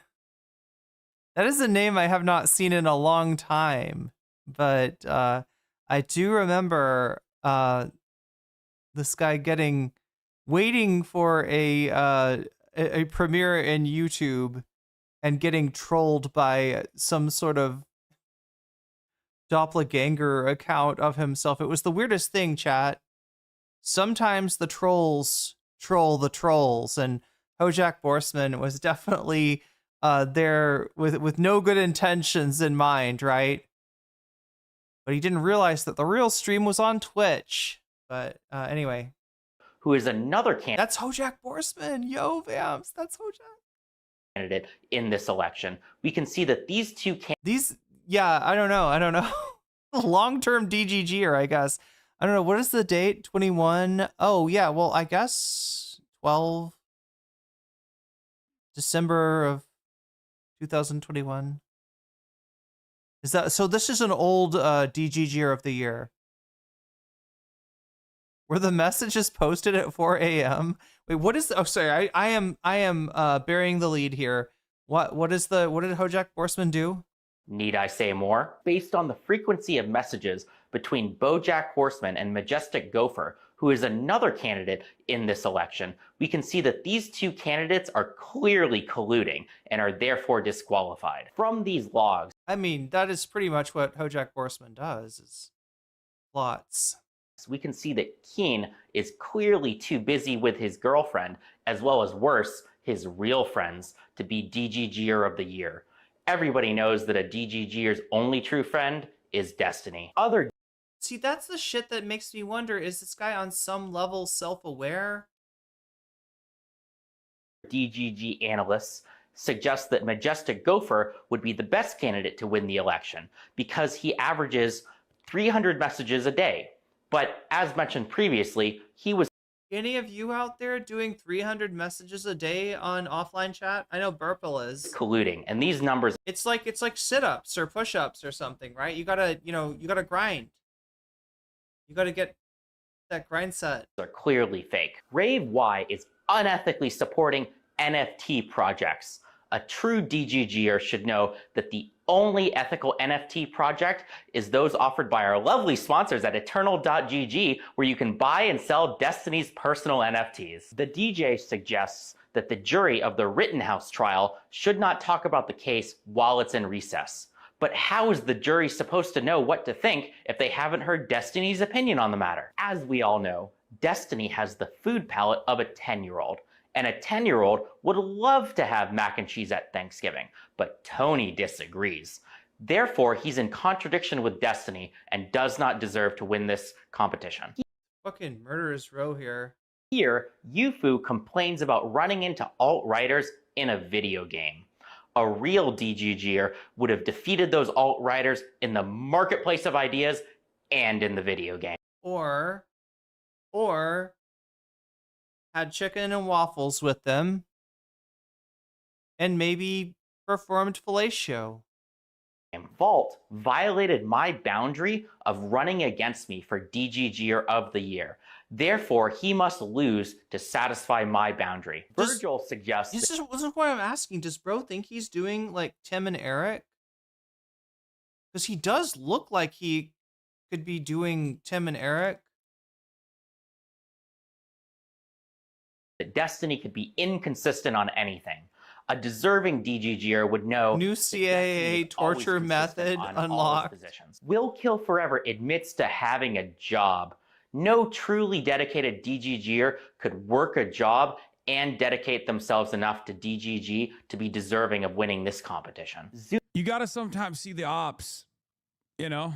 Sometimes you got to take a good, hard look at the ops, okay? Lucky for us, some of our ops openly post videos of themselves on the internet. No, this is not satire. This is a person who is in the DGG cult. I don't think so. I think it is. Like, I think he's ingratiating himself. If I was to explain it sociologically, I probably wouldn't have the right terminology to use, but if I was to explain it colloquially, I could just say that he is ingratiating himself to the culture of DGG by knowing it's, you know, like there's inside jokes, and I think that's what he's going off of, right?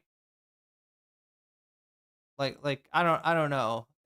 It's not like, obviously the stuff where he's like no true DGGer would have a job. That is actively trying to win this award as the greatest cult member for that year. I forget which year this is. Okay. The reason why I'm showing you all of this is because this is the guy at the direction and at the behest of Destiny, in order to serve his master, his cult leader, took over LiveStreamFails and turned it into a smear machine. Okay.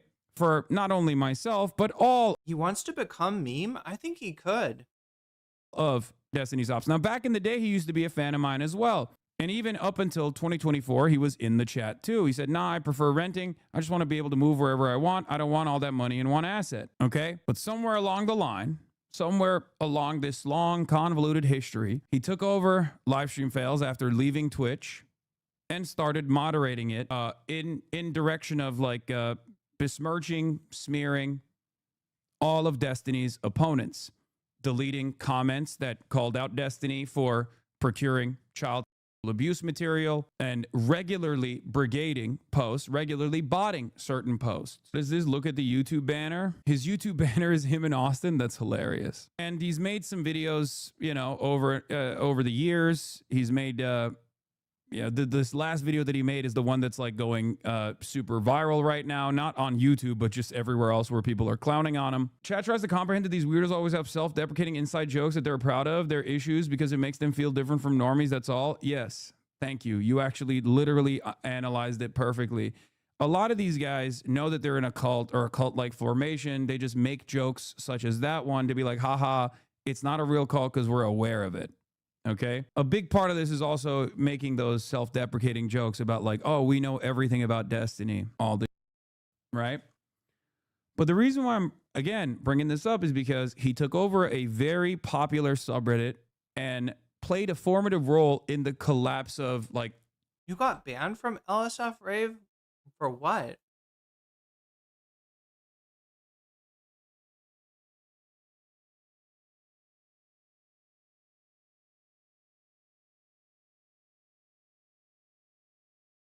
Brixton Brixton says, I don't know if you all are keeping up with it, what's going on with Davos and Trump as of an hour ago, but it seems like we're probably going to war with Europe over Greenland. I have seen Trump signaling that. I considered making it the first part of the stream, but as you can see, I am still struggling to get through this content. I knew if I added one more topic, then I would just end up going on ridiculously long. But yeah, I guess we need to cover Greenland. This is actually way more possible than I think a lot of people have been giving it credit for, and it's bad. Like,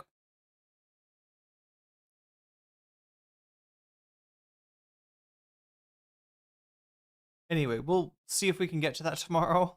Is a space where there was a major. I am so hungry, chat. I'm just like, I've sat here and ate 4 oranges. That's how hungry I am. 4 oranges hungry. That collaborated with one another greatly. But yeah, I think I'm undercounting. I think I'm undercounting like the bonus goal somehow.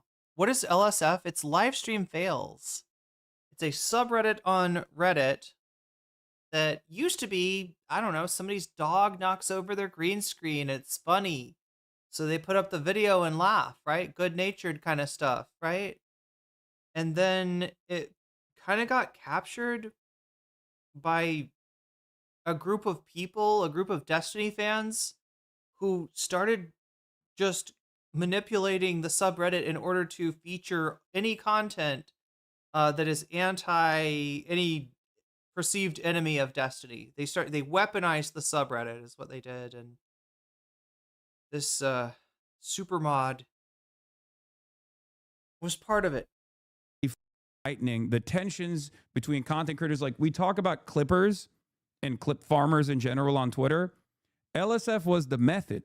It was the original place where that exact same thing happened, where you would take someone's clip out of context and you would have every single content creator watch it and give their takes on it. And then every single thing that would drive discourse would come from LSF. Go to LSF any longer. I don't, frequent LSF any longer because it's just all botted into oblivion and brigaded into oblivion. But they did this, and now Yeet does this on Twitter as well in a similar fashion. But they did this to go after the less that Hasan can talk about Yeet, the better. Destiny's enemies, and to try and present Destiny in a positive light to the best of their ability, even though he kept, his he kept up his own optics by popping off and doing horrible, monstrous things. Also, Stale and Epstein's Discord already confirmed nothing about LSF will change, and all the other mods on the team are also Epstein orbiters, as Stale is the one that hired them. Yeah. A while back, there were a bunch of different people that were actually moderators in He recruited them. the subreddit. Once he took over, he basically kicked out all of the people that voted against him becoming the top moderator of the subreddit. And then he hired a bunch of other moderators to operate the subreddit that were also... Wait, Mike Johnson spoke in Parliament? MAGA Mike? Mike Moses Johnson? Destiny's fans. So, as far as I understand, the LSF subreddit is not going to change. Okay? Suggest We do the same thing with you, bro. There is nothing that even remotely compares to this level of propaganda, specifically at the behest of one singular individual. Nothing at all. There is no comparison. You cannot point to a single subreddit that, like, my fans have taken over with my direction and use a subreddit specifically to, like, attack people. There is no equivalent, because this is insane. It's so insane that if you were to actually explain to people what is going on here, they still have a hard time understanding it. This is the type of shit that is impossible for even, like, extremely online people to understand, because this is a step beyond that. This is Kiwi Farms. It's lol cowing, okay? For a content creator that actually basically derives most of his content from trying to create oppositional figures and But the funny thing about lolcowing, and this has been true since it became a practice on the internet, is that the easiest way to find a new lolcow is to turn the focus, turn the camera on the person doing the lolcowing of others. And I think this is kind of what happened today, right? This guy, you know, as much as like I said, you know, nobody harassed him, obviously, right? He's gonna be featured in a lot of content in a not so great way. But I can't feel too sorry for him, considering that he's bragging about ruining people's streaming careers.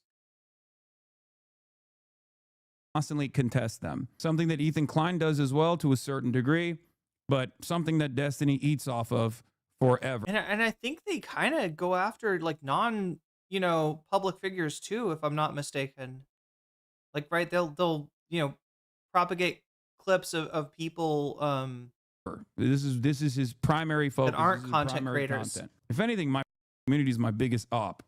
Okay, basically, this guy utilized the subreddit LiveStreamFails for his own purpose, for his favorite content creator Destiny's own purpose, and, you know, banned a bunch of people from the subreddit and consistently botted and brigaded certain posts against Destiny's enemies over and over again. In many instances, leaned into, like, you know, propaganda that was pro-Israel because Destiny's pro-Israel. Like, I don't even know what this person's, like, if this guy has his own opinion on things outside of what Destiny believes, but, like, his primary purpose on LSF was to, you know, whoever was saying, like, Hasan's a terrorist, he would boost it, right? Jay Stalk, 2024 DGGer of the Year, was head of the Hasan bad propaganda with Dan Stalkman. Even he says all of it was bull. Stale was too deep in the cult. Yeah, JSTLK was the previous DGG. J-Stalk? Wait. When was this guy DGGer of the Year? J-Stalk was 2024 DGGer of the Year? That's wild. If you know anything about that channel, that is probably one of Destiny's bigger ops now. After all the revelation of the, you know, non-consensual spreading of people's nude images. A lot of people broke away from Destiny to a greater or lesser extent, and definitely J-Stalk, you know, has just been really focusing in on exposing Destiny and criticizing Destiny since that happened. Year of the Year, and now I think he is one of the orbiters who actually turned on Destiny and is actively trying to pull people out of said cult, if I'm not mistaken. Look, I wouldn't give him that much credit. From what I know, his politics aren't great.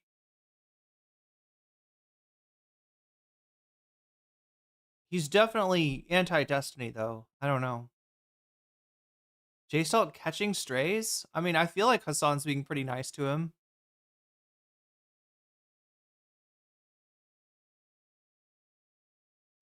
But yeah, I guess, you know, he is trying to get people out of Destiny's,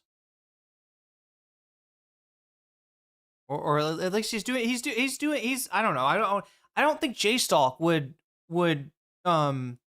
describe what he does in like such high-minded terms. He's not like crusading. He's doing content, and it turns out that Destiny's really good content for J-Stalk, right? People that watch J-Stalk are really interested in you know, seeing Destiny's latest fuck up. So that's what he does. He covers it, right? He's not like some kind of like high-minded, you know, individual that is set to that wants to set the cult members free. I don't know about that. I think many of those guys still have like resentment towards me as well, but slowly but surely, some people have awakened from the really toxic way that this cult operates, and have realized that yeah, some people have awakened to the obvious fact that Destiny is a bad person. True. maybe Destiny wasn't the person that he presented himself as. Dan Saltman is the money behind this operation. Jesus, they have alumni? Yes, they do. But in any case, the reason why all of this unfolded and he lost his cherished, coveted position as the top moderator of Look, this the live closest thing I think to alumni DGG has is like Vosh, right? He was in the community. He debated with people. He talked to Destiny a few times. He got caught harassing somebody in the Discord, and then he changed his name and made a YouTube channel, and the rest is history. Oh yeah, and also the Horseborn. Not to forget that arc. Fails subreddit. I have to pee again. This is one of the previous moderators of the subreddit, Jisophus, who was ousted from his position when this guy took over. He has also openly stated that the rest of the mod team is still his guys and is openly taunting the Reddit admins. My guess is more mods will be removed. The thing is, Reddit knows exactly what's going on. Like Reddit, the actual company, knows LSF is doing this kind of stuff, right? And for the longest time, they haven't actually punished them for brigading, botting, using it as a vehicle for harassment against specific content creators. Part of the reason why they haven't done so is because it drives a lot of traffic, right? It drives a lot of traffic to the website. It keeps people engaged on the website, so they don't really do anything, especially because people don't actually push back too hard on it, right? Because as long as you come after someone like myself and you keep doing that over and over again, you keep doing this like harassment operation over and over again, it's almost like a self-isolated situation. We had a good thing going. We raised $40K for mental health. Yeah. In any case, if there's clicks, then they're happy with it, even though they had a tendency to overlook certain things that he was doing, like, for example, operating a mirror system where he would mirror clips, and then he would actually run ads on the website where he would mirror clips and therefore make money off of the subreddit this way. I think it's a violation of the terms of service. But again, if you're a large enough subreddit, you can do some scams like this without Reddit actually getting too mad. Okay. Have you noticed that every Roach King post is botted? Negative instant downvote and positive upvoted? Yes. This is something that other people that use Reddit frequently have noticed as well. Anywhere around the website, if there is a negative, I think we're somehow at 95. So we're 5 away from the bonus goal today. I gotta pee really bad. I don't know. But I'll be right back, and we got a lot of this Hasan to get through, and possibly some bonus content. I think we're like 5 points away from that right now. So something that presents Asmongold in a negative light, it instantly gets botted. It downvoted. If there's anything that presents him in a positive light, it instantly gets upvoted. The thing is, that's not even Asmongold's doing, though. That's Kick. It's Kick. Kick does that. Kick also heavily upvotes all the LSF posts.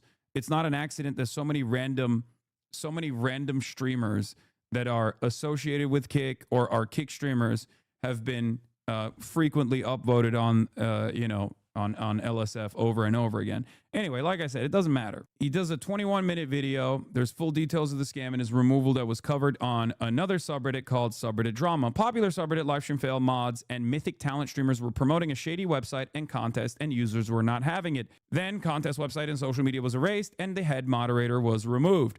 Popular streamer Extra Emily, among other streamers from the Mythic Talent Agency, which Asmongold owns, by the way, I'm pretty sure, right? Isn't that talent agency that Asmongold owns? Started promoting a website and contest called $1 Million Fan. He's a part owner of it. $1 Million Fan.show, now gone, but can be seen here, with a $20 million prize pool. Subreddit LiveStreamFails head mod created a post promoting and sponsoring the website and contest here. This post was now removed, right?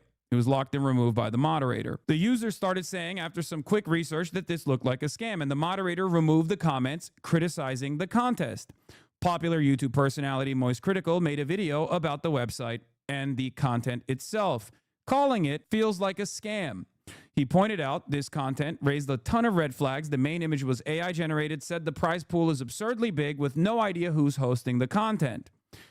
Who's hosting the contest, and the sponsors are mostly unknown or downright fake. Yeah, I'm in a bucket hat. Shouts out to Charlie. Shouts out to Moist Critical, by the way. Still calling balls or strikes, you know. I'm happy that he's out there doing the damn thing. Sponsors are mostly unknown or downright fake. The concept is fans submitting clips and they get chosen to go to a mansion to participate with their streamer in an IRL contest, and you can also buy entries via the website. Another post is created in the subreddit where the users criticize Extra Emily and the LiveStreamFails moderators. A few hours later, the website and all social media for the contest were removed or closed without any notice. Okay. $1 Million Fan MDF reality show, a show promoted by LiveStreamFails along with several creators from Mythic Talent, has seemingly deleted their Discord, closed their Twitter account, and had the LSF mod delete the promotion. This after one of the creators involved, Extra Emily, claimed she had no idea what she was promoting and did zero research on it. Many had asked her whether this was a scam. The rapid deletion of everything feels like there may indeed have been something nefarious going on here. So let's watch the Charlie video on this 3 days ago. I'm enjoying it. I'm having fun. Now, a buddy of mine just sent me something that I can promise you no one's having fun with except the people that were paid to promote it. Yeah, there's a new video that he uploaded about the Reddit mod as well, which we will watch as well after we watch the Reddit mod himself. She says, please put my dono towards CoffeeZilla. It is called $1 Million Fan. I gotta pee. It is a show which is pitching a $20 million prize pool for what seems to be a load of horseradish. Prachi, thank you for the gifted membership. Put it towards CoffeeZilla, okay. And in case you were wondering, yes, that is an AI mansion on their front page of this contest. At least from everything I can tell, it's an AI-generated mansion, which immediately should let you know that you're dealing with some high-quality Did we watch this part? Content here. No reason not. He left the chair just when I left the chair. You got no commentary for this part, chat. This sucks. Let me do the commentary now, since I apparently failed to do it. Oh God, I failed to do it earlier. Prize pool. Watch as well Reddit after no one's having fun with except the people that were paid to promote Where did he get that hat? it. Yeah, there's a new video that he uploaded about the Reddit mod as well, which we will watch as well after we watch the Reddit mod himself. It is called $1 Million Fan. I gotta pee. It is a show which is pitching a $20 million prize pool for what seems to be a load of horseradish. And in case you were wondering, yes, that is an AI mansion on their front page of this contest. At least from everything I can tell, it's an AI-generated mansion, which immediately should let you know that you're dealing with some high-quality content here. No reason not to trust that. I can't help but thinking that this has like something to do with the startup culture. The idea that you would put something together, even if it's not a scam, with like, you know, okay, look, we got to have a website. What's the quickest way we can get one up? AI image. what are we gonna do? We're gonna bring him to a mansion. It's gonna be like a reality show. Okay, AI prompt, make me a mansion. Is that what the process is? Is that what people are thinking? But like, it just reminds me of the way that like so many startups, they really don't have like anything to deliver until they've gotten a lot of investors behind them, and yet they have somehow sold all those investors on the concept of the product that they're going to try to create. And it's just like, I don't know, it feels like the mentality of just like, yeah, the website, make a website, the the actual nature of that website not as important. We'll fix it later. We'll get a picture of a real mansion. I can't believe anybody would be pitched this and actually think it's legitimate. Like, it takes 3 seconds of looking on their website to smell the poop. It is unbelievably foul. Like, there is no world where this happens. To put in perspective that prize number, $20 million, that is significantly more than Mr. Beast's Amazon show and would make it by far the highest grand prize pool in any kind of like reality game show history, pretty much. All for a, what I believe to be terrible concept for a show as well, about streamers' fans submitting clips and then I guess going to a mansion or something. I'm still a little confused because the information they offer is just nonsensical. Does it seem like something AI would have come up with? Right? Like something that they like on paper, it looks like, okay, here's a concept, but you read through it and it's like, yeah, they go to the mansion with the streamer and then there's 20 million in prizes for them to get. Like, I don't know. It's just like, I feel like I have to be on Fint to even begin to process the words that I'm reading and what is supposed to be like a placeholder asset. Yeah, kind of. Seems like a placeholder website. Contest. So I want to go through this. I want to really get into the weeds here because this is mind-bogglingly stupid. This is a special kind of scam that I just can't even picture someone falling for. Yet some streamers have publicly promoted it. I'm assuming they were paid to do so by their talent agency, who was approached by whoever's behind the $1 Million Fan Show to do this. So I imagine some people buy into it, which I can't wrap my noodle around that. This is like the Fyre Festival of streamer shows, but even more outrageously dumb. They have a streamers section here, and I'm guessing they were all paid to endorse this, and I know in Extra Emily's case, she just had a statement on her stream after her community was letting her know that they believe she had just promoted a scam to them with hawking $1 Million Fan Club. So we'll go over her statement here towards the end of the video. Checking in on the About Us section offers more questions than answers. Also, like, all the gold, very reminiscent of Trump. Anybody remember, I'm trying to, I thought somebody earlier said they wanted to put their dono towards something. Was it Narwhal? And was it Hasan? Wait, I think did Narwhal say Anna Kasparian? I can't remember now. God damn it. My brain is cooked. It's so useless here. You get about as much lore here as you do for the old Urgot League of Legends write-up, where it basically just said Urgot has a dark and mysterious past. So $1 Million Fan is a high-stakes reality television competition built around one simple idea. Did they find out who was behind it? Not as far as I know. Fans deserve a seat at the table. Created like, they took down the website basically as soon as people started being skeptical about it. But yeah, as far as finding like the name of the like person that was doing all this shit, at the intersection of it was Edward Gregorian. Modern creator culture and large-scale unscripted entertainment, $1 Million Fan brings everyday fans face-to-face with the creators they support, competing together in real-world challenges for life-changing prizes. This is not a meet and greet, and it's not passive fandom. It's participation, pressure, and performance. This feels like it's an AI-generated About Us section. Each season pairs selected fans with major online creators in a fully produced, on-location competition environment. Contestants are tested physically, mentally, and strategically across a series of escalating challenges designed to reward adaptability, teamwork, and resilience. The result is a show that feels authentic, unpredictable, and genuinely earned.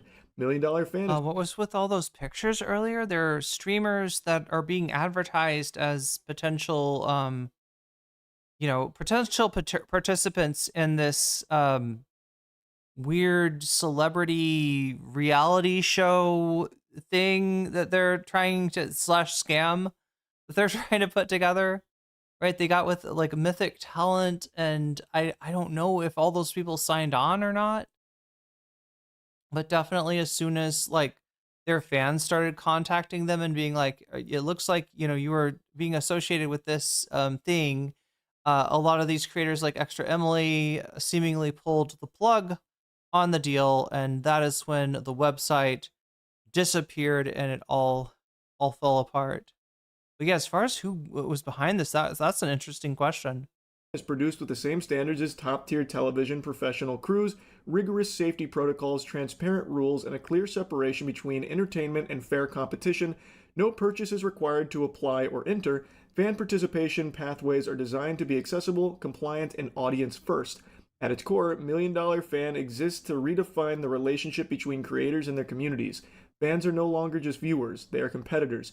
Creators are no longer just personalities, they are teammates. This is giving you like it's like a Stan reality show, right? This is Stan Fantasy Camp, right? You get to fight for your creator. Every moment is rooted in real stakes, real people, and real outcomes. This is reality television built for the internet generation. Oh, look at Kaya, though. Centered on the people who made creator culture possible in the first place. So who the f*** are you, by the way?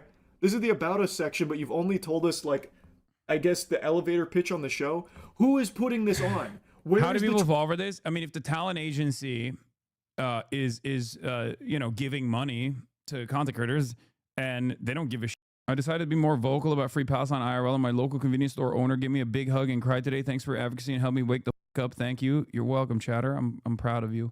The site domains were bought a few months ago and only indexed by archivers the day after it launched. They only bought the domain for a year.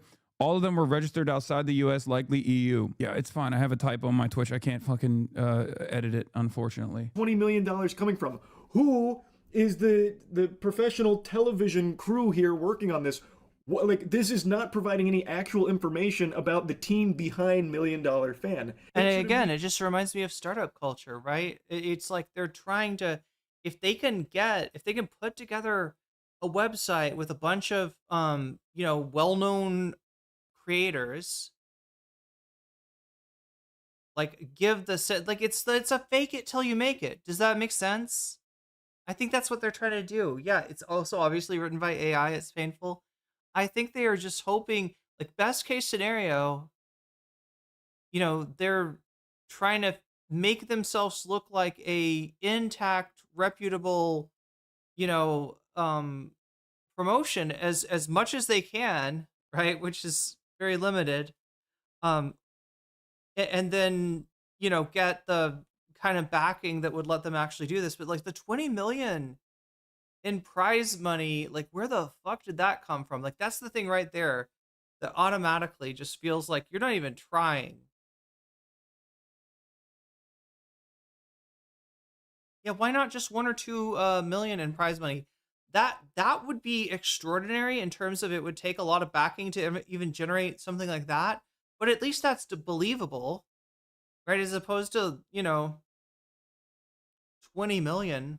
Immediately raise some red flags that they're not front-facing with who is even putting this on in the first place or where this prize purse is coming from. Their About Us section is fundamentally just like a high schooler that's cramming for a summer reading book report where they're trying to meet the word count. This should immediately be raising red flags and have you I'm going to be fair and balanced and say something controversial. In the era where so many of the tricksters and con men engage in NFT scams and coins, I like a good deal. I like to see an old-fashioned one, Even if it's being conducted entirely by all of the most repulsive figures online who despise me, I just gotta say, fair is fair. This is a more old-fashioned scam, This grimy Reddit moderator loser is doing scams the old-fashioned way.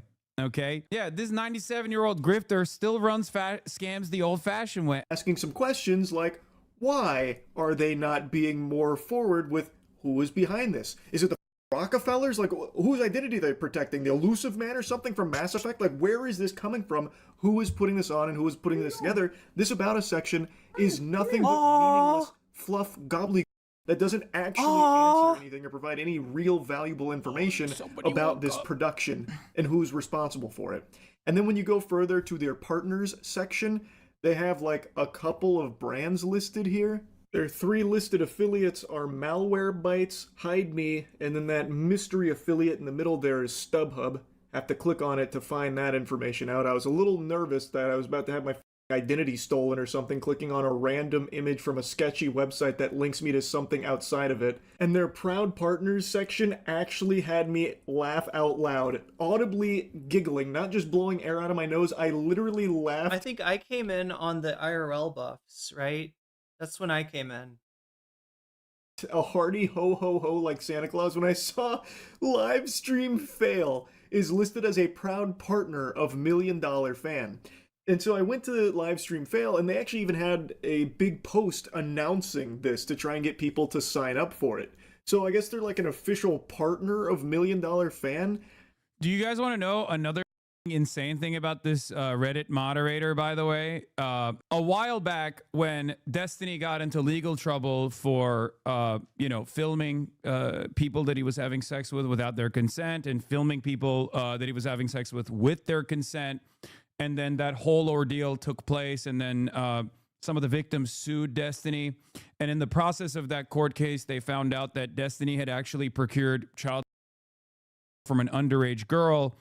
When all that stuff was happening and everyone was obviously clowning on him for they're calling him a pedophile, calling him a sex pest and stuff like that. This moderator that we were talking about, Stale, right? That moderator realized that it was very difficult for Destiny to find allies on the internet.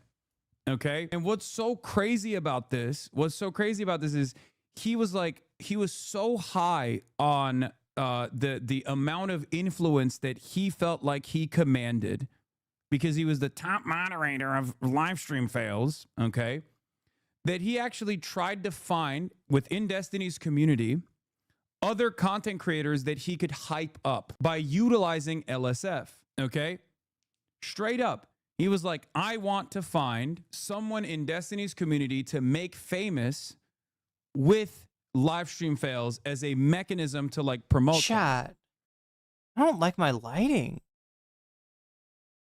I need to do better with lighting. I either need to see if I've got another light like that from like this angle that I could yeah, especially when it gets dark here, right? I either need to add another, see if I can find another light that maybe I have with me, or maybe even just like buy a new one.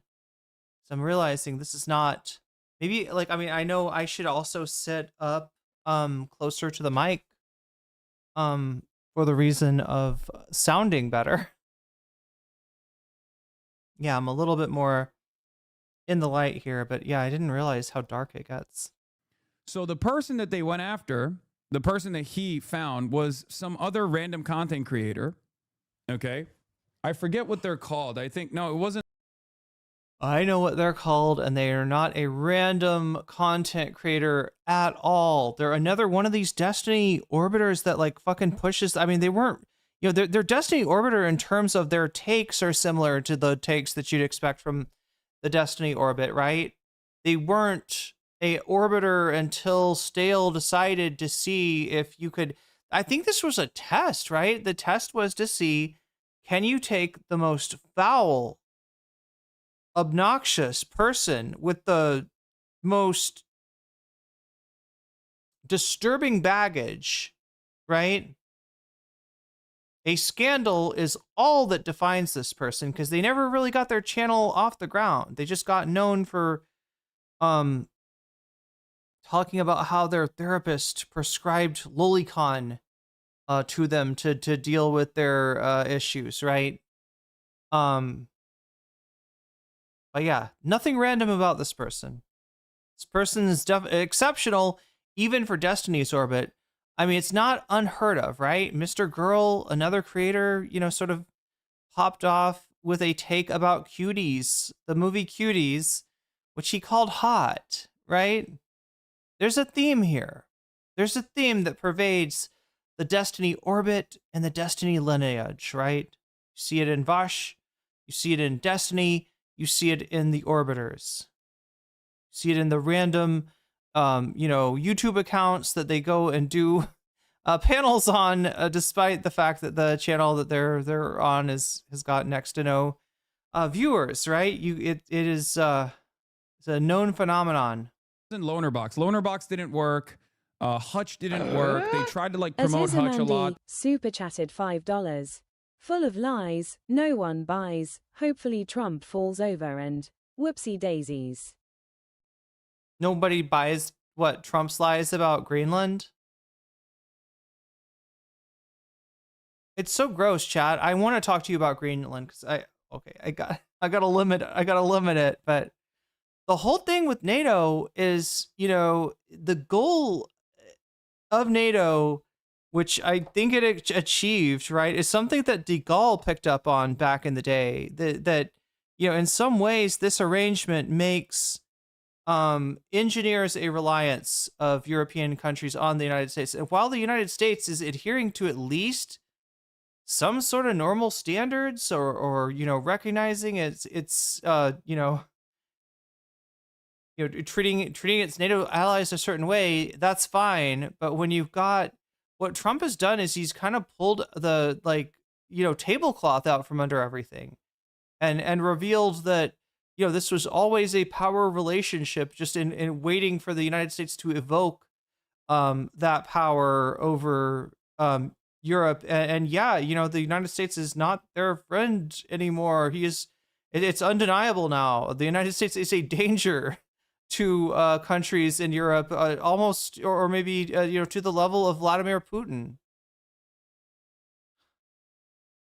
And people are scrambling to catch up with that reality. Let's hope they catch up with it tomorrow, because I think I'll try to cover it tomorrow. They try to promote Lonerbox a lot, and it didn't work. And I think the name was... thank you for the super chat, Ozymandias, and I think that gets us to 103. Food shops? There was... Oh my god, I could have gone without Hasan ever saying that name. Yes, that is her name.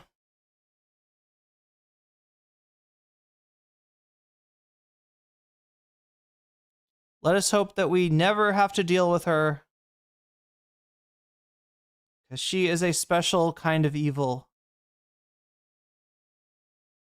Content creator that was in DGG, Destiny's Cult, named Food Shops. Okay? And his theory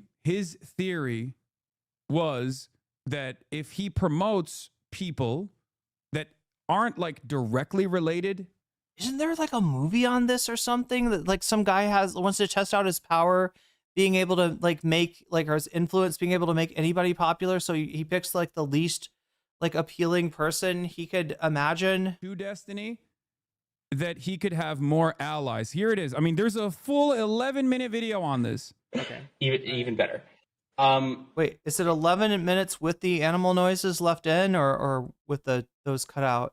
So the short story. Everyone go make clips or whatever and post them on LSF. If the top mod of that subreddit really wants it for some reason, I don't know, post a clip a day and I'll play it on stream if it's interesting. I don't know. This guy really wants it, but post it on the hashtag clips and it would be chill.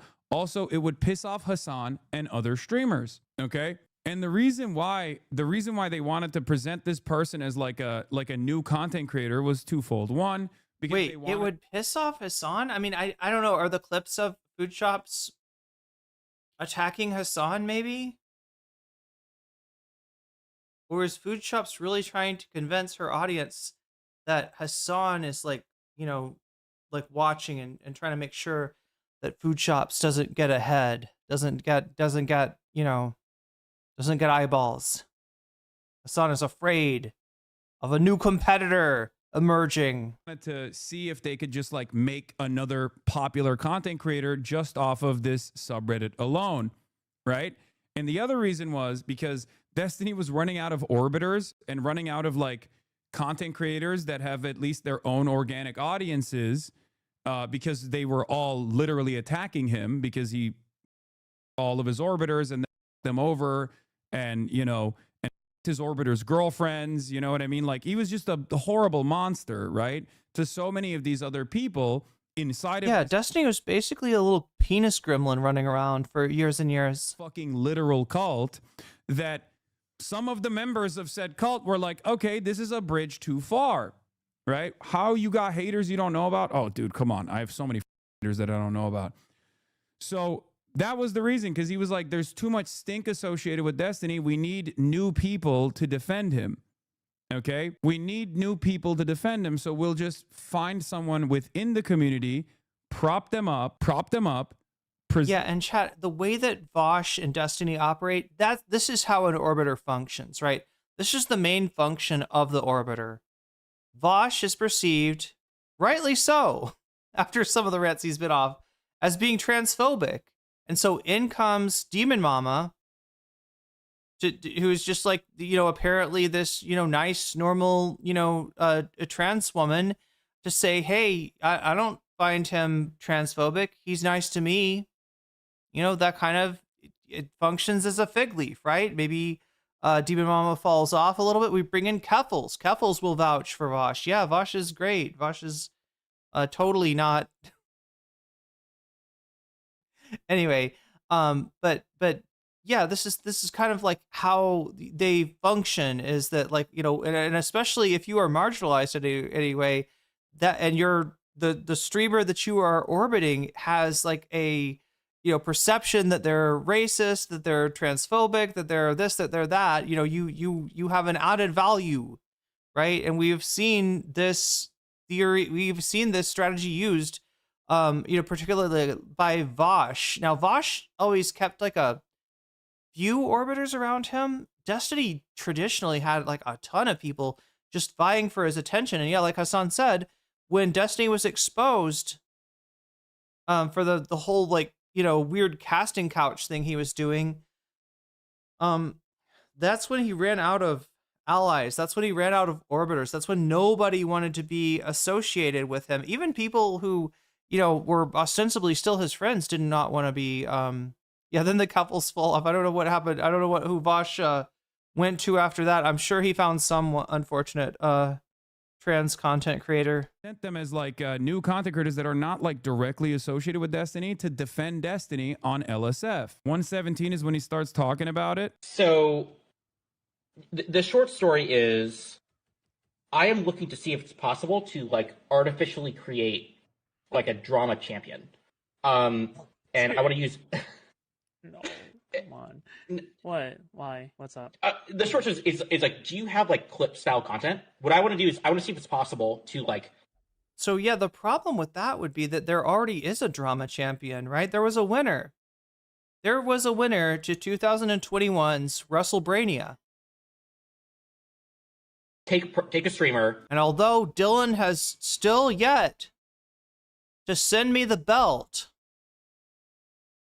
I still reign as the undisputed intercontinental drama champ. That's right. And post like a clip a day of like some drama related content to LiveStreamFail. And I want to see like what that does. LiveStreamFail gets millions of views every day, even for like the small clips. And I don't know, because you were like blowing up in DGG. And so I thought like, okay, the audience would kind of like you, and it's like cool content that's tangential to Destiny, but not Destiny. Basically, I'm trying to diversify the content in LiveStreamFail. Did I even remotely exaggerate this, by the way? My summarization is almost verbatim. I mean, I'm paraphrasing what he was saying, but like that guy that we were just looking at, the subreddit owner here, okay? The one who's talking to, these are both people in Destiny's cult, and they're talking to one another. You left out details. She is an admitted file. Oh yeah, I forgot. There's also that as well. Apparently, this person got outed as a file. Yeah. So the guy that, like, the person that the subreddit owner was trying to highlight as in his work. So if food Shops wants to to see about that title, she knows where to find me. Words not mine. Drama champion. Turns out that they were, which is, I guess it is what it is. So it didn't really work. It didn't work at all. Not outed, they admitted it. Okay. She self-admitted. Well, it turns out there are ops that I don't even know exist out there, but one thing is a guarantee: they are going to be sex criminals in some variety, some way, shape, or form. This is like the primary driving force behind almost all of my ops. If you exist for a long enough timeline and you're an op of mine, you end up getting into trouble in this way somehow. I don't know why, but in any case, like I said, this is like his theory. He's trying to create like a drama champion in his own words. Tangential to Destiny, but not Destiny. Yeah, like I said, Chad, if Food Chomps needs to, wants to be a drama champ, she knows where to. Basically, I'm trying to diversify the content in live proposing. I don't get what you're proposing. Are you saying like? Do you have clip style content? I'm proposing your audience makes 30-second clips and posts one clip a day to LiveStreamFails. No, you don't want to be.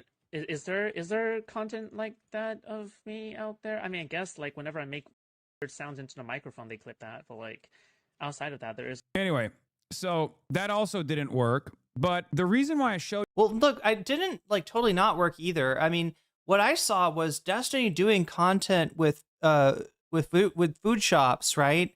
And food shops really just kind of like rubber stamping everything that Destiny does, right? If you're looking for somebody not to critique you about your weird, habit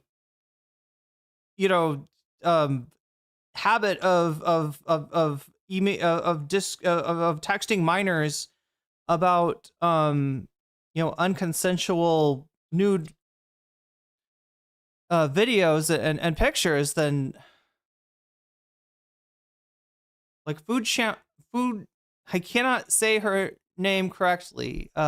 Food shops is not the is not the person that would criticize you, right? Is not somebody that like lives in a glass enough house to know not to throw stones in that direction, so to speak. Showed you that is not only because it's like another perfect point of evidence that shows you how this guy operates, right? This guy's stale, how he operates and how he's using the subreddit for like a very specific purpose. To help Destiny out in whichever ways he can. But the other reason why I showed you this is because it kind of gives you an understanding of what his mentality is, like the God complex that he developed off of like a crumb of influence that he was wielding, I guess. So it was only a matter of time until he got into trouble such as this. So here he is talking about the influence that he wields in Destiny's community, DGG. I don't want to be an influencer. I want to have influence. There's a difference, ... Talking like he's... This is the exact shit. This is the movers and the shakers discourse, right? People that want to have influence without being an influencer. That's exactly what we're talking about, right? The so-called power behind the power. And there are a number of people who claim to be the prime mover of Twitch. And yet, all of them have been moved only so much as they have been moved out of power, right? Including, friend of the VOD, Danabo, once mentioned as a potential mover and shaker. The problem was that Danabo's streamer took an extended, some would say, parachuted in to Ukraine for several years and became virtually irrelevant in the space as well. So, R.I.P. Danabo, I guess. Orochimaru or something in a online group chat that is centered around a Wait, chat. cult. What is Orochimaru? Is that like that's the guy from Ninja Turtles, Orochimaru? Around one individual content creator who was, been outed for sex crimes. I don't want to be an influencer. Influencers are clowns that dance to their audiences. Instead, I want to have influence. There's a big difference. Bro, I worked at Twitch for 4 years. People there obsess over the subreddit. I have been meeting with executives about LSF. Yes, LSF matters. And yes, people in charge look at it. That's the influence I am talking about. Wait, do people get canceled for stuff like Vosh's tax folder? I mean, considering that they tried to bring food shops up, they made her like a collaborator with Destiny, and for a little while, she got way more views than she ever had before. But it was only like it's almost like a it was a contact high from being around Destiny. It did not last. So sadly for food shops who thought that maybe this is like my big break. Maybe I can be a real streamer now. What do I have to do? Kiss Destiny's ass for a living? Sounds good to me. Wait, Orochimaru is a villain from Naruto? Oh, Naruto. Am I saying it right? Naruto. I'm so hungry, chat. Is Naruto something good? I want to eat some ramen or something. we make jokes about like Reddit moderators and how insane like the loser mentality is that moderators have sometimes. Like this is a person who is living it, okay? In a community that is comprised entirely of people that actually farm karma almost professionally, even though they Wait, it's made out of fish? make no money off of it. Naruto is made out of fish? This is a very real thing in an unfortunate dark corner of the internet, okay? I like Orochimaru. Why did he compare this incel to him? Yeah, LSF mods are getting paid to promote You just finished nomming up some Naruto? posts and nobody talks about it. I mean, I don't know if they're also getting paid on top of that, but this has been going on for quite a while is what I'm saying. It was always an influence peddling operation, but obviously he got so full of himself that he took a shot in the dark to make some real money. And it very quickly imploded. And I was reading the comments from like one of the mods there. But yeah, I just want to correct things sort of. Like Hasan, like, reading the comments left you the impression that they were like an admitted, PDF file. I think the official record is that they said that they had an OCD that makes them think that they might be a PDF file.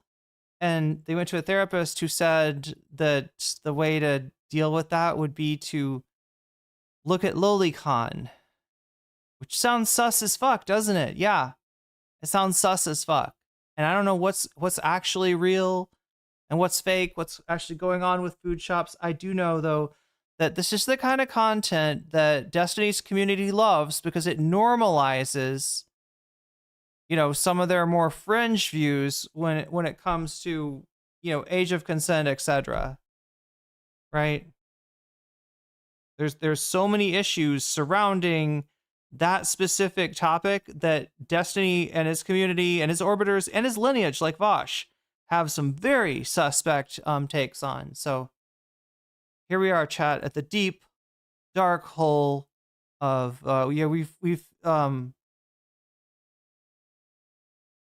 we've no-clipped through the wall and found ourselves in the DGG backrooms. POCD is a real thing, says Zeno, but there's no way a therapist would suggest that. That's what people. that was a lot of people's response to that. Naruto is the spiral thing in ramen. Yeah, it's made of fish though. I didn't know until now. Is all of it made of fish, or is the colorful part made of something else? Either way, I'm hungry for ramen now. Was talking about it, and it seems like he's completely clueless on what's even going on in regards to this whole thing. So I don't exactly understand their role in this, or like who's pulling the strings there. The puppet master at LSF that's partnering with $1 Million Fan, but the mods don't even seem to be on the same page there and don't have any real answers. Then going to IRL buffs is like going to a barren wasteland. This whole website is completely empty. It's like Squidward going to that room to be all alone. Yeah, chat, this is where I came in. Wait, so his problem with it is it's empty. There's these like product pictures that look like they look like they are supplements marketed to gamers, would you say? Anti-tilt, aimbot, bullet, something, overclocked. right? I hypothesize that maybe these are like, you know, herbs. Maybe there's like ginkgo and gotu kola in the aimbot. Maybe there's some guarana in the overclocked. Maybe there's some kava in the anti-tilt is the one that's supposed to help you not get mad, not go all DSP. Aimbot pills, that's right. It's real IRL supplements. I mean, the concept is there, but yeah, obviously the site very much is not there. And that's what Moist Critical is pointing out. This feels like it's a prototype that was thrown together in like a handful of minutes just for the sole sake of existing on the $1 Million Show site. I'm pretty sure that's an AI generated image there as well for their products like Yeah, every thread on LSF has an auto stickied post. Okay. Stable Ronaldo reacts to Hasan's disappointment in him collabing with Aiden Ross. Dan can't stream. Wonder what Hasan actually likes about Khamenei. Streamer gets threatened. Some real live stream fails. A lot of kick clips as well. Excuse me, mistakenly confuses Jewish people with the Amish. But when you go to the actual, I'm sorry, is that real? That's got to be XQC playing into his character. There's no way, chat. There's no way. He confused Amish people and Jewish people. Orbiters are like that are useful because their scandals makes it very easy for the streamer to push them away if necessary. Absolutely. And it's like somebody said earlier, it's always a one-way street, right? It's never like Vosh getting Xander Hall out of his scandal, saying that no, this nice young boy here, he never had a sex cult. Definitely not. Or Keffels' fundraising thing, or Demon Mama with whatever the shit, the inappropriate shit that happened in her Discord. clip itself, the post itself, we don't get paid. LSF the virtue signal. What the I love you question mark. Okay. But there is a mirror. And when you click on the mirror, it goes to a different website. And from what I understand, there's ad revenue on this website, if I'm not mistaken. Okay. This is one of the leftover DGGer mods. Ban him. I'm not going to ban him. I don't give a shit if he's in here in the chat or not. LSF the virtue signal. In any case, didn't they used to post only direct clips, links from Twitch on that subreddit before straight up posting videos that could be edited? Yes. So throughout time, they changed a bunch of rules in the subreddit. First, it was like no politics. Then they were like, okay, yes, politics. Then they banned like, me. They seriously had a no politics here policy? Yeah, was he thinking of Orthodox? I guess. Yeah. I made a plea to the mods to be like, ban me, please. Hasidic and Amish dress similar, though? Not that similar. I'm brigading openly today, so you ban me. Did they ban me? And then obviously a lot of their activity went down, so they unbanned me so they could continue the harassment. And basically to this day they've never stopped. And ultimately they changed the they changed the rules over and over again. Now you can post edited clips on there, which is why there's so many edited clips. If you recall a while ago, I was talking about the Zoran Mamdani election night because I was confused as to why so many people were coming in here and being like, oh, Zoran owned you, like he hates you, right? And I was like, what are these people talking about? It turns out they edited a clip on LSF and then they bass boosted it to make it seem like I was actually, not invited to the Zoran. Is it offensive? No, it's just surprisingly,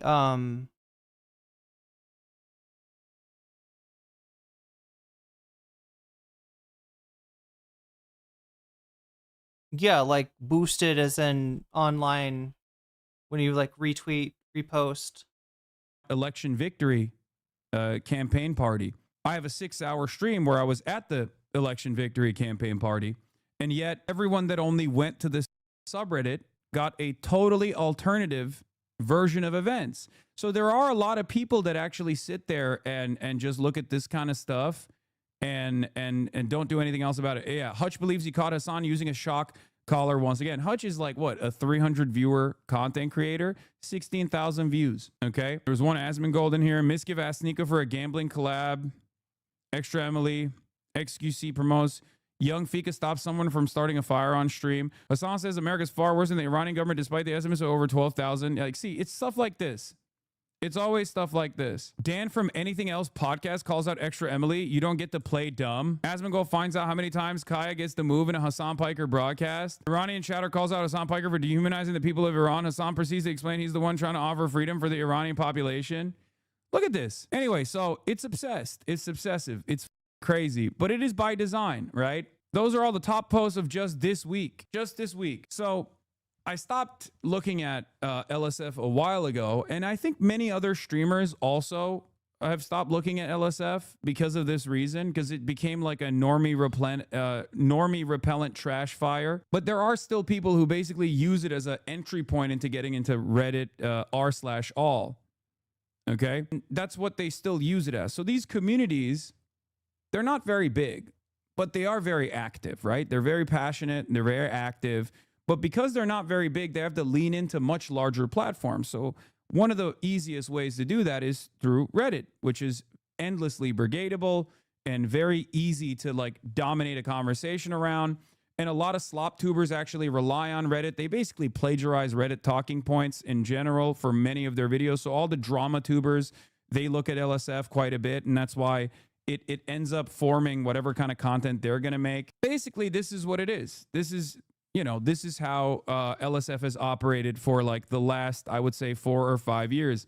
Yeah, top posts this past year, number 1, number 3, number 7, number 13, number 18, number 19, number 20 are all Kaya posts. Number 9 is the fake Zoran party post. I mean, how can you look at this as anything but like a straight up harassment operation? Okay, if you look at you know, how people reflect on what I'm doing, right? 82,000 upvotes. If you look at like Hasan knows shot dog Ramon on stream, one Jack Doherty clip, Hasan Kaya's positioning throughout the entire day. Hasan takes a picture with Kaya with a fan on the streets in Ireland. Another edited video, by the way. They could have easily just posted a video from my stream, but they posted the video that's edited. Okay, Hasan gets denied VIP seating in Zoran Mamdani election stream. There's literally a time on it. Like there's a time code on it. And the time code on it specifically shows that they edited it. They chopped this video up in a way to make it seem like, you know, I was denied entry or some shit to the Zoran Mamdani party. A party that I went to, like a party that I was at for 4 hours. So Amaranth's husband, Nick, dresses up as Hasan's dog, Kaya, at TwitchCon. You need to put a time code on your face so they can't manipulate it. Brother, you just saw a video that is manipulated with the time code on. Guess LSF is under new management. I mean, it's Destiny. It's DGGers. Nothing's gonna change. It doesn't matter.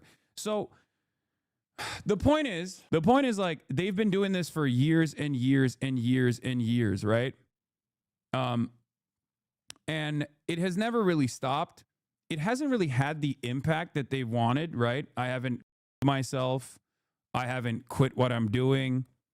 My audience has not diminished at all, right?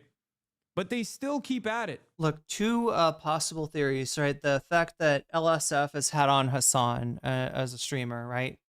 One theory is that they got his name out there in a world where any attention is good attention. Any attention builds your profile past a certain point, right? The other possibility is that, you know, maybe stuff like I feel like stuff like the Kaya thing, it might just kind of like there might be people that you could potentially be exposed to that now will be like, oh, the guy that shocks his dog, yeah, fuck that guy, I hate him, without even really looking into it. So I don't know, it's probably a wash, I would guess. But I mean, obsessing over somebody like that can absolutely blow them up, right? Because for them, it's like one day it might work. For them, or even the mere recognition that this stuff is something that I'm aware of is enough. Because at the end of the day, this is the guy running the operation, okay? And this is his attitude. I don't want to be an influencer. I want to have influence. There's a difference. For a lot of people that go on Twitch, the medium here is very different than any other form of entertainment because there's back and forth feedback.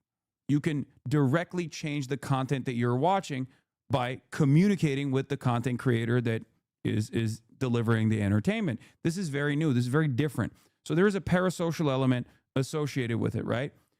And what is the best possible way that you can directly influence the life of the content creator that you're watching? Maybe hating, right? A content creator that you absolutely despise. Me. By trying to ruin their life. In case it wasn't You clear. banned me like 5 years ago. I was being uncharitable, and LSF turned it into a clip that got like 150K views. Nerds on Reddit messaged me for like a week over it, all over a misunderstanding. This is a outrage manufacturing machine. And the reality is, like, a lot of those clips that actually go viral, because Stale is right, they do actually, the subreddit does have the capacity to influence Twitch decisions, right? LSF is the reason why I got banned for Cracker, because they uploaded a bunch of clips over and over again to be like, this guy is the biggest racist of all time, all this stuff. And Twitch responded to that pressure. Didn't even think about how stupid that might look to other adults in the real world, right? I got banned for 7 days for anti-white racism. And that was because of LSF, Hummus Tier List, all these other, like, all these people that have been banned because they put it on public freakout and the comments were wildly different, being like, what C word? That one? Lol, exactly. So in this like hyper isolated, insulated environment, right? They do have the capacity to change, you know, people's lives for at least a little bit, right? When Asman said that shit about CCOD, he did not get a single LSF post, not a word about it. Yeah, that's part of the reason. Yeah, the Rick Scott clip also was on LSF as well. I used to think you were a Radlib bimbo before I started watching you, after which I realized you have great commentary, a lot of false framing out there. Yeah, I mean, that's what it is. That's what it's for. For many people, they don't have time to actually, you know, browse through what people's commentary looks like. So they just lean into like whatever the crowd is saying. And if you can manipulate what the crowd is saying and thinking by brigading a subreddit like LSF, and then have a bunch of other YouTubers that like lean into whatever is going on said subreddit, then a lot of people's takeaway is going to be, oh yeah, this guy is a radlib, or this guy's reactionary, this guy's this guy's that. It's really funny because if you get involved in controversy, people hate for a minute, then it comes out half of them are just joking, 1/3 became fans, 1/3 never really cared, and 1/3 just wanted some drama, and then like 2 people become haters, but more people become fans or just don't really care about. Then What do you think, chat? Like I said when the dog clip happened, I said, I don't think he shocked the dog. But this is gonna be bad for him. And yeah, it definitely was like one of the worst, the more deleterious, I guess, controversies he's been involved in.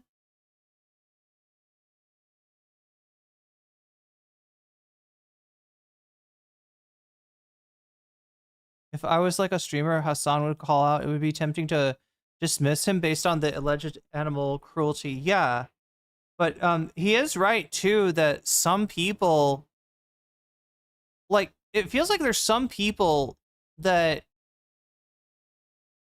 when they come in to try to, you know, harass, you know, or brigade Hasan's chat, and they say something about, yeah, like, you shock your dog, and he's, like, making a joke about it, I feel like that takes a lot of the wind out of their sails.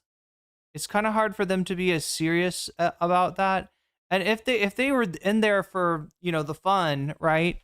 If they were looking for a Hasan who said, I didn't shock my dog. How dare you say that? You take that back now. I love my dog very much. You take that back. Like, right? You know, if they get a reaction, then they're going to keep at it. But there's some people that, like, they knew that this was bullshit from the beginning. They just liked saying it. It was something to use against the leftist streamer guy. anything. Yeah. I mean, even Kayagate, that one is the most like resilient one, right? They keep trying to farm that over and over again. And at this point, the only people who are still grabbing onto that desperately are people who are either pro-Israel, pro-pedophilia, or pro-Donald Trump. That's pretty much it. Built an aimbot.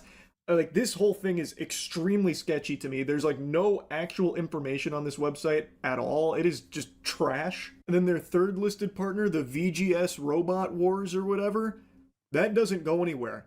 you can click the image but nothing happens. So when it says coming soon, it literally means coming soon. One of their partners, they're still imagineering right now. They have the concept of a partner, but it doesn't actually exist. It's this whole thing. I truly don't know how anyone could be pitched this and just say like, Isn't it weird how concept of a plan, which was a Trumpism, right, should have been maybe the death knell in his 2025 or 2024 campaign? Isn't it interesting how the phrase concepts of a X still exist just to describe, something that's not very well thought out at all? And yet, like, I just didn't feel like there was a big price paid for that just demonstration of how much Trump bullshits. oh yeah, I'll put my name on that. Now, I ended up making an account, Gilman Tookus. I used 10-minute mail. I set up my account. And it seems like there's a lot of monetization here. So you can buy some emote packs, up to $5.50 worth of creator emote packs, which give you 10 entries into the competition. But they do explicitly make clear numerous times, no purchase is necessary to enter, but kind of nudging you a little bit to maybe make a couple purchases. But you can't... Okay, does anybody remember the Publishers Clearinghouse thing? They would like make these commercials where they showed somebody getting like they would like walk up to a person with a giant check that said $1 million, and apparently they got in trouble for this because I think they used to like say no purchase necessary, but essentially you had like a better chance if you were like signing up for magazines. Can't legally require a payment. You can't legally require someone to buy something in order to enter into something like this. So that's there to cover their own ass in the eyes of the law, but they do very much try and incentivize you to spend money here for the $1 Million Fan Show. Going to their official rules, I thought for a brief moment I was going to learn more about the sponsor here, but it's talked so vaguely that it sounds like a Destiny 2 raid boss. The sponsor, $1 Million Fan Reality Show, Inc. Chat, I mean, since we don't know who the sponsor is, we don't know that it's not Dan Saltman. I just realized that. That's a thing, right? That I can't say with 100% certainty that this is not Dan Saltman's scam. Referred to herein as $1 Million Fan or the sponsor is a Canadian for-profit corporation operating as a technology and media... Who funded all this? Good question. Good question. I mean, all we got to go on so far is they drafted somebody tangential to the Destiny community to be their point person with LSF. A company that organizes and promotes I don't know. events. The sponsor operates sweepstakes and skill-based contest experiences and separately provides... All right, so is this whole thing just a scam? Who kind of just protect... Like, he just talks about how this is a scam. Charlie unlocked the new armor slot. Nice bucket hat. How has Emily not lost all of her wealth to a phishing scam yet? He says he's in the bucket hat before he even processed it. It's a scam, right? We know that already. We know that by the way that they tried to... they tried to defend it, right? Wait, what's going on? H3 is adding a new tier to their YouTube memberships, I'm guessing, that's supposed to include a giveaway, which is not allowed. Oh no. Cover their tracks. So a few hours later, website and all social media content or social media for the contest were removed or closed without any notice. X.com, MDF reality show, Instagram page, TikTok page, YouTube page, all of that. Moist Critical has made a follow-up video calling it a scam all along, saying the streamers were probably under the impression that this was Amazon backed, but it turns out maybe it wasn't. Today, the head moderator of LSF was removed by the admins from the subreddit moderation team. Okay? Highlights of comments from the first thread. 20 million. I heard something like it gives them they get like if there's ever a Teddy Fresh drop, they can order it 48 hours early and they get like 20% off or something. Grand prize and using AI stock mansion. Shaking like the benefits don't sound like they're that good unless you're like buying H3 merch. It might save you money. Or it might not. It's $25. Move comments. How much is the mod team being paid for this collaboration? Hiding comments, calling this out for what it is. What? XQC? Why are you adding XQC? Why are you adding XQC in my chat, calling him pathetic for not being a speedrunning champion? It's the wrong chat, chatter. Anyway, this has to be a joke, right? So the sponsors just affiliate links with some supplements, a PC shop, and a subreddit where the Imagine if you wanted to buy that shit. Imagine if you wanted to get dripped out in Teddy Fresh. 20 million coming from again. Like, these are all the comments that were deleted, right? Did some digging on this and found a few things that seem worth noting. Legal documents appear to be copied. Imagine if you did the creator, the $1 million fan thing, but you were the like Ethan Klein fan, and you got to go out and meet Ethan and Hila and do physical and cognitive challenges with them. From Omaze, the celebrity sweepstakes company that faced lawsuits and paused U.S. operations in 2023. It's 100% a scam. All of this was deleted. Yeah, XQC L Speedrunner. If he's watching right now, if you're watching and live reacting. So now we will watch. Oh yeah, here are the updates for the record. So, you know, all these people are calling out that it's a scam, and of course the moderators are deleting it. Another thing that the moderators love deleting is whenever you call Destiny a pedophile, or if you say anything negative about Destiny, they love deleting those comments too, for the record. Many of the people in this community have probably been banned at one point or another for being like, hey, isn't this guy a pedophile? Or hey, didn't this guy procure CSAM? Yeah, I'm permabanned from Illicit for talking about these sex crimes, because the entire subreddit moderation team, under the guidance of this person that we're about to watch, okay, this person that is close friends and associates with Dan Saltman, Destiny's, Destiny's. Chad, there's more proof. I'm not saying it's proof, right? I'm just saying that I haven't seen it disproven that Dan is behind the scam, right? I still haven't seen that. Disproven. He's a money machine, basically. A 60-year-old loser who owns redact.dev. I think one of the last remaining sponsors of the Ethan Klein podcast, H3H3 podcast, okay? Still. Isn't that kind of wild how hard Ethan went after Hasan? And look, I mean, I guess you could say he did succeed in demonetize, or what would you call it? Like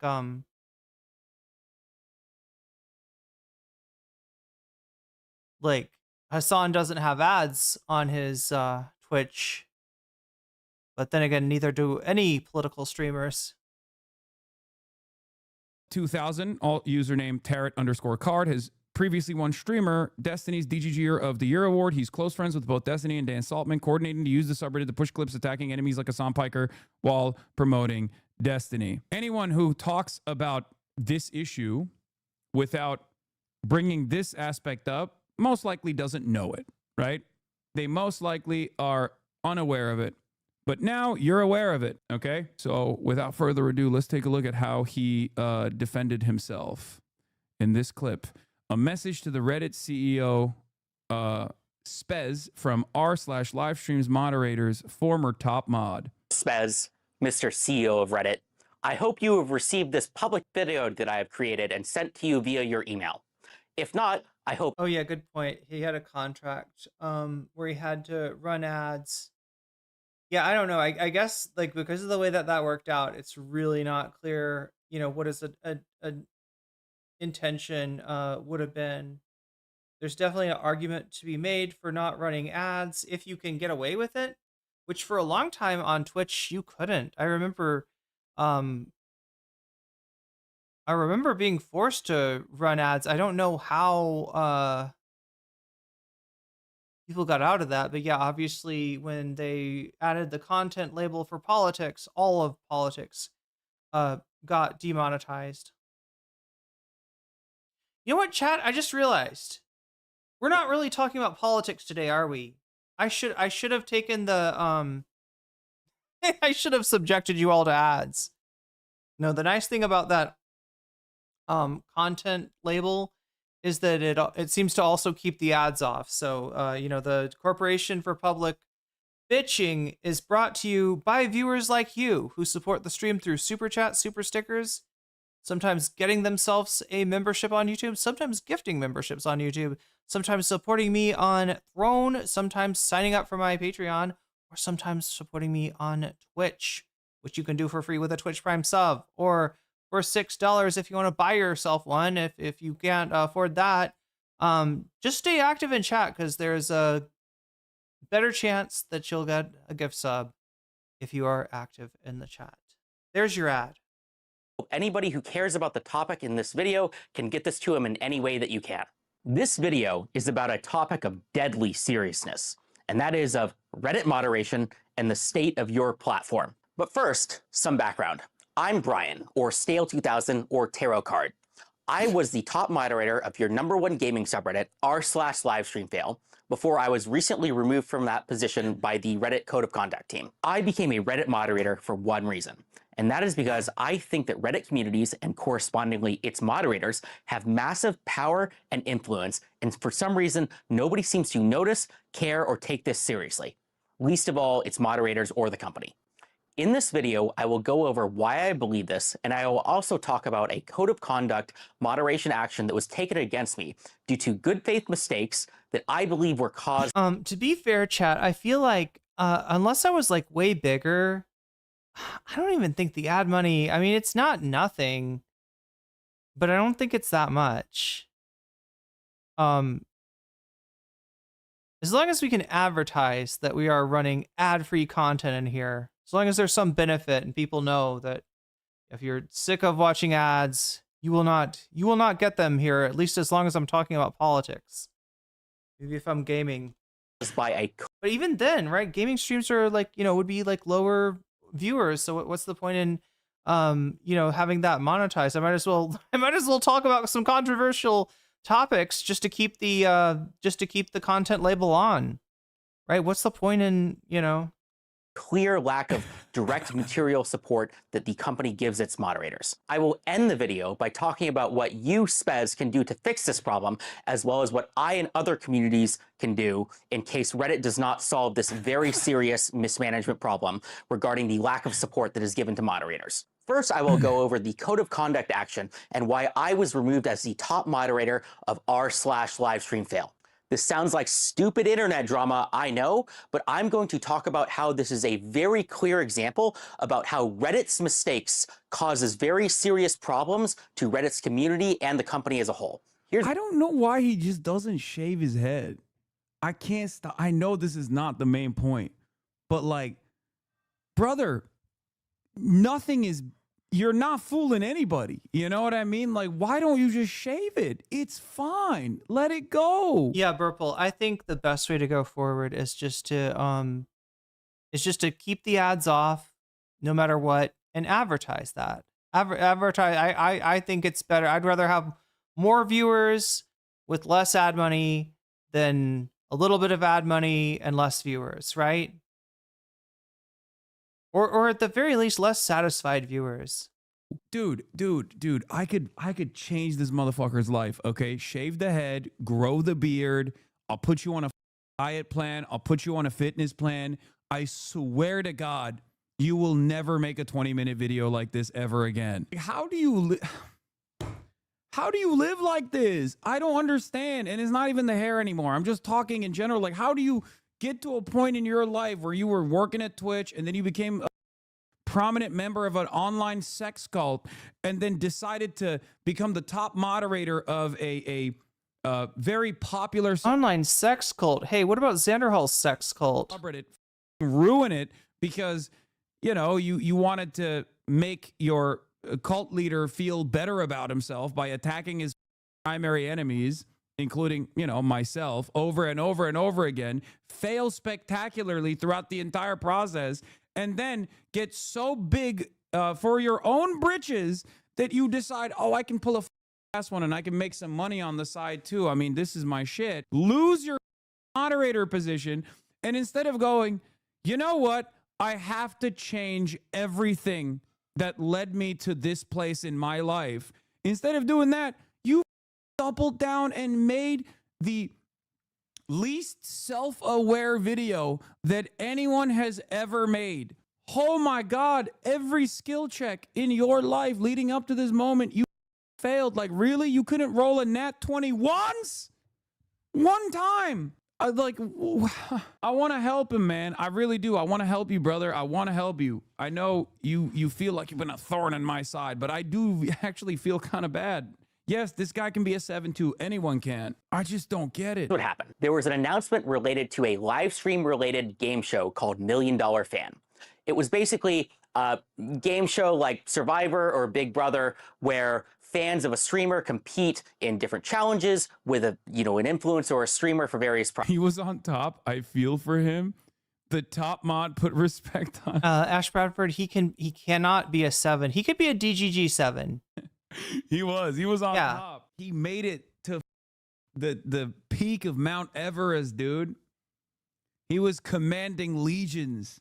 He had influence. He didn't want to be an influencer. He wanted to influence the influencers. And he did. He wanted to be a mover and a shaker. A puppet master. But then everything was He wanted to be the prime mover. taken from me. Everything was taken from me. Prizes. The kicker here is that there was a grand prize of $20 million, supposedly. This was supposedly going to be aired on Amazon Prime, and it was also confirmed to be including a couple of mid-sized and large streamers like Alexandra and Andrea Botez, Extra Emily, Canute, and a few others. Additionally, the Hasan is an 8.5 in most places, but a 9 in some. And by that, I mean the gay community. Thank you, chatter. I don't know what the even means, but thank you, I guess. the opportunity was supposedly brought to these streamers by a company called Mythic Talent, which is a well-respected streamer agency that represents hundreds of live streamers. I heard about the game show a few hours after it got announced by a couple major live streamers. It sounded like the perfect type of content for a live stream fail. I mean, reality TV, game show, live streaming, gaming, that's perfect for LSF, which is about fun, crazy. I mean, if he just shaved, I can't tell exactly what's going on because I think I think the filter, the TikTok filter is playing games with his actual hairline. I don't think he has I don't think it's that dramatic. But if he just shaved that part and put on a flannel and grew a beard, he'd basically be the second in command guy on the show. What is that show, chat? The guy that goes like, he's Al. Crazy content about kind of live streaming gamers.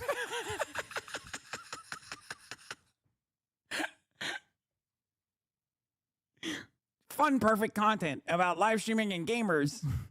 Bro, touching grass, you have to inhale grass for the next week after this one. You need to shower after watching this. So when I heard about this, I was very excited. I immediately reached out to the organizers to see if we could set up some sort of a collaboration. I like that you can see his forehead from the... What is the archetype of a 10 in DGG? I don't know. Is it Destiny?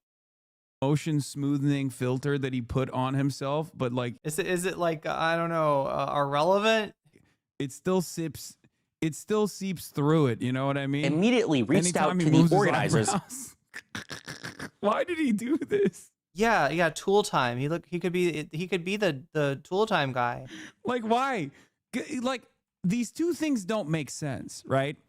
If you're gonna go with that haircut, you can't also be aware of your looks to a certain degree that you were like using the skin smoothing filter, right? Like you're throwing me, you're me up, dude. I just don't even understand. Like, what is it? Do you care about the way you look and the way you're presenting yourself, or do you not care about the way Hutch is the 10. you look and the way you present yourself? I just don't understand. Throw me in for a loop. Is that the word?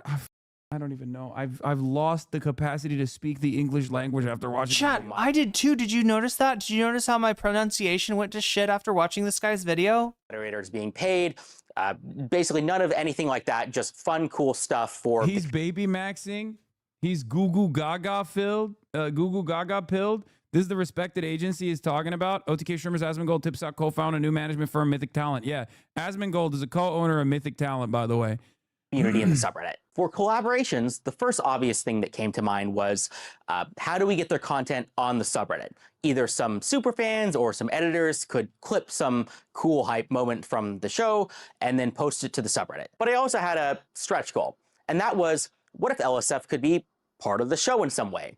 I don't know, there could be like a LSF-themed best clip contest. Like contestants compete in one of the kind of small challenges, they make the best clip, and then somebody kind of wins a prize at the end. It was a How is that an LSF themed?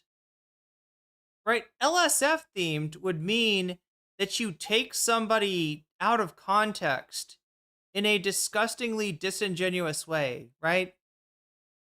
LSF would mean that you present a clip that makes somebody think something other than the truth. I was trying to figure out who the best looking that doesn't use cartoon avatars in DGG, or maybe even former DGG. Maybe Lonerbox. Yeah, Lonerbox is a candidate for sure. He's on that DGG calendar, the 12 DGGers of the year. a stretch goal though. So I reached out to the organizers, and to my surprise, they immediately understood what LSF was, what power it had, and they even agreed to the stretch goal of like the cool competition to have in the actual show. From my perspective, this felt like one of the coolest things that a subreddit has ever done. I mean, being in a freaking reality TV show in a topic that's directly related. He just wants to be in the movies. I almost feel bad for him. Right? He just needs, like, he needs acknowledgement somehow. He needs, like... They're calling him the least... He's like, look, I've never been on a reality show, but I am tangential to a bunch of streamers, and streamers maybe can do a reality show, and if I could get involved in that... Self-aware man. Not even in America. It's negative 10 Fahrenheit where you are? Damn, Big Al. America, but like this is the equivalence of... that is quite the cake mix that you're finding yourself in today. This is the equivalent of the guy who's like, I'm a 30... Now you have the 12th day of Christmas, but now it's like a DGG version? Oh no. DGG cursed gifts? Oh no. 7-year-old who looks like a 17-year-old model. Like this is the Reddit version of that TikToker. You know what I'm talking about? You missed the filter glitching? Shut the okay, stop. You know what I'm talking about? You must have seen this dude I'm talking about. You need to see this dude I'm talking about, okay? Someone link it to me, please. Ice cream. That's my favorite kind of cake. I refuse to believe this is not satire. This is Tim Heidecker 2.0. No, this is like... Okay, so for anybody catching up in chat, this is not Tim Heidecker 2.0. This is Stale 2000, a... lifetime, it seems, DGG member who's modded for Destiny before, up until recently modded on LiveStreamFails, the site where, you know, you take people's clips and make them look like a dog murderer for reaching for a 10 of Zens, for instance. That was his job. He got fired for it, for promoting what seems to a lot of people to be a scam, and deleting comments that were calling it out. So that he lost his job, or his non-job, as moderator, as top moderator on LSF, and now he's sad, and he's threatening at least Reddit. I think he ends up going after Hasan. Isn't there something, chat, where he has been seeding lots of Reddits with like Kaya dog clips to try to get back at Hasan for this? This chatter, I just gave you literally like the background for this reason, because I knew that this was going to come across as insane. Okay, see, there you go. 1 week after the Hasanabi diet program. Yeah, this guy, I'm 35, but looks like 17. 6, 5, 6, 7, 8. Like that's Low Kirk, that's him. But yeah, there's a reason why I gave you all this background, so you understand that like he is absolutely not joking. Like to the subreddit, how awesome. And then, you know, maybe I could leverage this to get even more opportunities, either for our subreddit or for other subreddits across the entire platform. That's how I felt, at least. He's like, I wasn't doing this just for me. I was doing this for all all moderators out there. You gave me the sword and I was using it with honor. I was And that's wielding it with clearly honor. not how it worked out. After they agreed to kind of a couple of these kind of requests that I had in my stretch goal, they immediately started moving very quickly. They, we wrote up an announcement and they wanted this out within like Stale 2000, aka Livestream Golem, Vamp says. 24 hours. So we quickly worked to make an announcement together, and I posted it the next day. You got banned by Stale too, Ash? Stale banned me for no reason in LSF, like days before he got kicked. I haven't even commented in days, and my post history was not visible.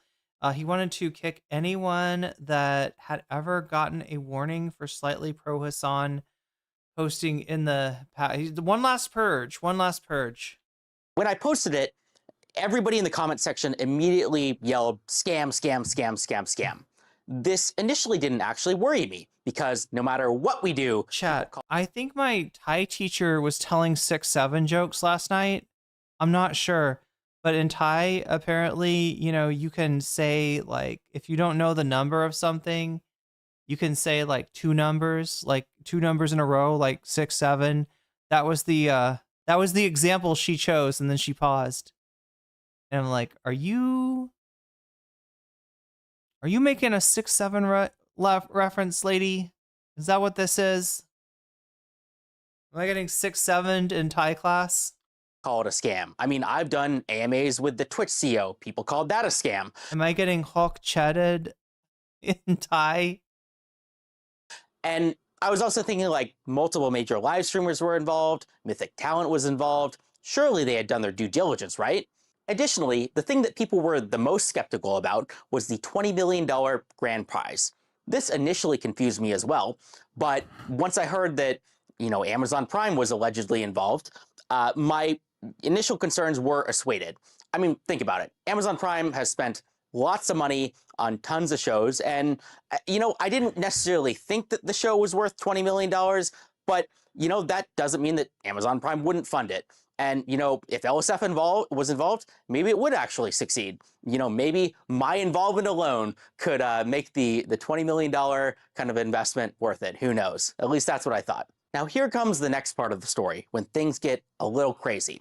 The next day, a major live streamer who was involved in the show, Extra Emily, said on her stream that she kind of saw all of these comments about people calling it a scam, and they even saw that, LSF was involved, and this was apparently unacceptable to her, so much so that she was considering kind of dropping out of the show or kind of looking in to see. My theory is that Reddit doesn't actually care about the scam. Shit like that gets promoted every day. They just wanted to get rid of a dude that's responsible for turning a major subreddit into a brigading machine that's liable to lawsuits.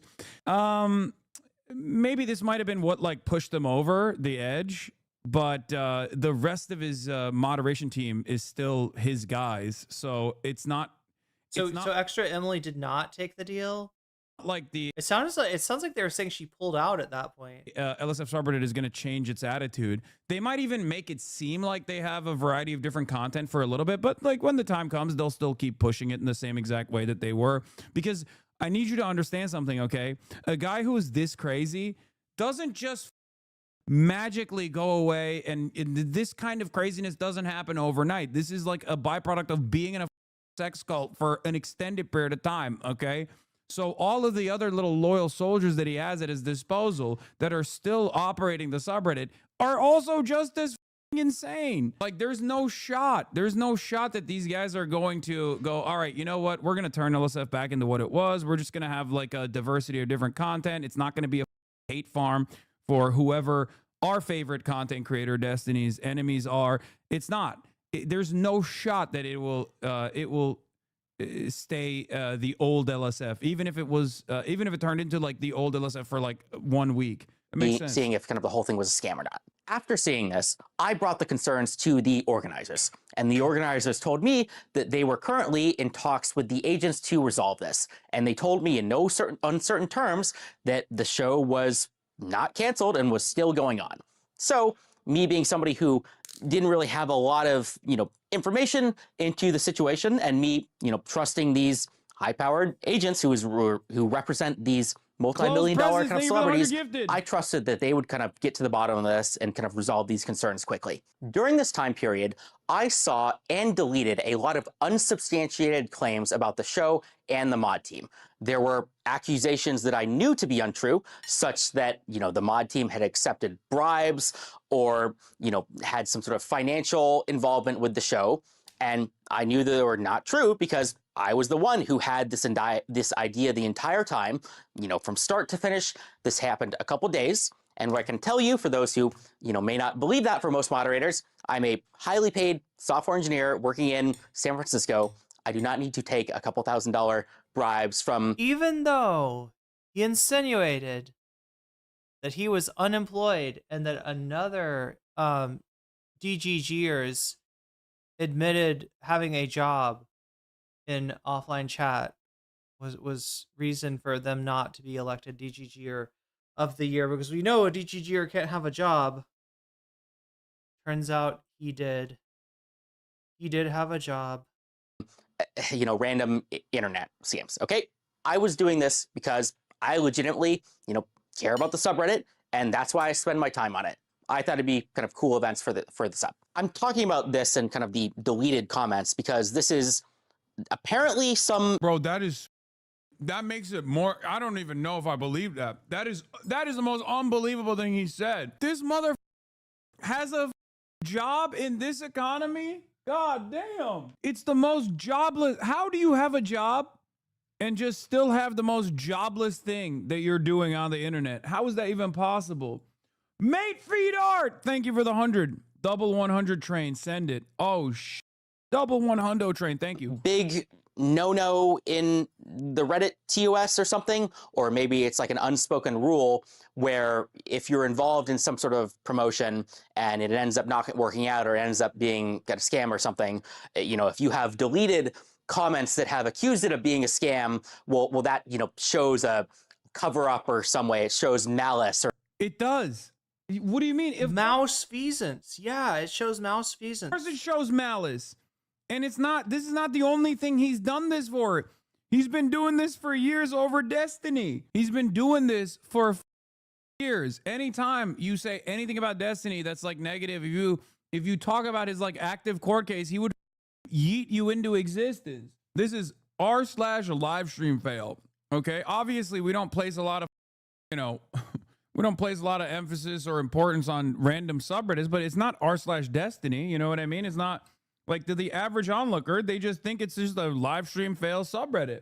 Yeeted out of existence. Yes. Sorry. Normal people go there and they don't think that the most online person, the weirdest person on the planet is operating it for his own like personal sex cult. This is low key kind of like Falun Gong. You know what I mean? When you watch Shen Yun and you're like, oh, how wonderful. 5,000 years of China.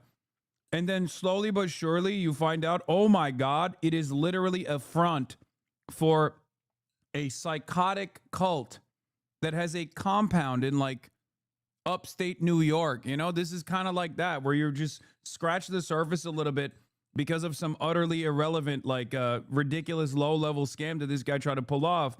And then you look at it a little bit more and you're like, what the was this? What is happening here? What have they been doing? Obviously, it doesn't really matter because it is, at the end of the day, it is like a low-level scheme to try and fail to disparage the reputation, tarnish the reputation of like, your favorite content creator's like biggest op or something. Who gives a shit, right? The reason why I get annoyed with it is because it has like political implications.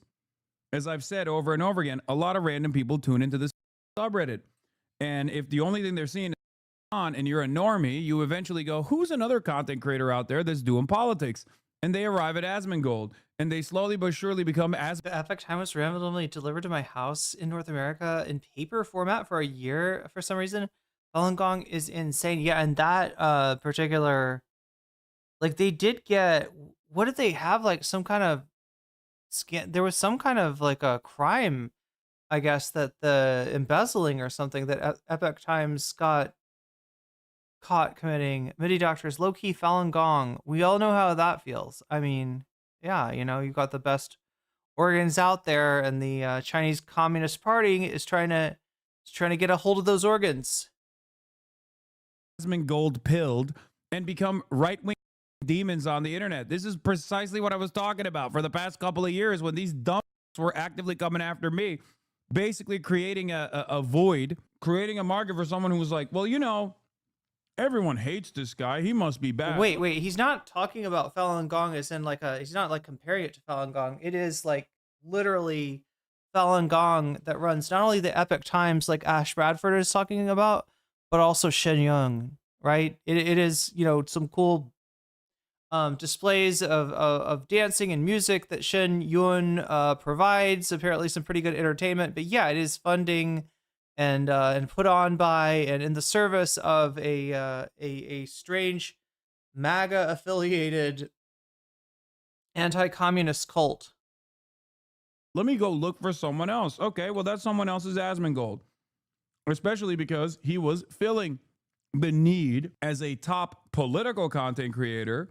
You create the market demand for song content, and he was fulfilling that market demand. Because I'm left wing, of course, the person who is going to fulfill that market demand is going to be a right winger. What the do you expect? This is part of the reason why Asmongold blew up. Not only because he's obviously a rapacious grifter who has no interest in real politics or policy at all, which gives him almost a superpower, but, you know, also because he was my primary op on Twitch.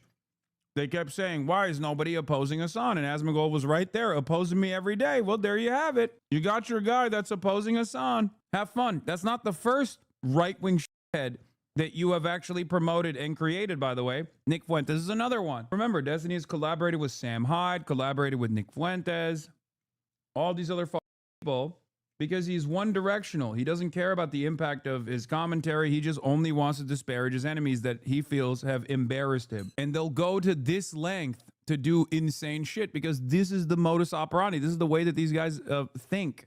Or bad faith or something. So that's why I'm kind of talking about this, is because this was specifically a reason that was brought up. Ananagami says, they are OG crazies here. They gained more traction during our protests and rode the anti-China sentiments Regarding why I was kicked out as a mod on LiveStreamFails. And finally, I want to end this part of the story by talking. I do want to bring up something. A chatter brought this up as well, and it's, I think, really funny. This person filmed this and sent it to the personal email inbox of a CEO, thinking that this was going to convince him that he had made the wrong decision, and I guess like immediately unban him or something. I've never encountered. I feel like if I was a CEO and I got this like sent to me, I'd put it on, and as soon as I saw it, I would like call like the police. I would be like, I'm in danger. I have a stalker. I'm afraid. I would call security. Such little self-awareness, and honestly, I respect it. I respect that. This is pretty fire, man. Another resounding DGG victory right here. Please, I urge people that still operate in these weirdo circles. This is what you look like to the outside world. Please, I beg of you. I urge you to go outside. I urge you to try to develop real world relationships and hope that that will snap you out of it, okay? This person is a perfect representation of the Hasan style. You're right. Big Al Cake Mix. I bet the Reddit CEO gets these videos every other day. They probably have somebody to watch them for, like, right? They probably don't watch the videos themselves. They probably hire somebody. Like, they probably just send the video to security. Redditors out there and all on style Twitter posters out there. Like, this is the singular human form of all that. About how Voice Critical made a video critical of the situation. And then about 30 minutes after this kind of video got released, I got reached out by the organizers of the events and told that 5 live streamers in the event had dropped out and that therefore the event was canceled and I should take down the post. In this video, really bad timing to order delicious food right before you got content like this to react to. Yeah. That Moist Critical had that was critical of the event. I am falling asleep too. Let me see if I can do something to make myself more awake. We've got some bonus content, chat, but I need to know from you if you've donated or if you're gonna donate, what topic you want to see. I think I've got everybody's up there, but I'm wrong. I'm not wrong. I mean, that's good to know. Only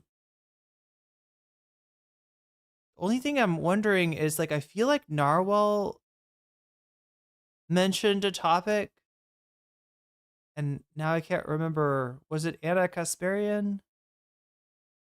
I don't know, chat. I don't know.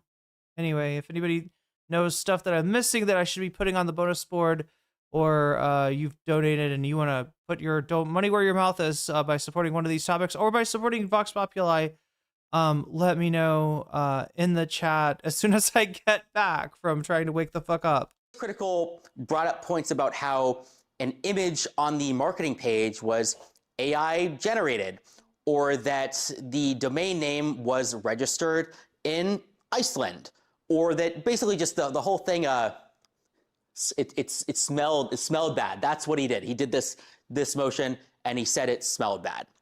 But beyond that, it doesn't seem like he did much research. I don't think that he reached out to any of the organizers. He certainly didn't reach out to me. And I mean, I don't know if he reached out to Mythic Talent or any of the streamers. Now I want to stop people here because this is very important. And I think this is something that not a lot of people might have noticed. And that important point is that nothing in this situation has yet to be definitively proven as a scam. I repeat, there is no definitive, at least public information yet, that anything fraudulent, malicious, or illegal has happened in the situation. The only confirmed things that we have right now is that I guess there was a website, looked a little weird, there was some bad publicity, everybody called it a scam, and then a bunch of streamers dropped out, and then the event got canceled, and everybody got refunded. None of this is illegal. None of this is proved to be a scam, at least yet. Maybe I'll eat these words.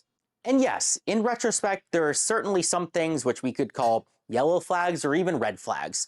But that being said, I don't want people to go into this thinking that there was some proven malfeasance or something when there really is a possibility that a lot of this could have just been kind of bad organization and things just fell through. Just because something's a bad idea, just because something is misorganized, that doesn't mean that anything illegal happened. Was he trying to say malfeasance? Malfeasance? Or something, thinking that there was some proven malfeasance or something when there really is a possibility that a lot of this could have just been kind of bad organization and things just fell through. Just because something's a bad idea, just because something is misorganized, that doesn't mean that anything illegal happened. You know, I still haven't gotten confirmation about kind of the Amazon Prime kind of a thing. I think that is the biggest unknown right now is I don't know about this supposed Amazon Prime deal, if it exists or not, because maybe they were in negotiation with them. Maybe a contract was in the works, but hasn't been signed yet. I'm not really. Brother, why are you still? I mean, I guess he's trying to still make it seem like this was legit. There ain't. What do you mean? Oh, maybe there's still an Amazon play here. Okay, dude. Sure, yeah. We'll have to see. And then that's just as likely as you getting your top moderator position back because the Reddit CEO watched this YouTube video and went, oh my God, I was so wrong about you. We'll end the story by talking about why I got removed as the top moderator. It's really not a secret or very surprising. I got removed directly for the post that I pinned to the top of the subreddit related to the game show or supposed and alleged scam, as well as kind of for deleting comments that were kind of critical of it. I also want to make a comment about kind of the Reddit Code of Conduct team as a whole. Reddit has all this flowery language about how kind of the Code of Conduct team is not here to punish you. It's kind of here to get you to act in good faith. It's here to kind of give you second chances and warnings and all of this stuff. And apparently all of that are lies because I was not given any second chances. I was not given very much kind of descriptive examples of kind of what I did wrong or kind of given any ability to kind of defend myself. I was just given a very vague description of, yeah, there's accusations about some fraudulent scam that takes people's money and their PII, which means their name, right? Because you have to sign up with your name to join a contest. And so I have infringed on the Code of Conduct by promoting a game show where you have to put in your name or something, even though it hasn't really been proved to be. Okay. Everything that he's repeating here with like, I guess like a sarcastic tone is guilty enough to remove you as a top moderator from a subreddit. Like, what? Yeah, man, it was a scam lottery. Like, what are you talking about? Also, it's Reddit. They could have banned you for a million different reasons. They could have banned you for the endless brigading and harassment that LSF has been doing to me and every other person to the left of your favorite content creator, Destiny, for like the last 3 years. They know that shit. You think on the back end? So, I mean, yeah, the essential gambit that a Destiny or a Vosh makes in this content atmosphere is to be the edgy lefty. Now, this is undermined by the presence of anybody to the left of you, right? And that's why you see Vosh and Destiny endlessly punching left. You can, you know, as an orbiter to either of these guys, you can disagree with them, but you're going to be subjected to more, you know, harassment and possibly, you know, chase off the platform if you are presenting as to the left of these edgy boy messiah streamers. I don't have access to how quickly those sorts of edited posts get 3,000 upvotes, always uploaded in the morning and our time, always uploaded in European nighttime, and instantly in the first 30 minutes gets 3K upvotes. I think Reddit doesn't know when a post is being botted into oblivion or brigaded into oblivion. They didn't even ban you off the platform. Why are you complaining? I always wonder about that. Like I've always thought that it just they must not care about it that much, right? I mean, they do, like, on some level, right? Sites, especially sites, I don't know how much, how reliant Reddit is on advertisement, but sites like YouTube that are reliant on advertisements, they don't, they do a lot to, I don't know. I feel like somehow, I feel like the bots get through anyway. But like I always assume that they're doing a lot. They're doing as much as they can, maybe, to disincentivize the kind of fake engagement that makes a platform's viewership numbers unreliable. It's really funny if they actually ban him permanently off the platform and all of his other sock accounts too, because he did this video. Fraudulent yet. And so it's a little disappointing. Now, here's the most important part of the It does sound like a Reddit thing to do, right? If I remember correctly, the way that Reddit solves its business is, like, for instance, I think there was I don't remember when this was, but they made some change to Reddit where, like, there was a third-party app that people really liked using, and they either banned it or they changed their API. They made it so you couldn't use it anymore. You had to use their shitty app instead of the perfect app that had been created. And some people tried to fight that. There were some subreddits that there was some kind of symbolic protest. I can't remember. They changed their, like, picture for the subreddit or something like that, and to show solidarity. But I think Reddit just banned them. So yeah, if this guy is a burr in their saddle to any extent, it would make sense that they would ban him. The video spaz. This is a direct message to you and only you. I want to talk about how this whole situation is a direct result of the lack of support that Reddit, the company, gives to its moderators. Yeah, I did the partnership. Yeah, I didn't look into this as much as I should, and I trusted kind of agencies and live streamers when I should not have. And Steven Sayers, YouTube has messed up the live chat format on mobile or on desktop. Or else Ellipsis Apollo, I think it was called the Reddit app, and they changed the API so it could no longer be used. And I did delete comments, which I thought would have been borderline defamatory if the situation wasn't, I guess, a scam, even though it technically hasn't been proven to be a scam yet. But despite all of that, there is still massive kind of like problems at Reddit, the company, due to the lack of support that caused this. But right before this, I think, is the Purple, that's an awesome comment. I can't believe we have this concept of top moderator, and we're talking about it as though it's normal and not entirely fucking extra dimensional. It is an extra dimensional phenomenon, right? The top moderator. You got to have one moderator that, you know, controls them all. So one of the best examples of what happens when you're in the Destiny cult too, you think you can like argue yourself out of every situation. Like these guys genuinely think like if I actually unlock logic and reasoning here, everyone else is going to listen to what I have to say and think I'm brilliant and then apologize to me. And you know, I will own you. I will have owned you in the marketplace of ideas. It's like, bro, you're talking to the Reddit CEO in perhaps the most embarrassing format you possibly could about the average person doesn't care about at all. It's crazy. Reddit lies. you're getting it from Mobile Emily. Reddit moderators should be treated like celebrities. Surly Barber, I hate to see the stereotypes get reinforcement. Insert typical Reddit mod comments here. I mean, yeah. Unfortunately. Oh, stop. I go into the specific reasons of how this happened. I want to talk about why this matters in the first place. And this matters because Reddit moderators have power. YouTube chat names are cluttered. How recent is this change that people are talking about? They have influence. If you are one of the people who is joking about like internet janitor duties or whatever, I'm sorry to tell you, it's funny jokes, but I will ban you. If you joke about that, I will ban you. I will ban you from my subreddit. Well, I can't ban you off of LSF yet, but any longer, but I will ban you. You are wrong. Reddit moderation does matter. Reddit moderators Yeah, that's right. Chat was saying that earlier. One mod to rule them all.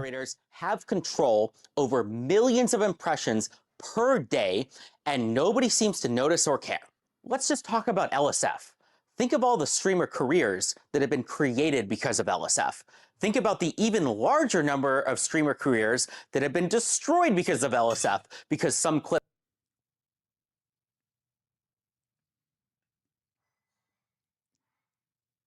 Oh my God. I realized when I said streamer careers earlier, after having, you know, remembering what he said, right? It sounds so cringe when I say it, right? Streamer careers created and destroyed. But I mean, he's bragging about making people that were viable, you know, that were, you know, coming along as streamers, you know, making their experience either so unpleasant through all the harassment or I don't know, you know, casting them in a certain light, you know, to where, yeah, they either like left the internet or, you know, just were no longer viable as content creators. And that's what he's bragging about. Oh my God. He admitted. He admitted. Well, and even then, it's like not. I mean, this is a. What's crazy about Destiny and his orbit is how much they bitch. When I talked to Destiny chat, our conversation was about his perspective on cancel culture, like how he thought cancel culture worked, and me trying to explain to him that if he feels victimized or scapegoated at times, like, right, welcome to the club. Like this is the world that marginalized people have lived in since time immemorial. But they have this weird special pleading thing where they want to be able to enact cancel culture, right? By their own description, by their own complaints about cancel culture. The idea that Demon Mama saying that Destiny was transphobic in a debate might cause a sponsor to choose not to sponsor Destiny was unacceptable to him and was emblematic of the inordinate power that trans people had on the internet.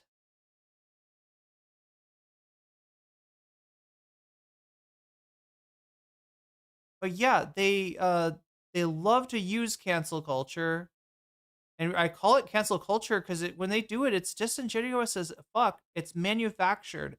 You've seen some of the things they've done, you know, to Hasan. The latest one being the dog thing, I guess. You know, they do this to anybody that is in the targets of Destiny's audience. I am the Alpha and Omega, says Magenta, the maker and destroyer of streamer careers. This is written like a manifesto, but like even then, it's a. clown behavior. He's like, I've been using my power to destroy careers. It's like, okay, buddy. Went viral about Maybe mouse feasements are like it's a little pack of, what is apheter? What is that one? Apheter? Anonogamy? careers that have been created because of LSF. We got Doodooties, mouse feasements, and apheter? Is that it? Apheter? Think about the even larger number of streamer careers that have been destroyed because of LSF, because some clip went viral about like something bad that they did. I have had major live streamers who are effectively celebrities come to me and beg to kind of remove, negative posts about them. An even crazier story is the time when some Twitch employees found me in person and borderline begged me to make sure LSF is not used to destroy the Bro, you are literally a whole ass freak, dude. Oh my God, he's like nutting off of the minutia of power that he got when he has none, by the way. This example proves why you got removed as the top moderator, dumbass. And the very example of your position being removed by Reddit is proof that you don't actually have power. Your life is meaningless. It's worthless. Why can't you just do this shit for fun? The reason why people clown on moderators and say, oh, you guys are, janitors, you're an idiot, you're a loser, all this shit, is because of this. Because under normal circumstances, the reason why you moderate a community or the reason why you moderate a subreddit is because you actually have interest in the subreddit. Not because you love the power that you have over all the streamers. I can make and break careers. I can destroy an entire platform. You are the last person that should be moderating anything. You should actually not even be on Reddit to begin with. I think they should ban your whole account. It would be the first step towards a better future for you, okay? The whole point of moderation is that you love a certain subject, okay? And you love the fandom surrounding it, and then you engage with it in order to have like better discussions around it. Like that's the reason why this concept started. That is what is supposed to happen. That's the normal thing that you do. You have a job, and as for fun on the side, you do this thing because you care about the community that you're a part of. You have basically openly admitted that you tried to abuse your position every step of the way. Be careful telling a Reddit mod. He said at some point that's what hooked him into it, right? What is up with that emote? It's like a mod, thin blue line mod flag. Wow, that's amazing. You hope they get banned is like making a threat to a normie. No, this is the first time someone has ever made a life threat.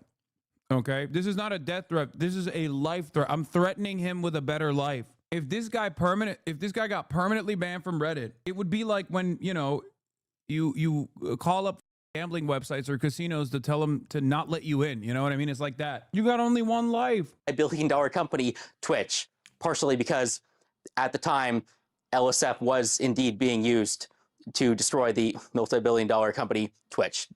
Deservedly so, by the way.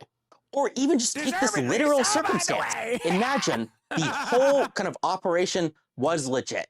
Well, guess what? One single post on LSF caused all of the streamers to drop out and destroyed a $20 million opportunity. It wasn't real. Sorry, Mythic. My bad. I'm the Joker, baby. Or imagine it was, I guess, a scam through and through. Well, guess what? We were the ones to expose it and destroy it before it had the chance to cause any real harm. I mean, everybody got refunded after all. Guess we were deleting people calling it out. Actually, I claim this is like Trump logic, which is like little kid logic. Do you know what I mean? Like the way that a little kid doesn't know that they're lying to you in an obvious way. Like the famous example is they've got like, cookie crumbs all over their face, and you're like, did you eat the cookie? And they're like, I did not eat the cookie. I didn't know what you got the cookie. Anyway, this is the way that Trump lies, and it's kind of the way that he's lying right now. Like, just like gaslighting us, like, well, maybe actually I exposed, assuming that it is a fraud, assuming that it is a fake, assuming that it is a scam, maybe I just exposed the scam. Ah. Like, wow. Credit in both You do not think very highly of the intelligence of your audience here. cases. I win, you lose. What do you have to say to that? We did it, Reddit. This is literally like those memes about the Redditor who wants to watch his wife get talking about polyamory. God damn, bro. I forget how much of a loser people can be on the internet. Like, I really do. I think I spent too much time outside. Maybe the thin green line, you're right, for mods, yeah. Too much time with normies. Even though most of my job is online and on the internet, I really do shelter you from a lot of this kind of behavior on the internet, chat. You don't even understand. You think, damn, dude is feasting. I'm doing too much when I watch Asmongold because he's like literally spewing toxic bile to like 40,000 of the worst incels you've ever seen, and really shitting up the place. But the well gets deeper. Okay, the well of depravity is so much deeper than you think. And the reason why I don't do it is because I do it, Chinese style censorship. I put a Chinese He's got to be on his like bulking cycle or whatever. firewall up in this, and rarely ever covered this side of the internet, even if this side of the internet is covering me on a daily basis, like nonstop. And you only hear about it when they actually reach the normie sphere somehow, when they strike gold, and you're like, why are people saying this about you? This motherfucker is one of the people as to why they're saying that thing, whatever insert new drama that they manufactured at LSF. That is it. That's the motherfucker. Things ended up okay. Right or wrong, you can think I'm a good moderator or a bad moderator. You can think that LSF helps streamers or is the bane of their existence in the entire industry. But please don't for a single second pretend like it doesn't matter. And that's just one subreddit. Now back to me. I was one of your most passionate users. I was in the Reddit partnership program from the start. I took advantage of every opportunity that I could. I had meetings with kind of the Reddit community managers. I begged them for help and kind of partnership opportunities at every chance that I could. And I was blown off every single time. I got nothing out of it. The community managers never helped me. As, you know, nice as the guy was, I think he had basically no power to help me. I was one of the only moderators out there who tried to grow my community, who had any ambition, who tried to work with the company or help other subreddits or help the company that whole, and it didn't matter. I failed, and it failed because of how mismanaged and how little support Reddit, the company, gives to moderators. So let's circle back. Let's go back to the moderation situation. This is a very key important point, so please pay attention. None of this would have happened. I saw one comment in here that I need to highlight. Someone went, my God, what has Reddit done? That's the takeaway that he thought we would be having right now. How could Reddit let go of such a valuable unpaid moderator of the mass harassment and cyber stalking and women He's like 3 raps deep. Yeah, he's got to be bulking. There's no way. Reddit? What? That's been used like a flight for kick.com for like the last 2 years. How could this have happened? We must bring him back right now. If I had gotten support from Reddit. Do you think that I want to be the guy like going out, like messaging random people in Discords and LinkedIn's and trying to figure out kind of these partnerships? I don't. This is not my job. I am not qualified to do any of this. I am not a lawyer. I cannot read contracts to know what I should do or I should not do. I just want to like grow my subreddit, have a big vision, and I don't want to deal with this. At the end of the day, I'm a random nobody who got lucky. Wait, what got edited? What got edited? Was that in the original? What's that skip cut there? Did he get embarrassed that he deleted one of the parts of the... He started crying. This feller has beautiful lips. I can't get over how moist his lips are. Everything about this is so bad. He started crying. Bro, this is, Reddit pulled a Maduro style operation on him, dude. They came in with the special forces and just kidnapped his ass. And just like with Maduro, Delcy Rodriguez is still running the show. His guys are still in command, but he's mad that he lost. Oh my God. He made the same fucking comparison I did. I swear to God, Chad, I did not pre-watch this. That's what I said. I said this is like Majuro. Like they took out the boss, but everybody else is still in place.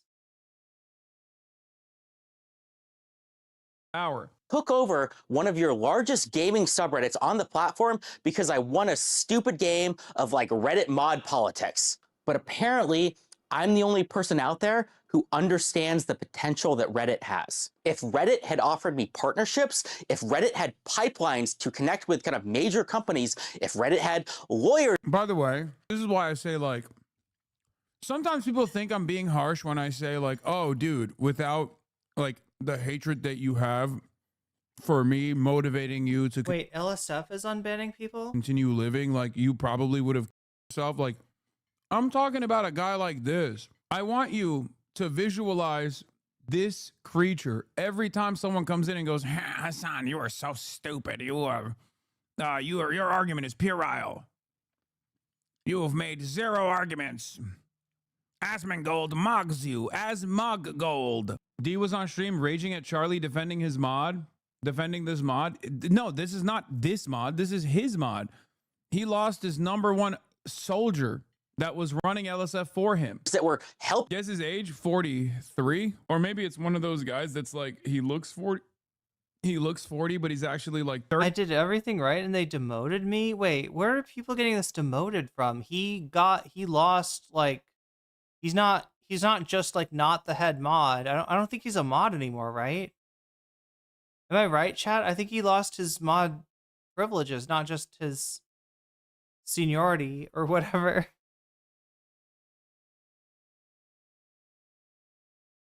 This mod only 1 year older than me. Me like reading over these contracts, reading over these agreements, none of these very real mistakes that I made would have happened. And before you say it, I'm sure there's some employee at Reddit, the company, that says like, oh yeah, we do that. That's my job. It's over here. The only step they haven't taken him is straight up banning him from Reddit, right?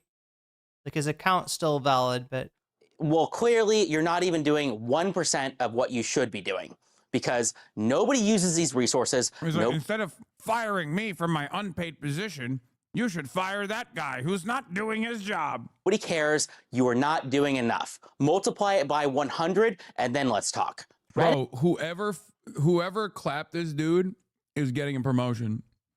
If I'm the CEO and I watch even like the first frame of this video, I'm gonna be like, dude, thank you. Keep doing more of that. Actually, we should permaban this guy. IP-wide, like site-wide IP ban. Straight up. Like, what do you mean? It needs to be professionalized, and it starts with the mods. This is going to be controversial, but the people who are running your multi-billion-dollar website are unqualified nobodies like me. That doesn't mean it's my fault or their fault. It's your fault, Spez. Here's why.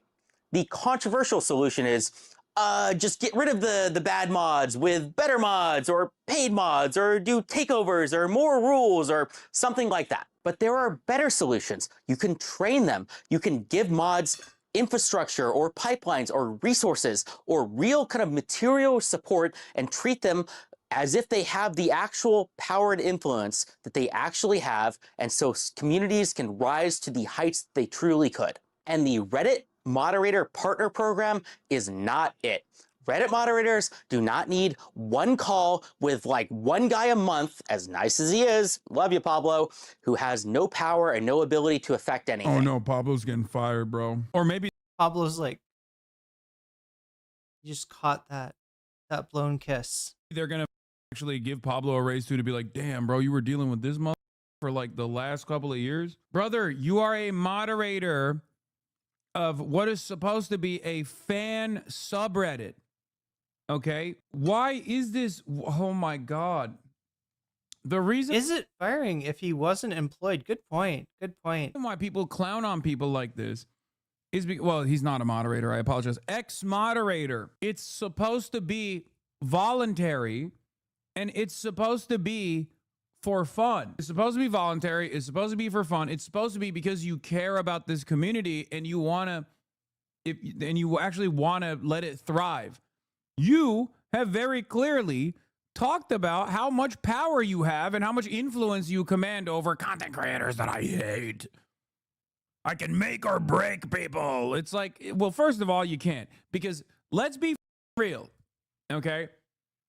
Maybe it's not the same for other content creators. I'm sure there have been people who've cut their careers short because of like the negative attention they got from like LSF or other places. But these motherfuckers have been trying to get me killed, deplatformed, or at the very least prosecuted, okay? In that order, because being deplatformed is worse than being prosecuted by the federal government. Anyway, for the last like 4 years. So obviously, it hasn't been that successful, you know? It's just a base-boosted, more normie-facing version of Kiwi Farms. That's all this is. Reddit moderators don't need Christmas celebrations or special badges or community or events or team building exercises. No, even the Reddit event budget is barely useful. No, they need real material support. That means access to anything that like a talent manager would give an actual celebrity. So an access to a bounty board or ad deals or lawyers or event organizers or professionals or anything. God damn it, he says, I'm a celebrity and it's about time I get treated like one. That actually matters. To summarize, Reddit moderators should be treated like celebrities or influencers. There we Not because go. they deserve respect or anything, but because they actually have real power and influence. I mean, if not for the world, at least over your $50 billion company, maybe if you gave them actual support, it could go from 50 billion to 100 billion. I mean, it certainly deserves to be that high up for how much traffic Reddit gets. So why haven't you solved this problem already, Spez? Is it because you're out of touch and you aren't aware of the problem? Is it because Reddit is a bloated mess and they can't ship products? No, I think the real issue is that... So for them, when he says ship products, just so I understand this correctly, we're talking about like code, right? We're talking about like updates or new features, things like that. That's the product that he means that Reddit is not shipping. that Reddit is held hostage by the negativity and toxicity of its user base, and it doesn't really have the freedom to make bold and important and transformative decisions that could save the company. If you Very self-unaware statement right there, by the way. Like that last statement perfectly summarizes everything. He said, Reddit is held back by the toxicity of its user base. You're the power Is he in charge? He's the CEO. Spez is the CEO of Reddit right now. user. Yeah, no kidding. Yeah, it seems to me like they're cleaning house, okay? Shouts out to Reddit. Hey, yo, Reddit, good job. You got a W here. I mean, you got more W's that you could work on, you know? Go after the Ethan Klein H3H3 production subreddit next, please, okay? My life is yours. I will literally... Okay, listen, Reddit, I know you and I have not exactly seen eye to eye on issues, okay? Let me get up close and personal with you, okay? Let me get up close and personal with you, Reddit. Ghislaine Maxwell may have been a top moderator in world news, you know, all of these other big subreddits that are news aggregation platforms are actually aggregating Atlanticist, NATO Atlanticist talking points. But let me tell you something, Reddit, you clean up LSF and you clean up H3H3 Productions for all the endless harassment that they have brought about the streaming community, my friends, and even in times myself, and my life is yours. It is kind of wild that Chapo Trap House got banned, but H3 no problem. LSF no problem. Right? It is a little bit. What did the Chapo subreddit get up to back in the day? Like, what did they get banned for? A lot of people make fun of you, Reddit. They make fun of you. They say, you're a cuck. If you use Reddit, there's an entire TikTok trend making fun of Redditors and the way that people speak. And it's oftentimes exactly like that you just X'd out from LSF.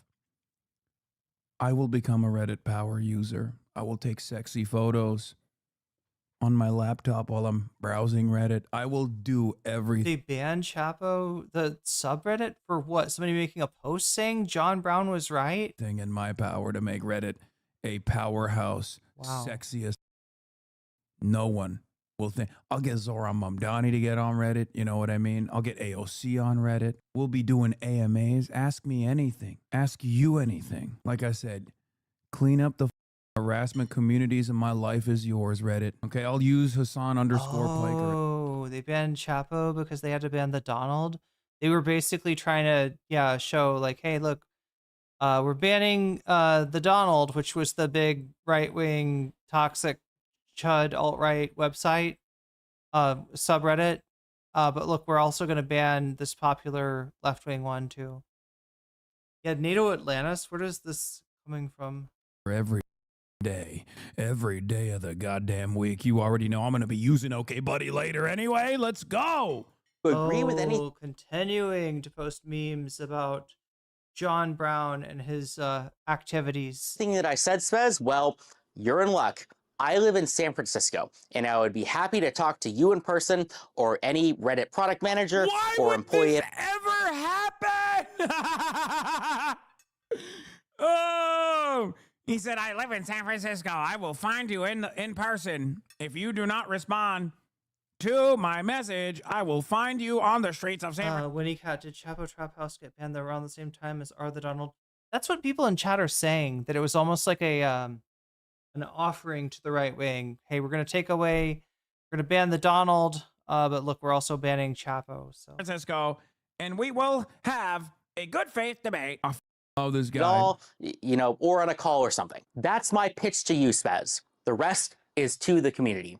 To the community, Spez and Reddit, they're almost certainly not going to fix any of this.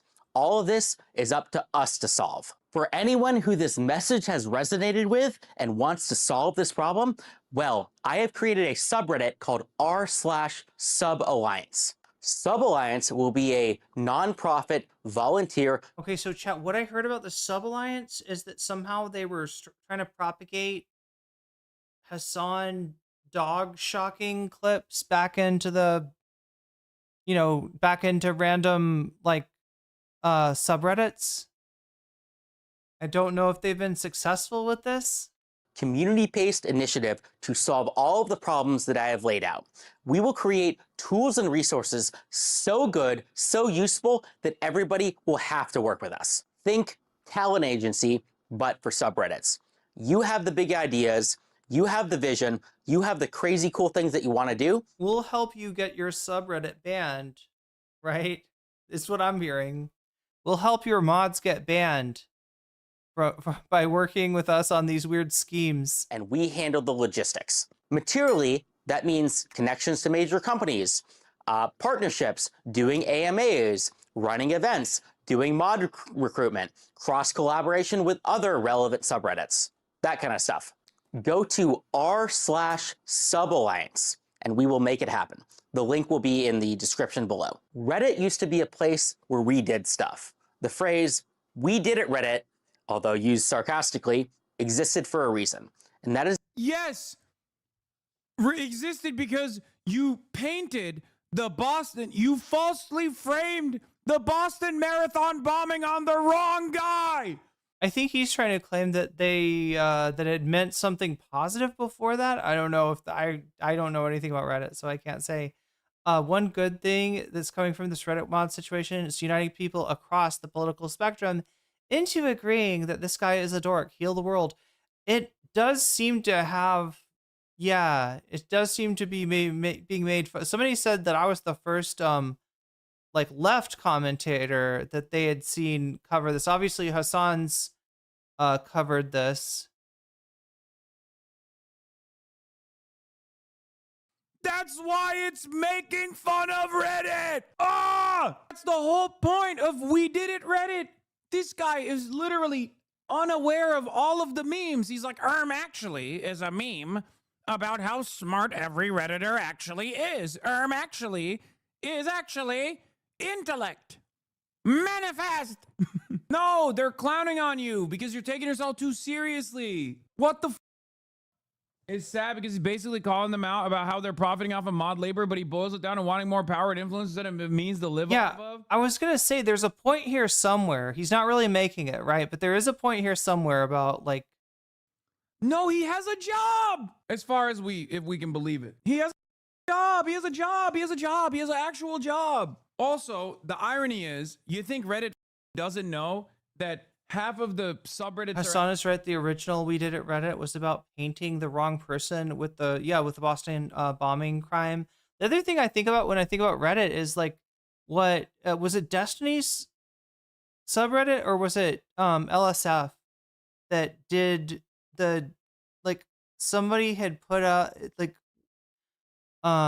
what is it, like our place or whatever, the thing where, you know, groups of people can make art.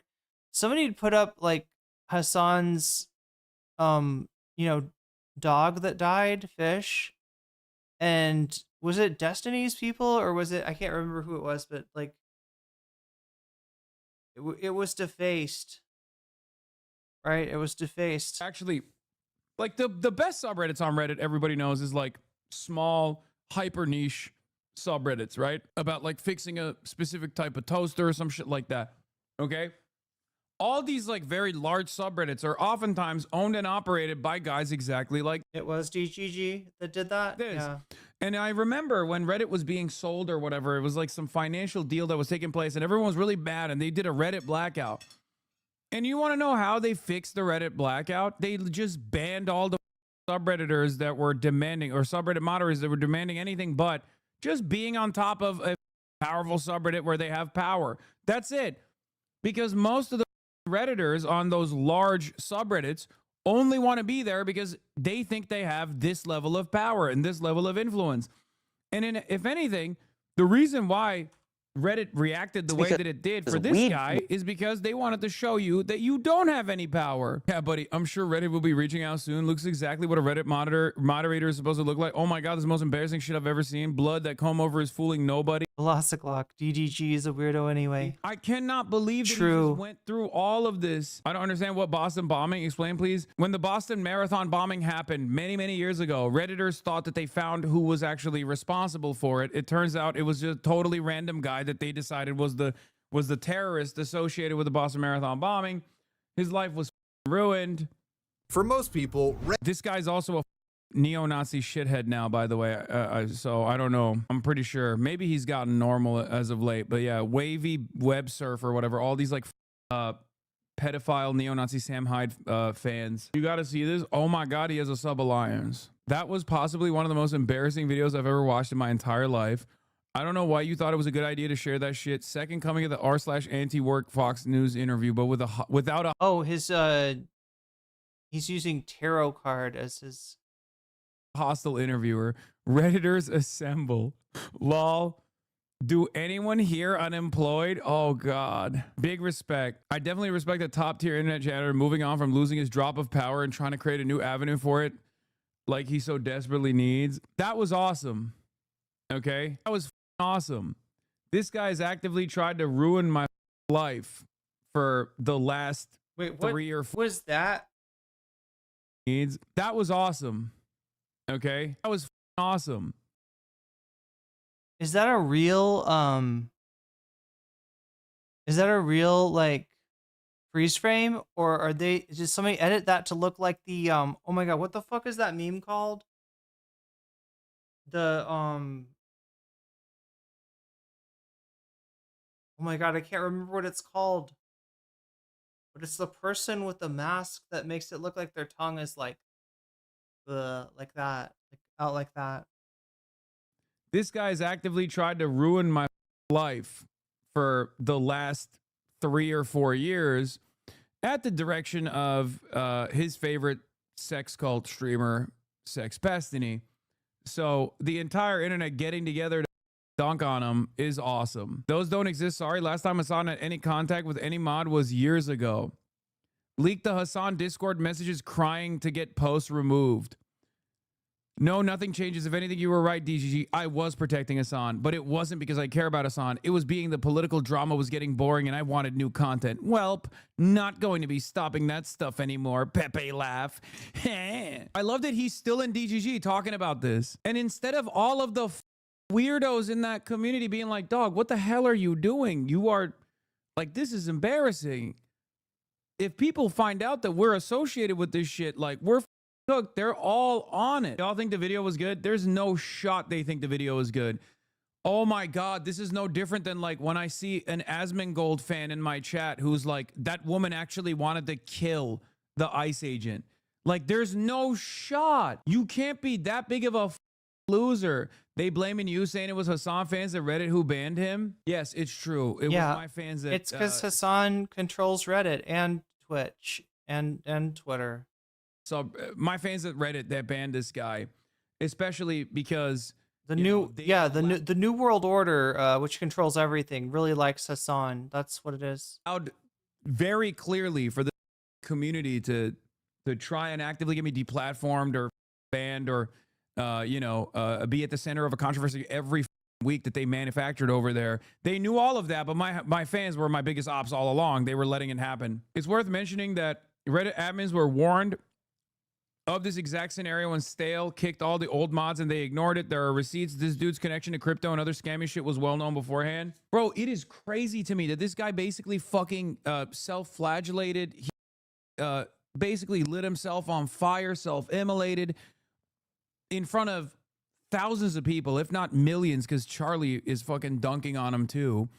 And he's I bet Destiny's dunking on him, right? Even though Destiny created him. Still thinks it's my fault. Brother, you have to snap out of it. It is the community that you're a part of that makes you feel like everything in your life that's going wrong is because of me. I literally have nothing to do with this. You're doing this on your own. It's the same thing that your cult father does, okay? Oh, this must be Hasan's fault. It's like, no, dude, you did it on your own. And the same goes for all your fans. You guys have created this insane world where you think like I'm responsible for any horrible thing that happens to you. I genuinely don't know why. I will never be able to figure it out. I will never. I wish I had that level of power, prominence, and influence and had the tenacity to go after my haters in the same way that they go after me with regular frequency. Okay? I wish I was actually taking the revenge. I wish I had a folder full of everyone's darkest secrets.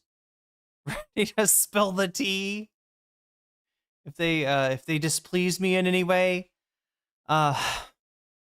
Anyway, chat, that is the content that I brought to you today about the Reddit mod from hell.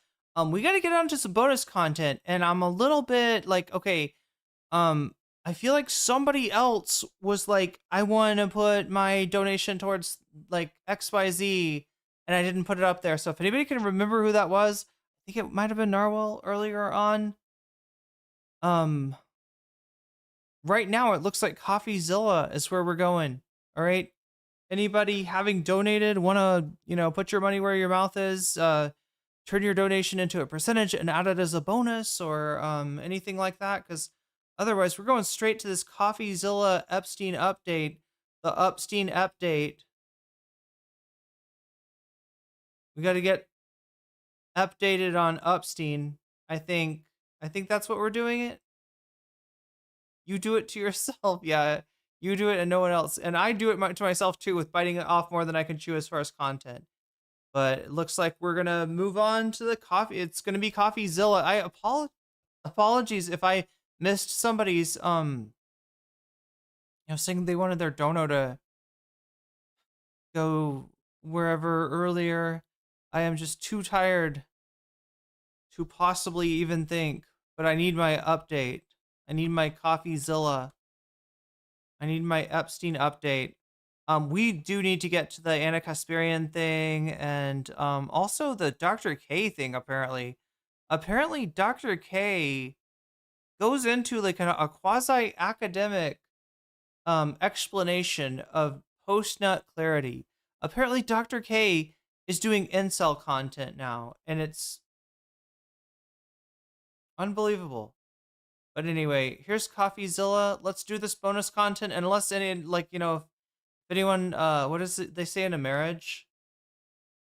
If anyone has a reason why these two should not be wed, speak now or forever hold your peace. The government is breaking the law with the Epstein files. They were supposed to release all of them. They did not. They were supposed to explain redactions. They did not. They were supposed to have limited redactions that did not allow them to redact on the basis of embarrassment or for politically exposed people. They did that. They redacted actual people who were investigated in the Epstein case, not just the victims. And this is in violation of the bipartisan law that Donald Trump signed only months ago. It's a law called the Epstein Transparency Act, and I've excerpted a few bits of it for you, where specifically they could not redact all the files. They had to release all of them by a certain day, which they missed. They didn't hit that deadline. They said they needed more time to review. But of the stuff we've already gotten, they've redacted more than they were supposed to. The law says that they can't redact on the basis of embarrassment, reputational harm, political sensitivity.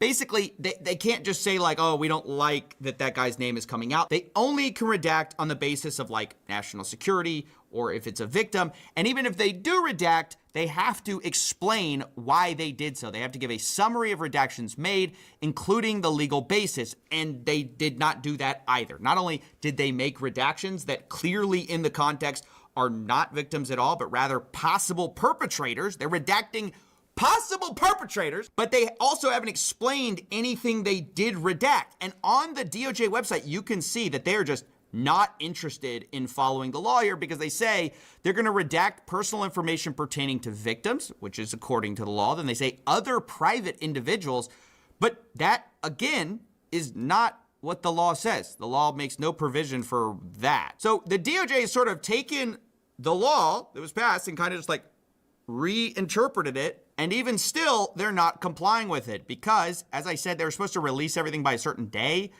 Here's the status of that.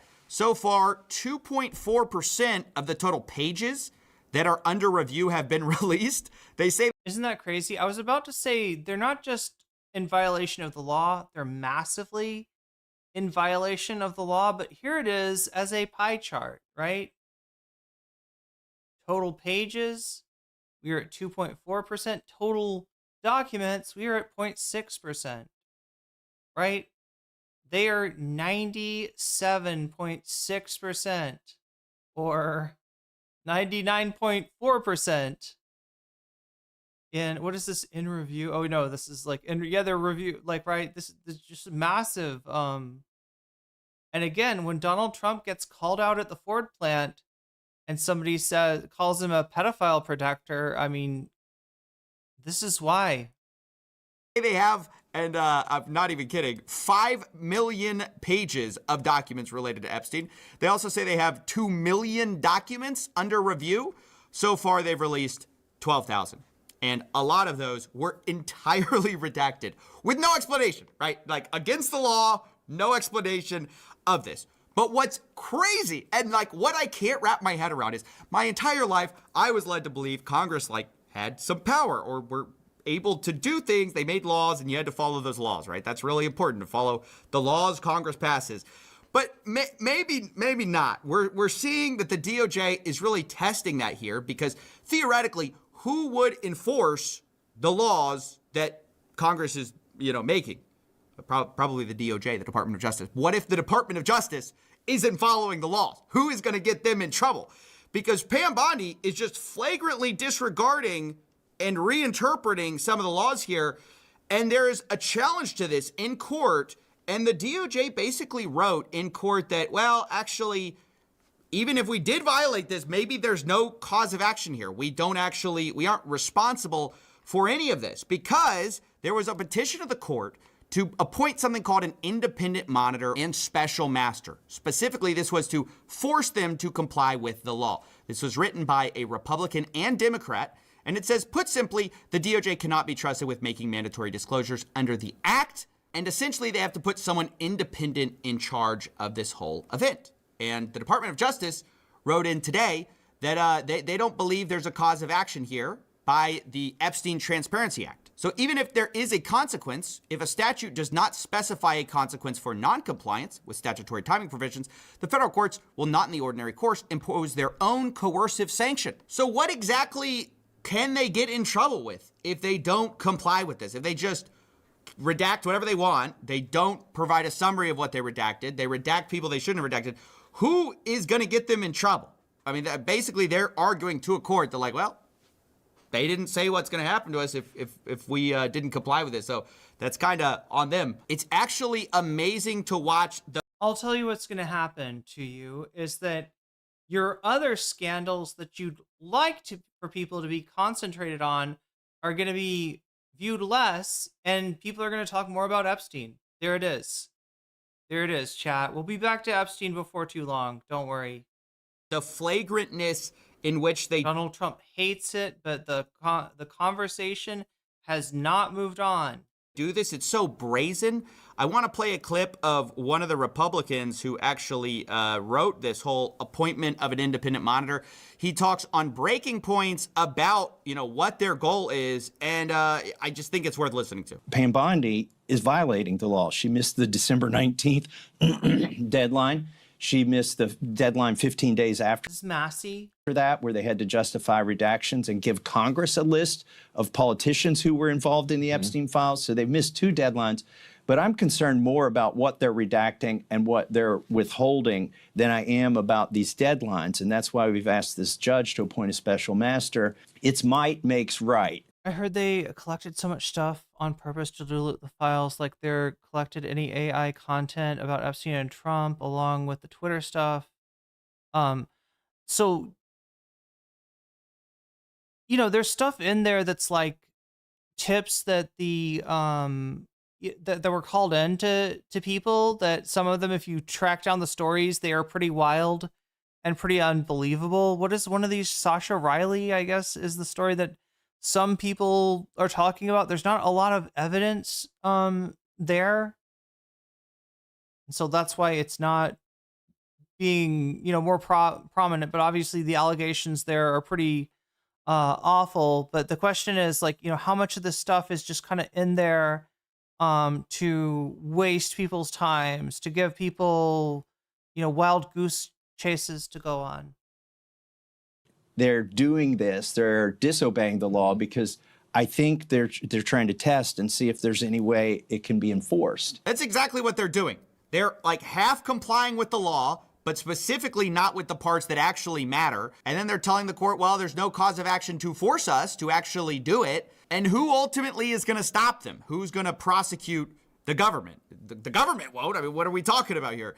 And what's interesting about this is that clearly not everybody is happy about this. This has actually been hugely humiliating for people who basically ran on the whole, we're going to release the Epstein files. Remember Dan Bongino, the guy who's been humiliating himself on national TV saying like, oh, I looked at the files. I've seen the whole file. He himself. But also the guy who a few years ago was like, dude, we have to look into the Epstein files. There are a lot of people who are knee deep in the Washington swamp who are not telling you the truth about serious allegations out there that Epstein may have had video and audio of people out there. Well, he apparently was thinking about resigning. And that's the kind of shit that we have seen neither hide nor hair of, right? There has been allusions by Pam Bondi to Epstein having, CSAM. I don't know if she's referring to stuff that he recorded or if she means, stuff that he downloaded. I think it's stuff that he downloaded, right? But as far as a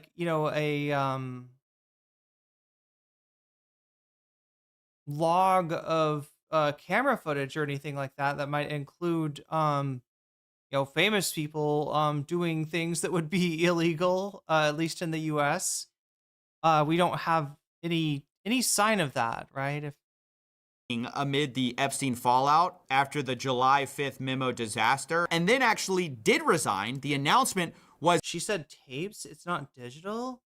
A few days before the final release of the Epstein files, the latest deadline, he decided he was going to resign on that day. This is his last post about it. But I mean, I think part of the design of the wild goose chase stuff is, they want left wing people to go after something and be like, yeah, this is for real.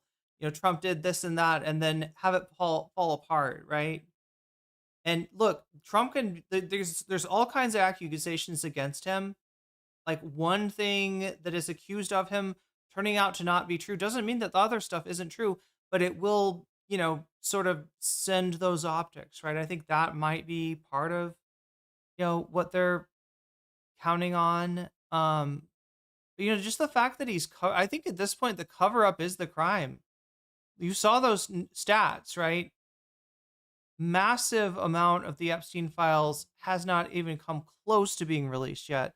And the law says it should be. It was a busy last day on the job. This will be my last post on my account. Tomorrow, I will return to civilian life. And honestly, I can't think of a more humiliating thing to happen to somebody, to go into public office and be like, we're going to fight the deep state, and then leave having done nothing to fight the deep state.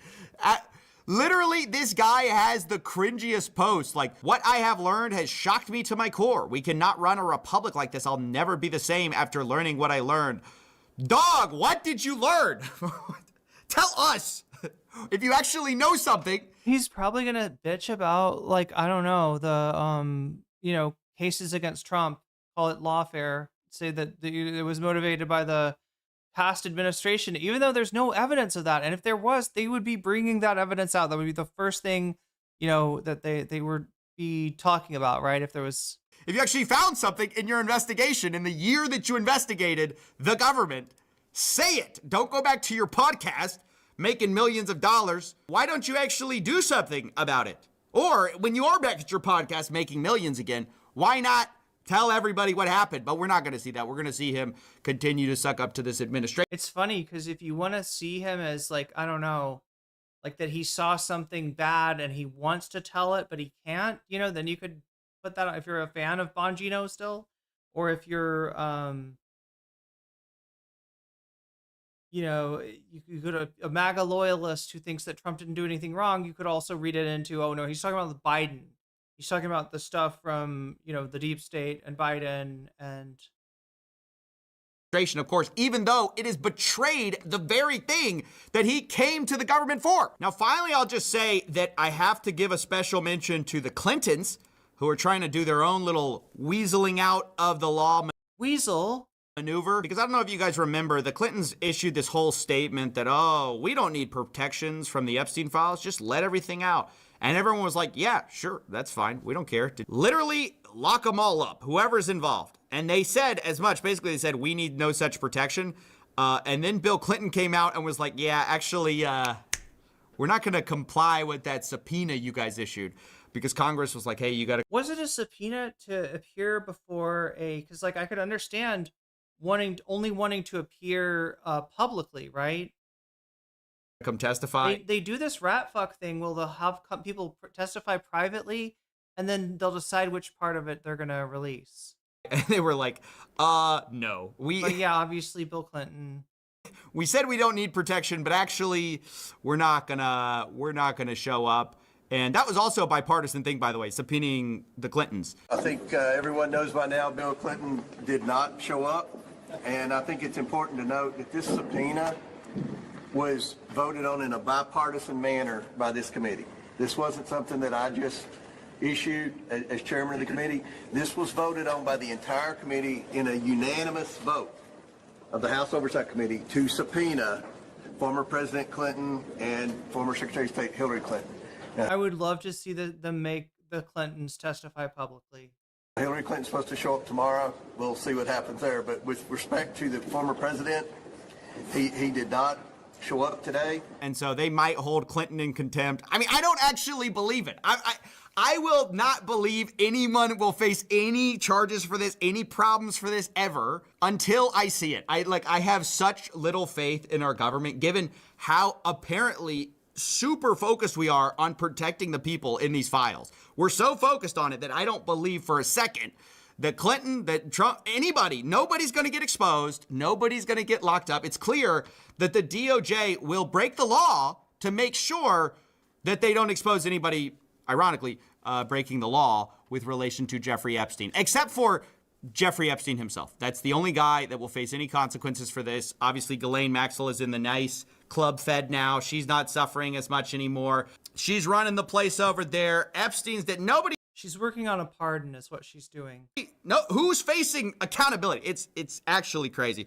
So yeah, I just wanted to talk about this. I wanted to flag the fact that the DOJ is basically making the argument that, like, there's no way, even if we didn't comply, you could ever force us to comply, which is, yeah, I believe that's called the Nana Boo Boo Stick your head in the doo-doo defense, right? That's what that defense is called. Crazy thing to say. But maybe we should have expected it, given that Pam Bondi has been literally running on this promise since early on. Someone found this old clip of her. Florida ranks 3rd nationally in calls for help for human trafficking, where young women and children are enslaved and abused. I knew we needed all hands on deck, and I'll fight to put human trafficking monsters where they belong, behind bars. I mean, let's give it up for Pam. She has been keeping human trafficking monsters behind bars. There you go. There you go. Chat. And with that, I'm going to hit the raid button into the discourse.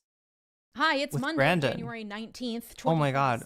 You're tuned into Why Am I'm almost tuned into it. New Trump world order. How old is 15 hours ago? I'll have to watch this at some point. Chat, for now, I got to get to bed.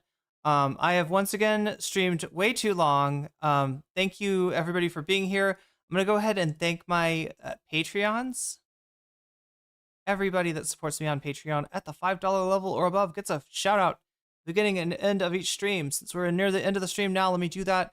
Shouts out to User, shouts out to JMB, shouts out to Brian, shouts out to Emily French, shouts out to Big Al of the Cake Mix, shouts out to Direful, shouts out to Sarah, shouts out to Izzy Mandius, shouts out to Steven Sayers, shouts out to Animus, shouts out to Infallible Fowl, shouts out to Oral Ellipsis, shouts out to Nadia Yavat, shouts out to Choki, shouts out to Moinope, shouts out to Funky Monkey, shouts out to Temporal Insanity, shouts out to Good for Gabby, shouts out to Jules K, shouts out to Crystal Saphira, shouts out to Buffy Geek, and a fancy shout out to Rachel K, Omega Star, and Zara Xerix. And with that, chat,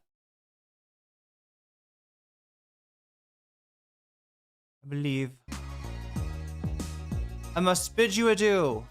Have fun in Brandon's stream. We're raiding you out into there. Go check him out and give him a follow while you're at it. Thank you, mods, for keeping us safe. Thank you, Thumb Gang, for getting my video out there to more people with the power of your thumbs. I really appreciate that. And I will see you again tomorrow. Hopefully cover what's going on with Greenland, because it is, it's Trump news, chat, but it's crazy. It's crazy. So we got to talk about it. I will see you tomorrow. Until then,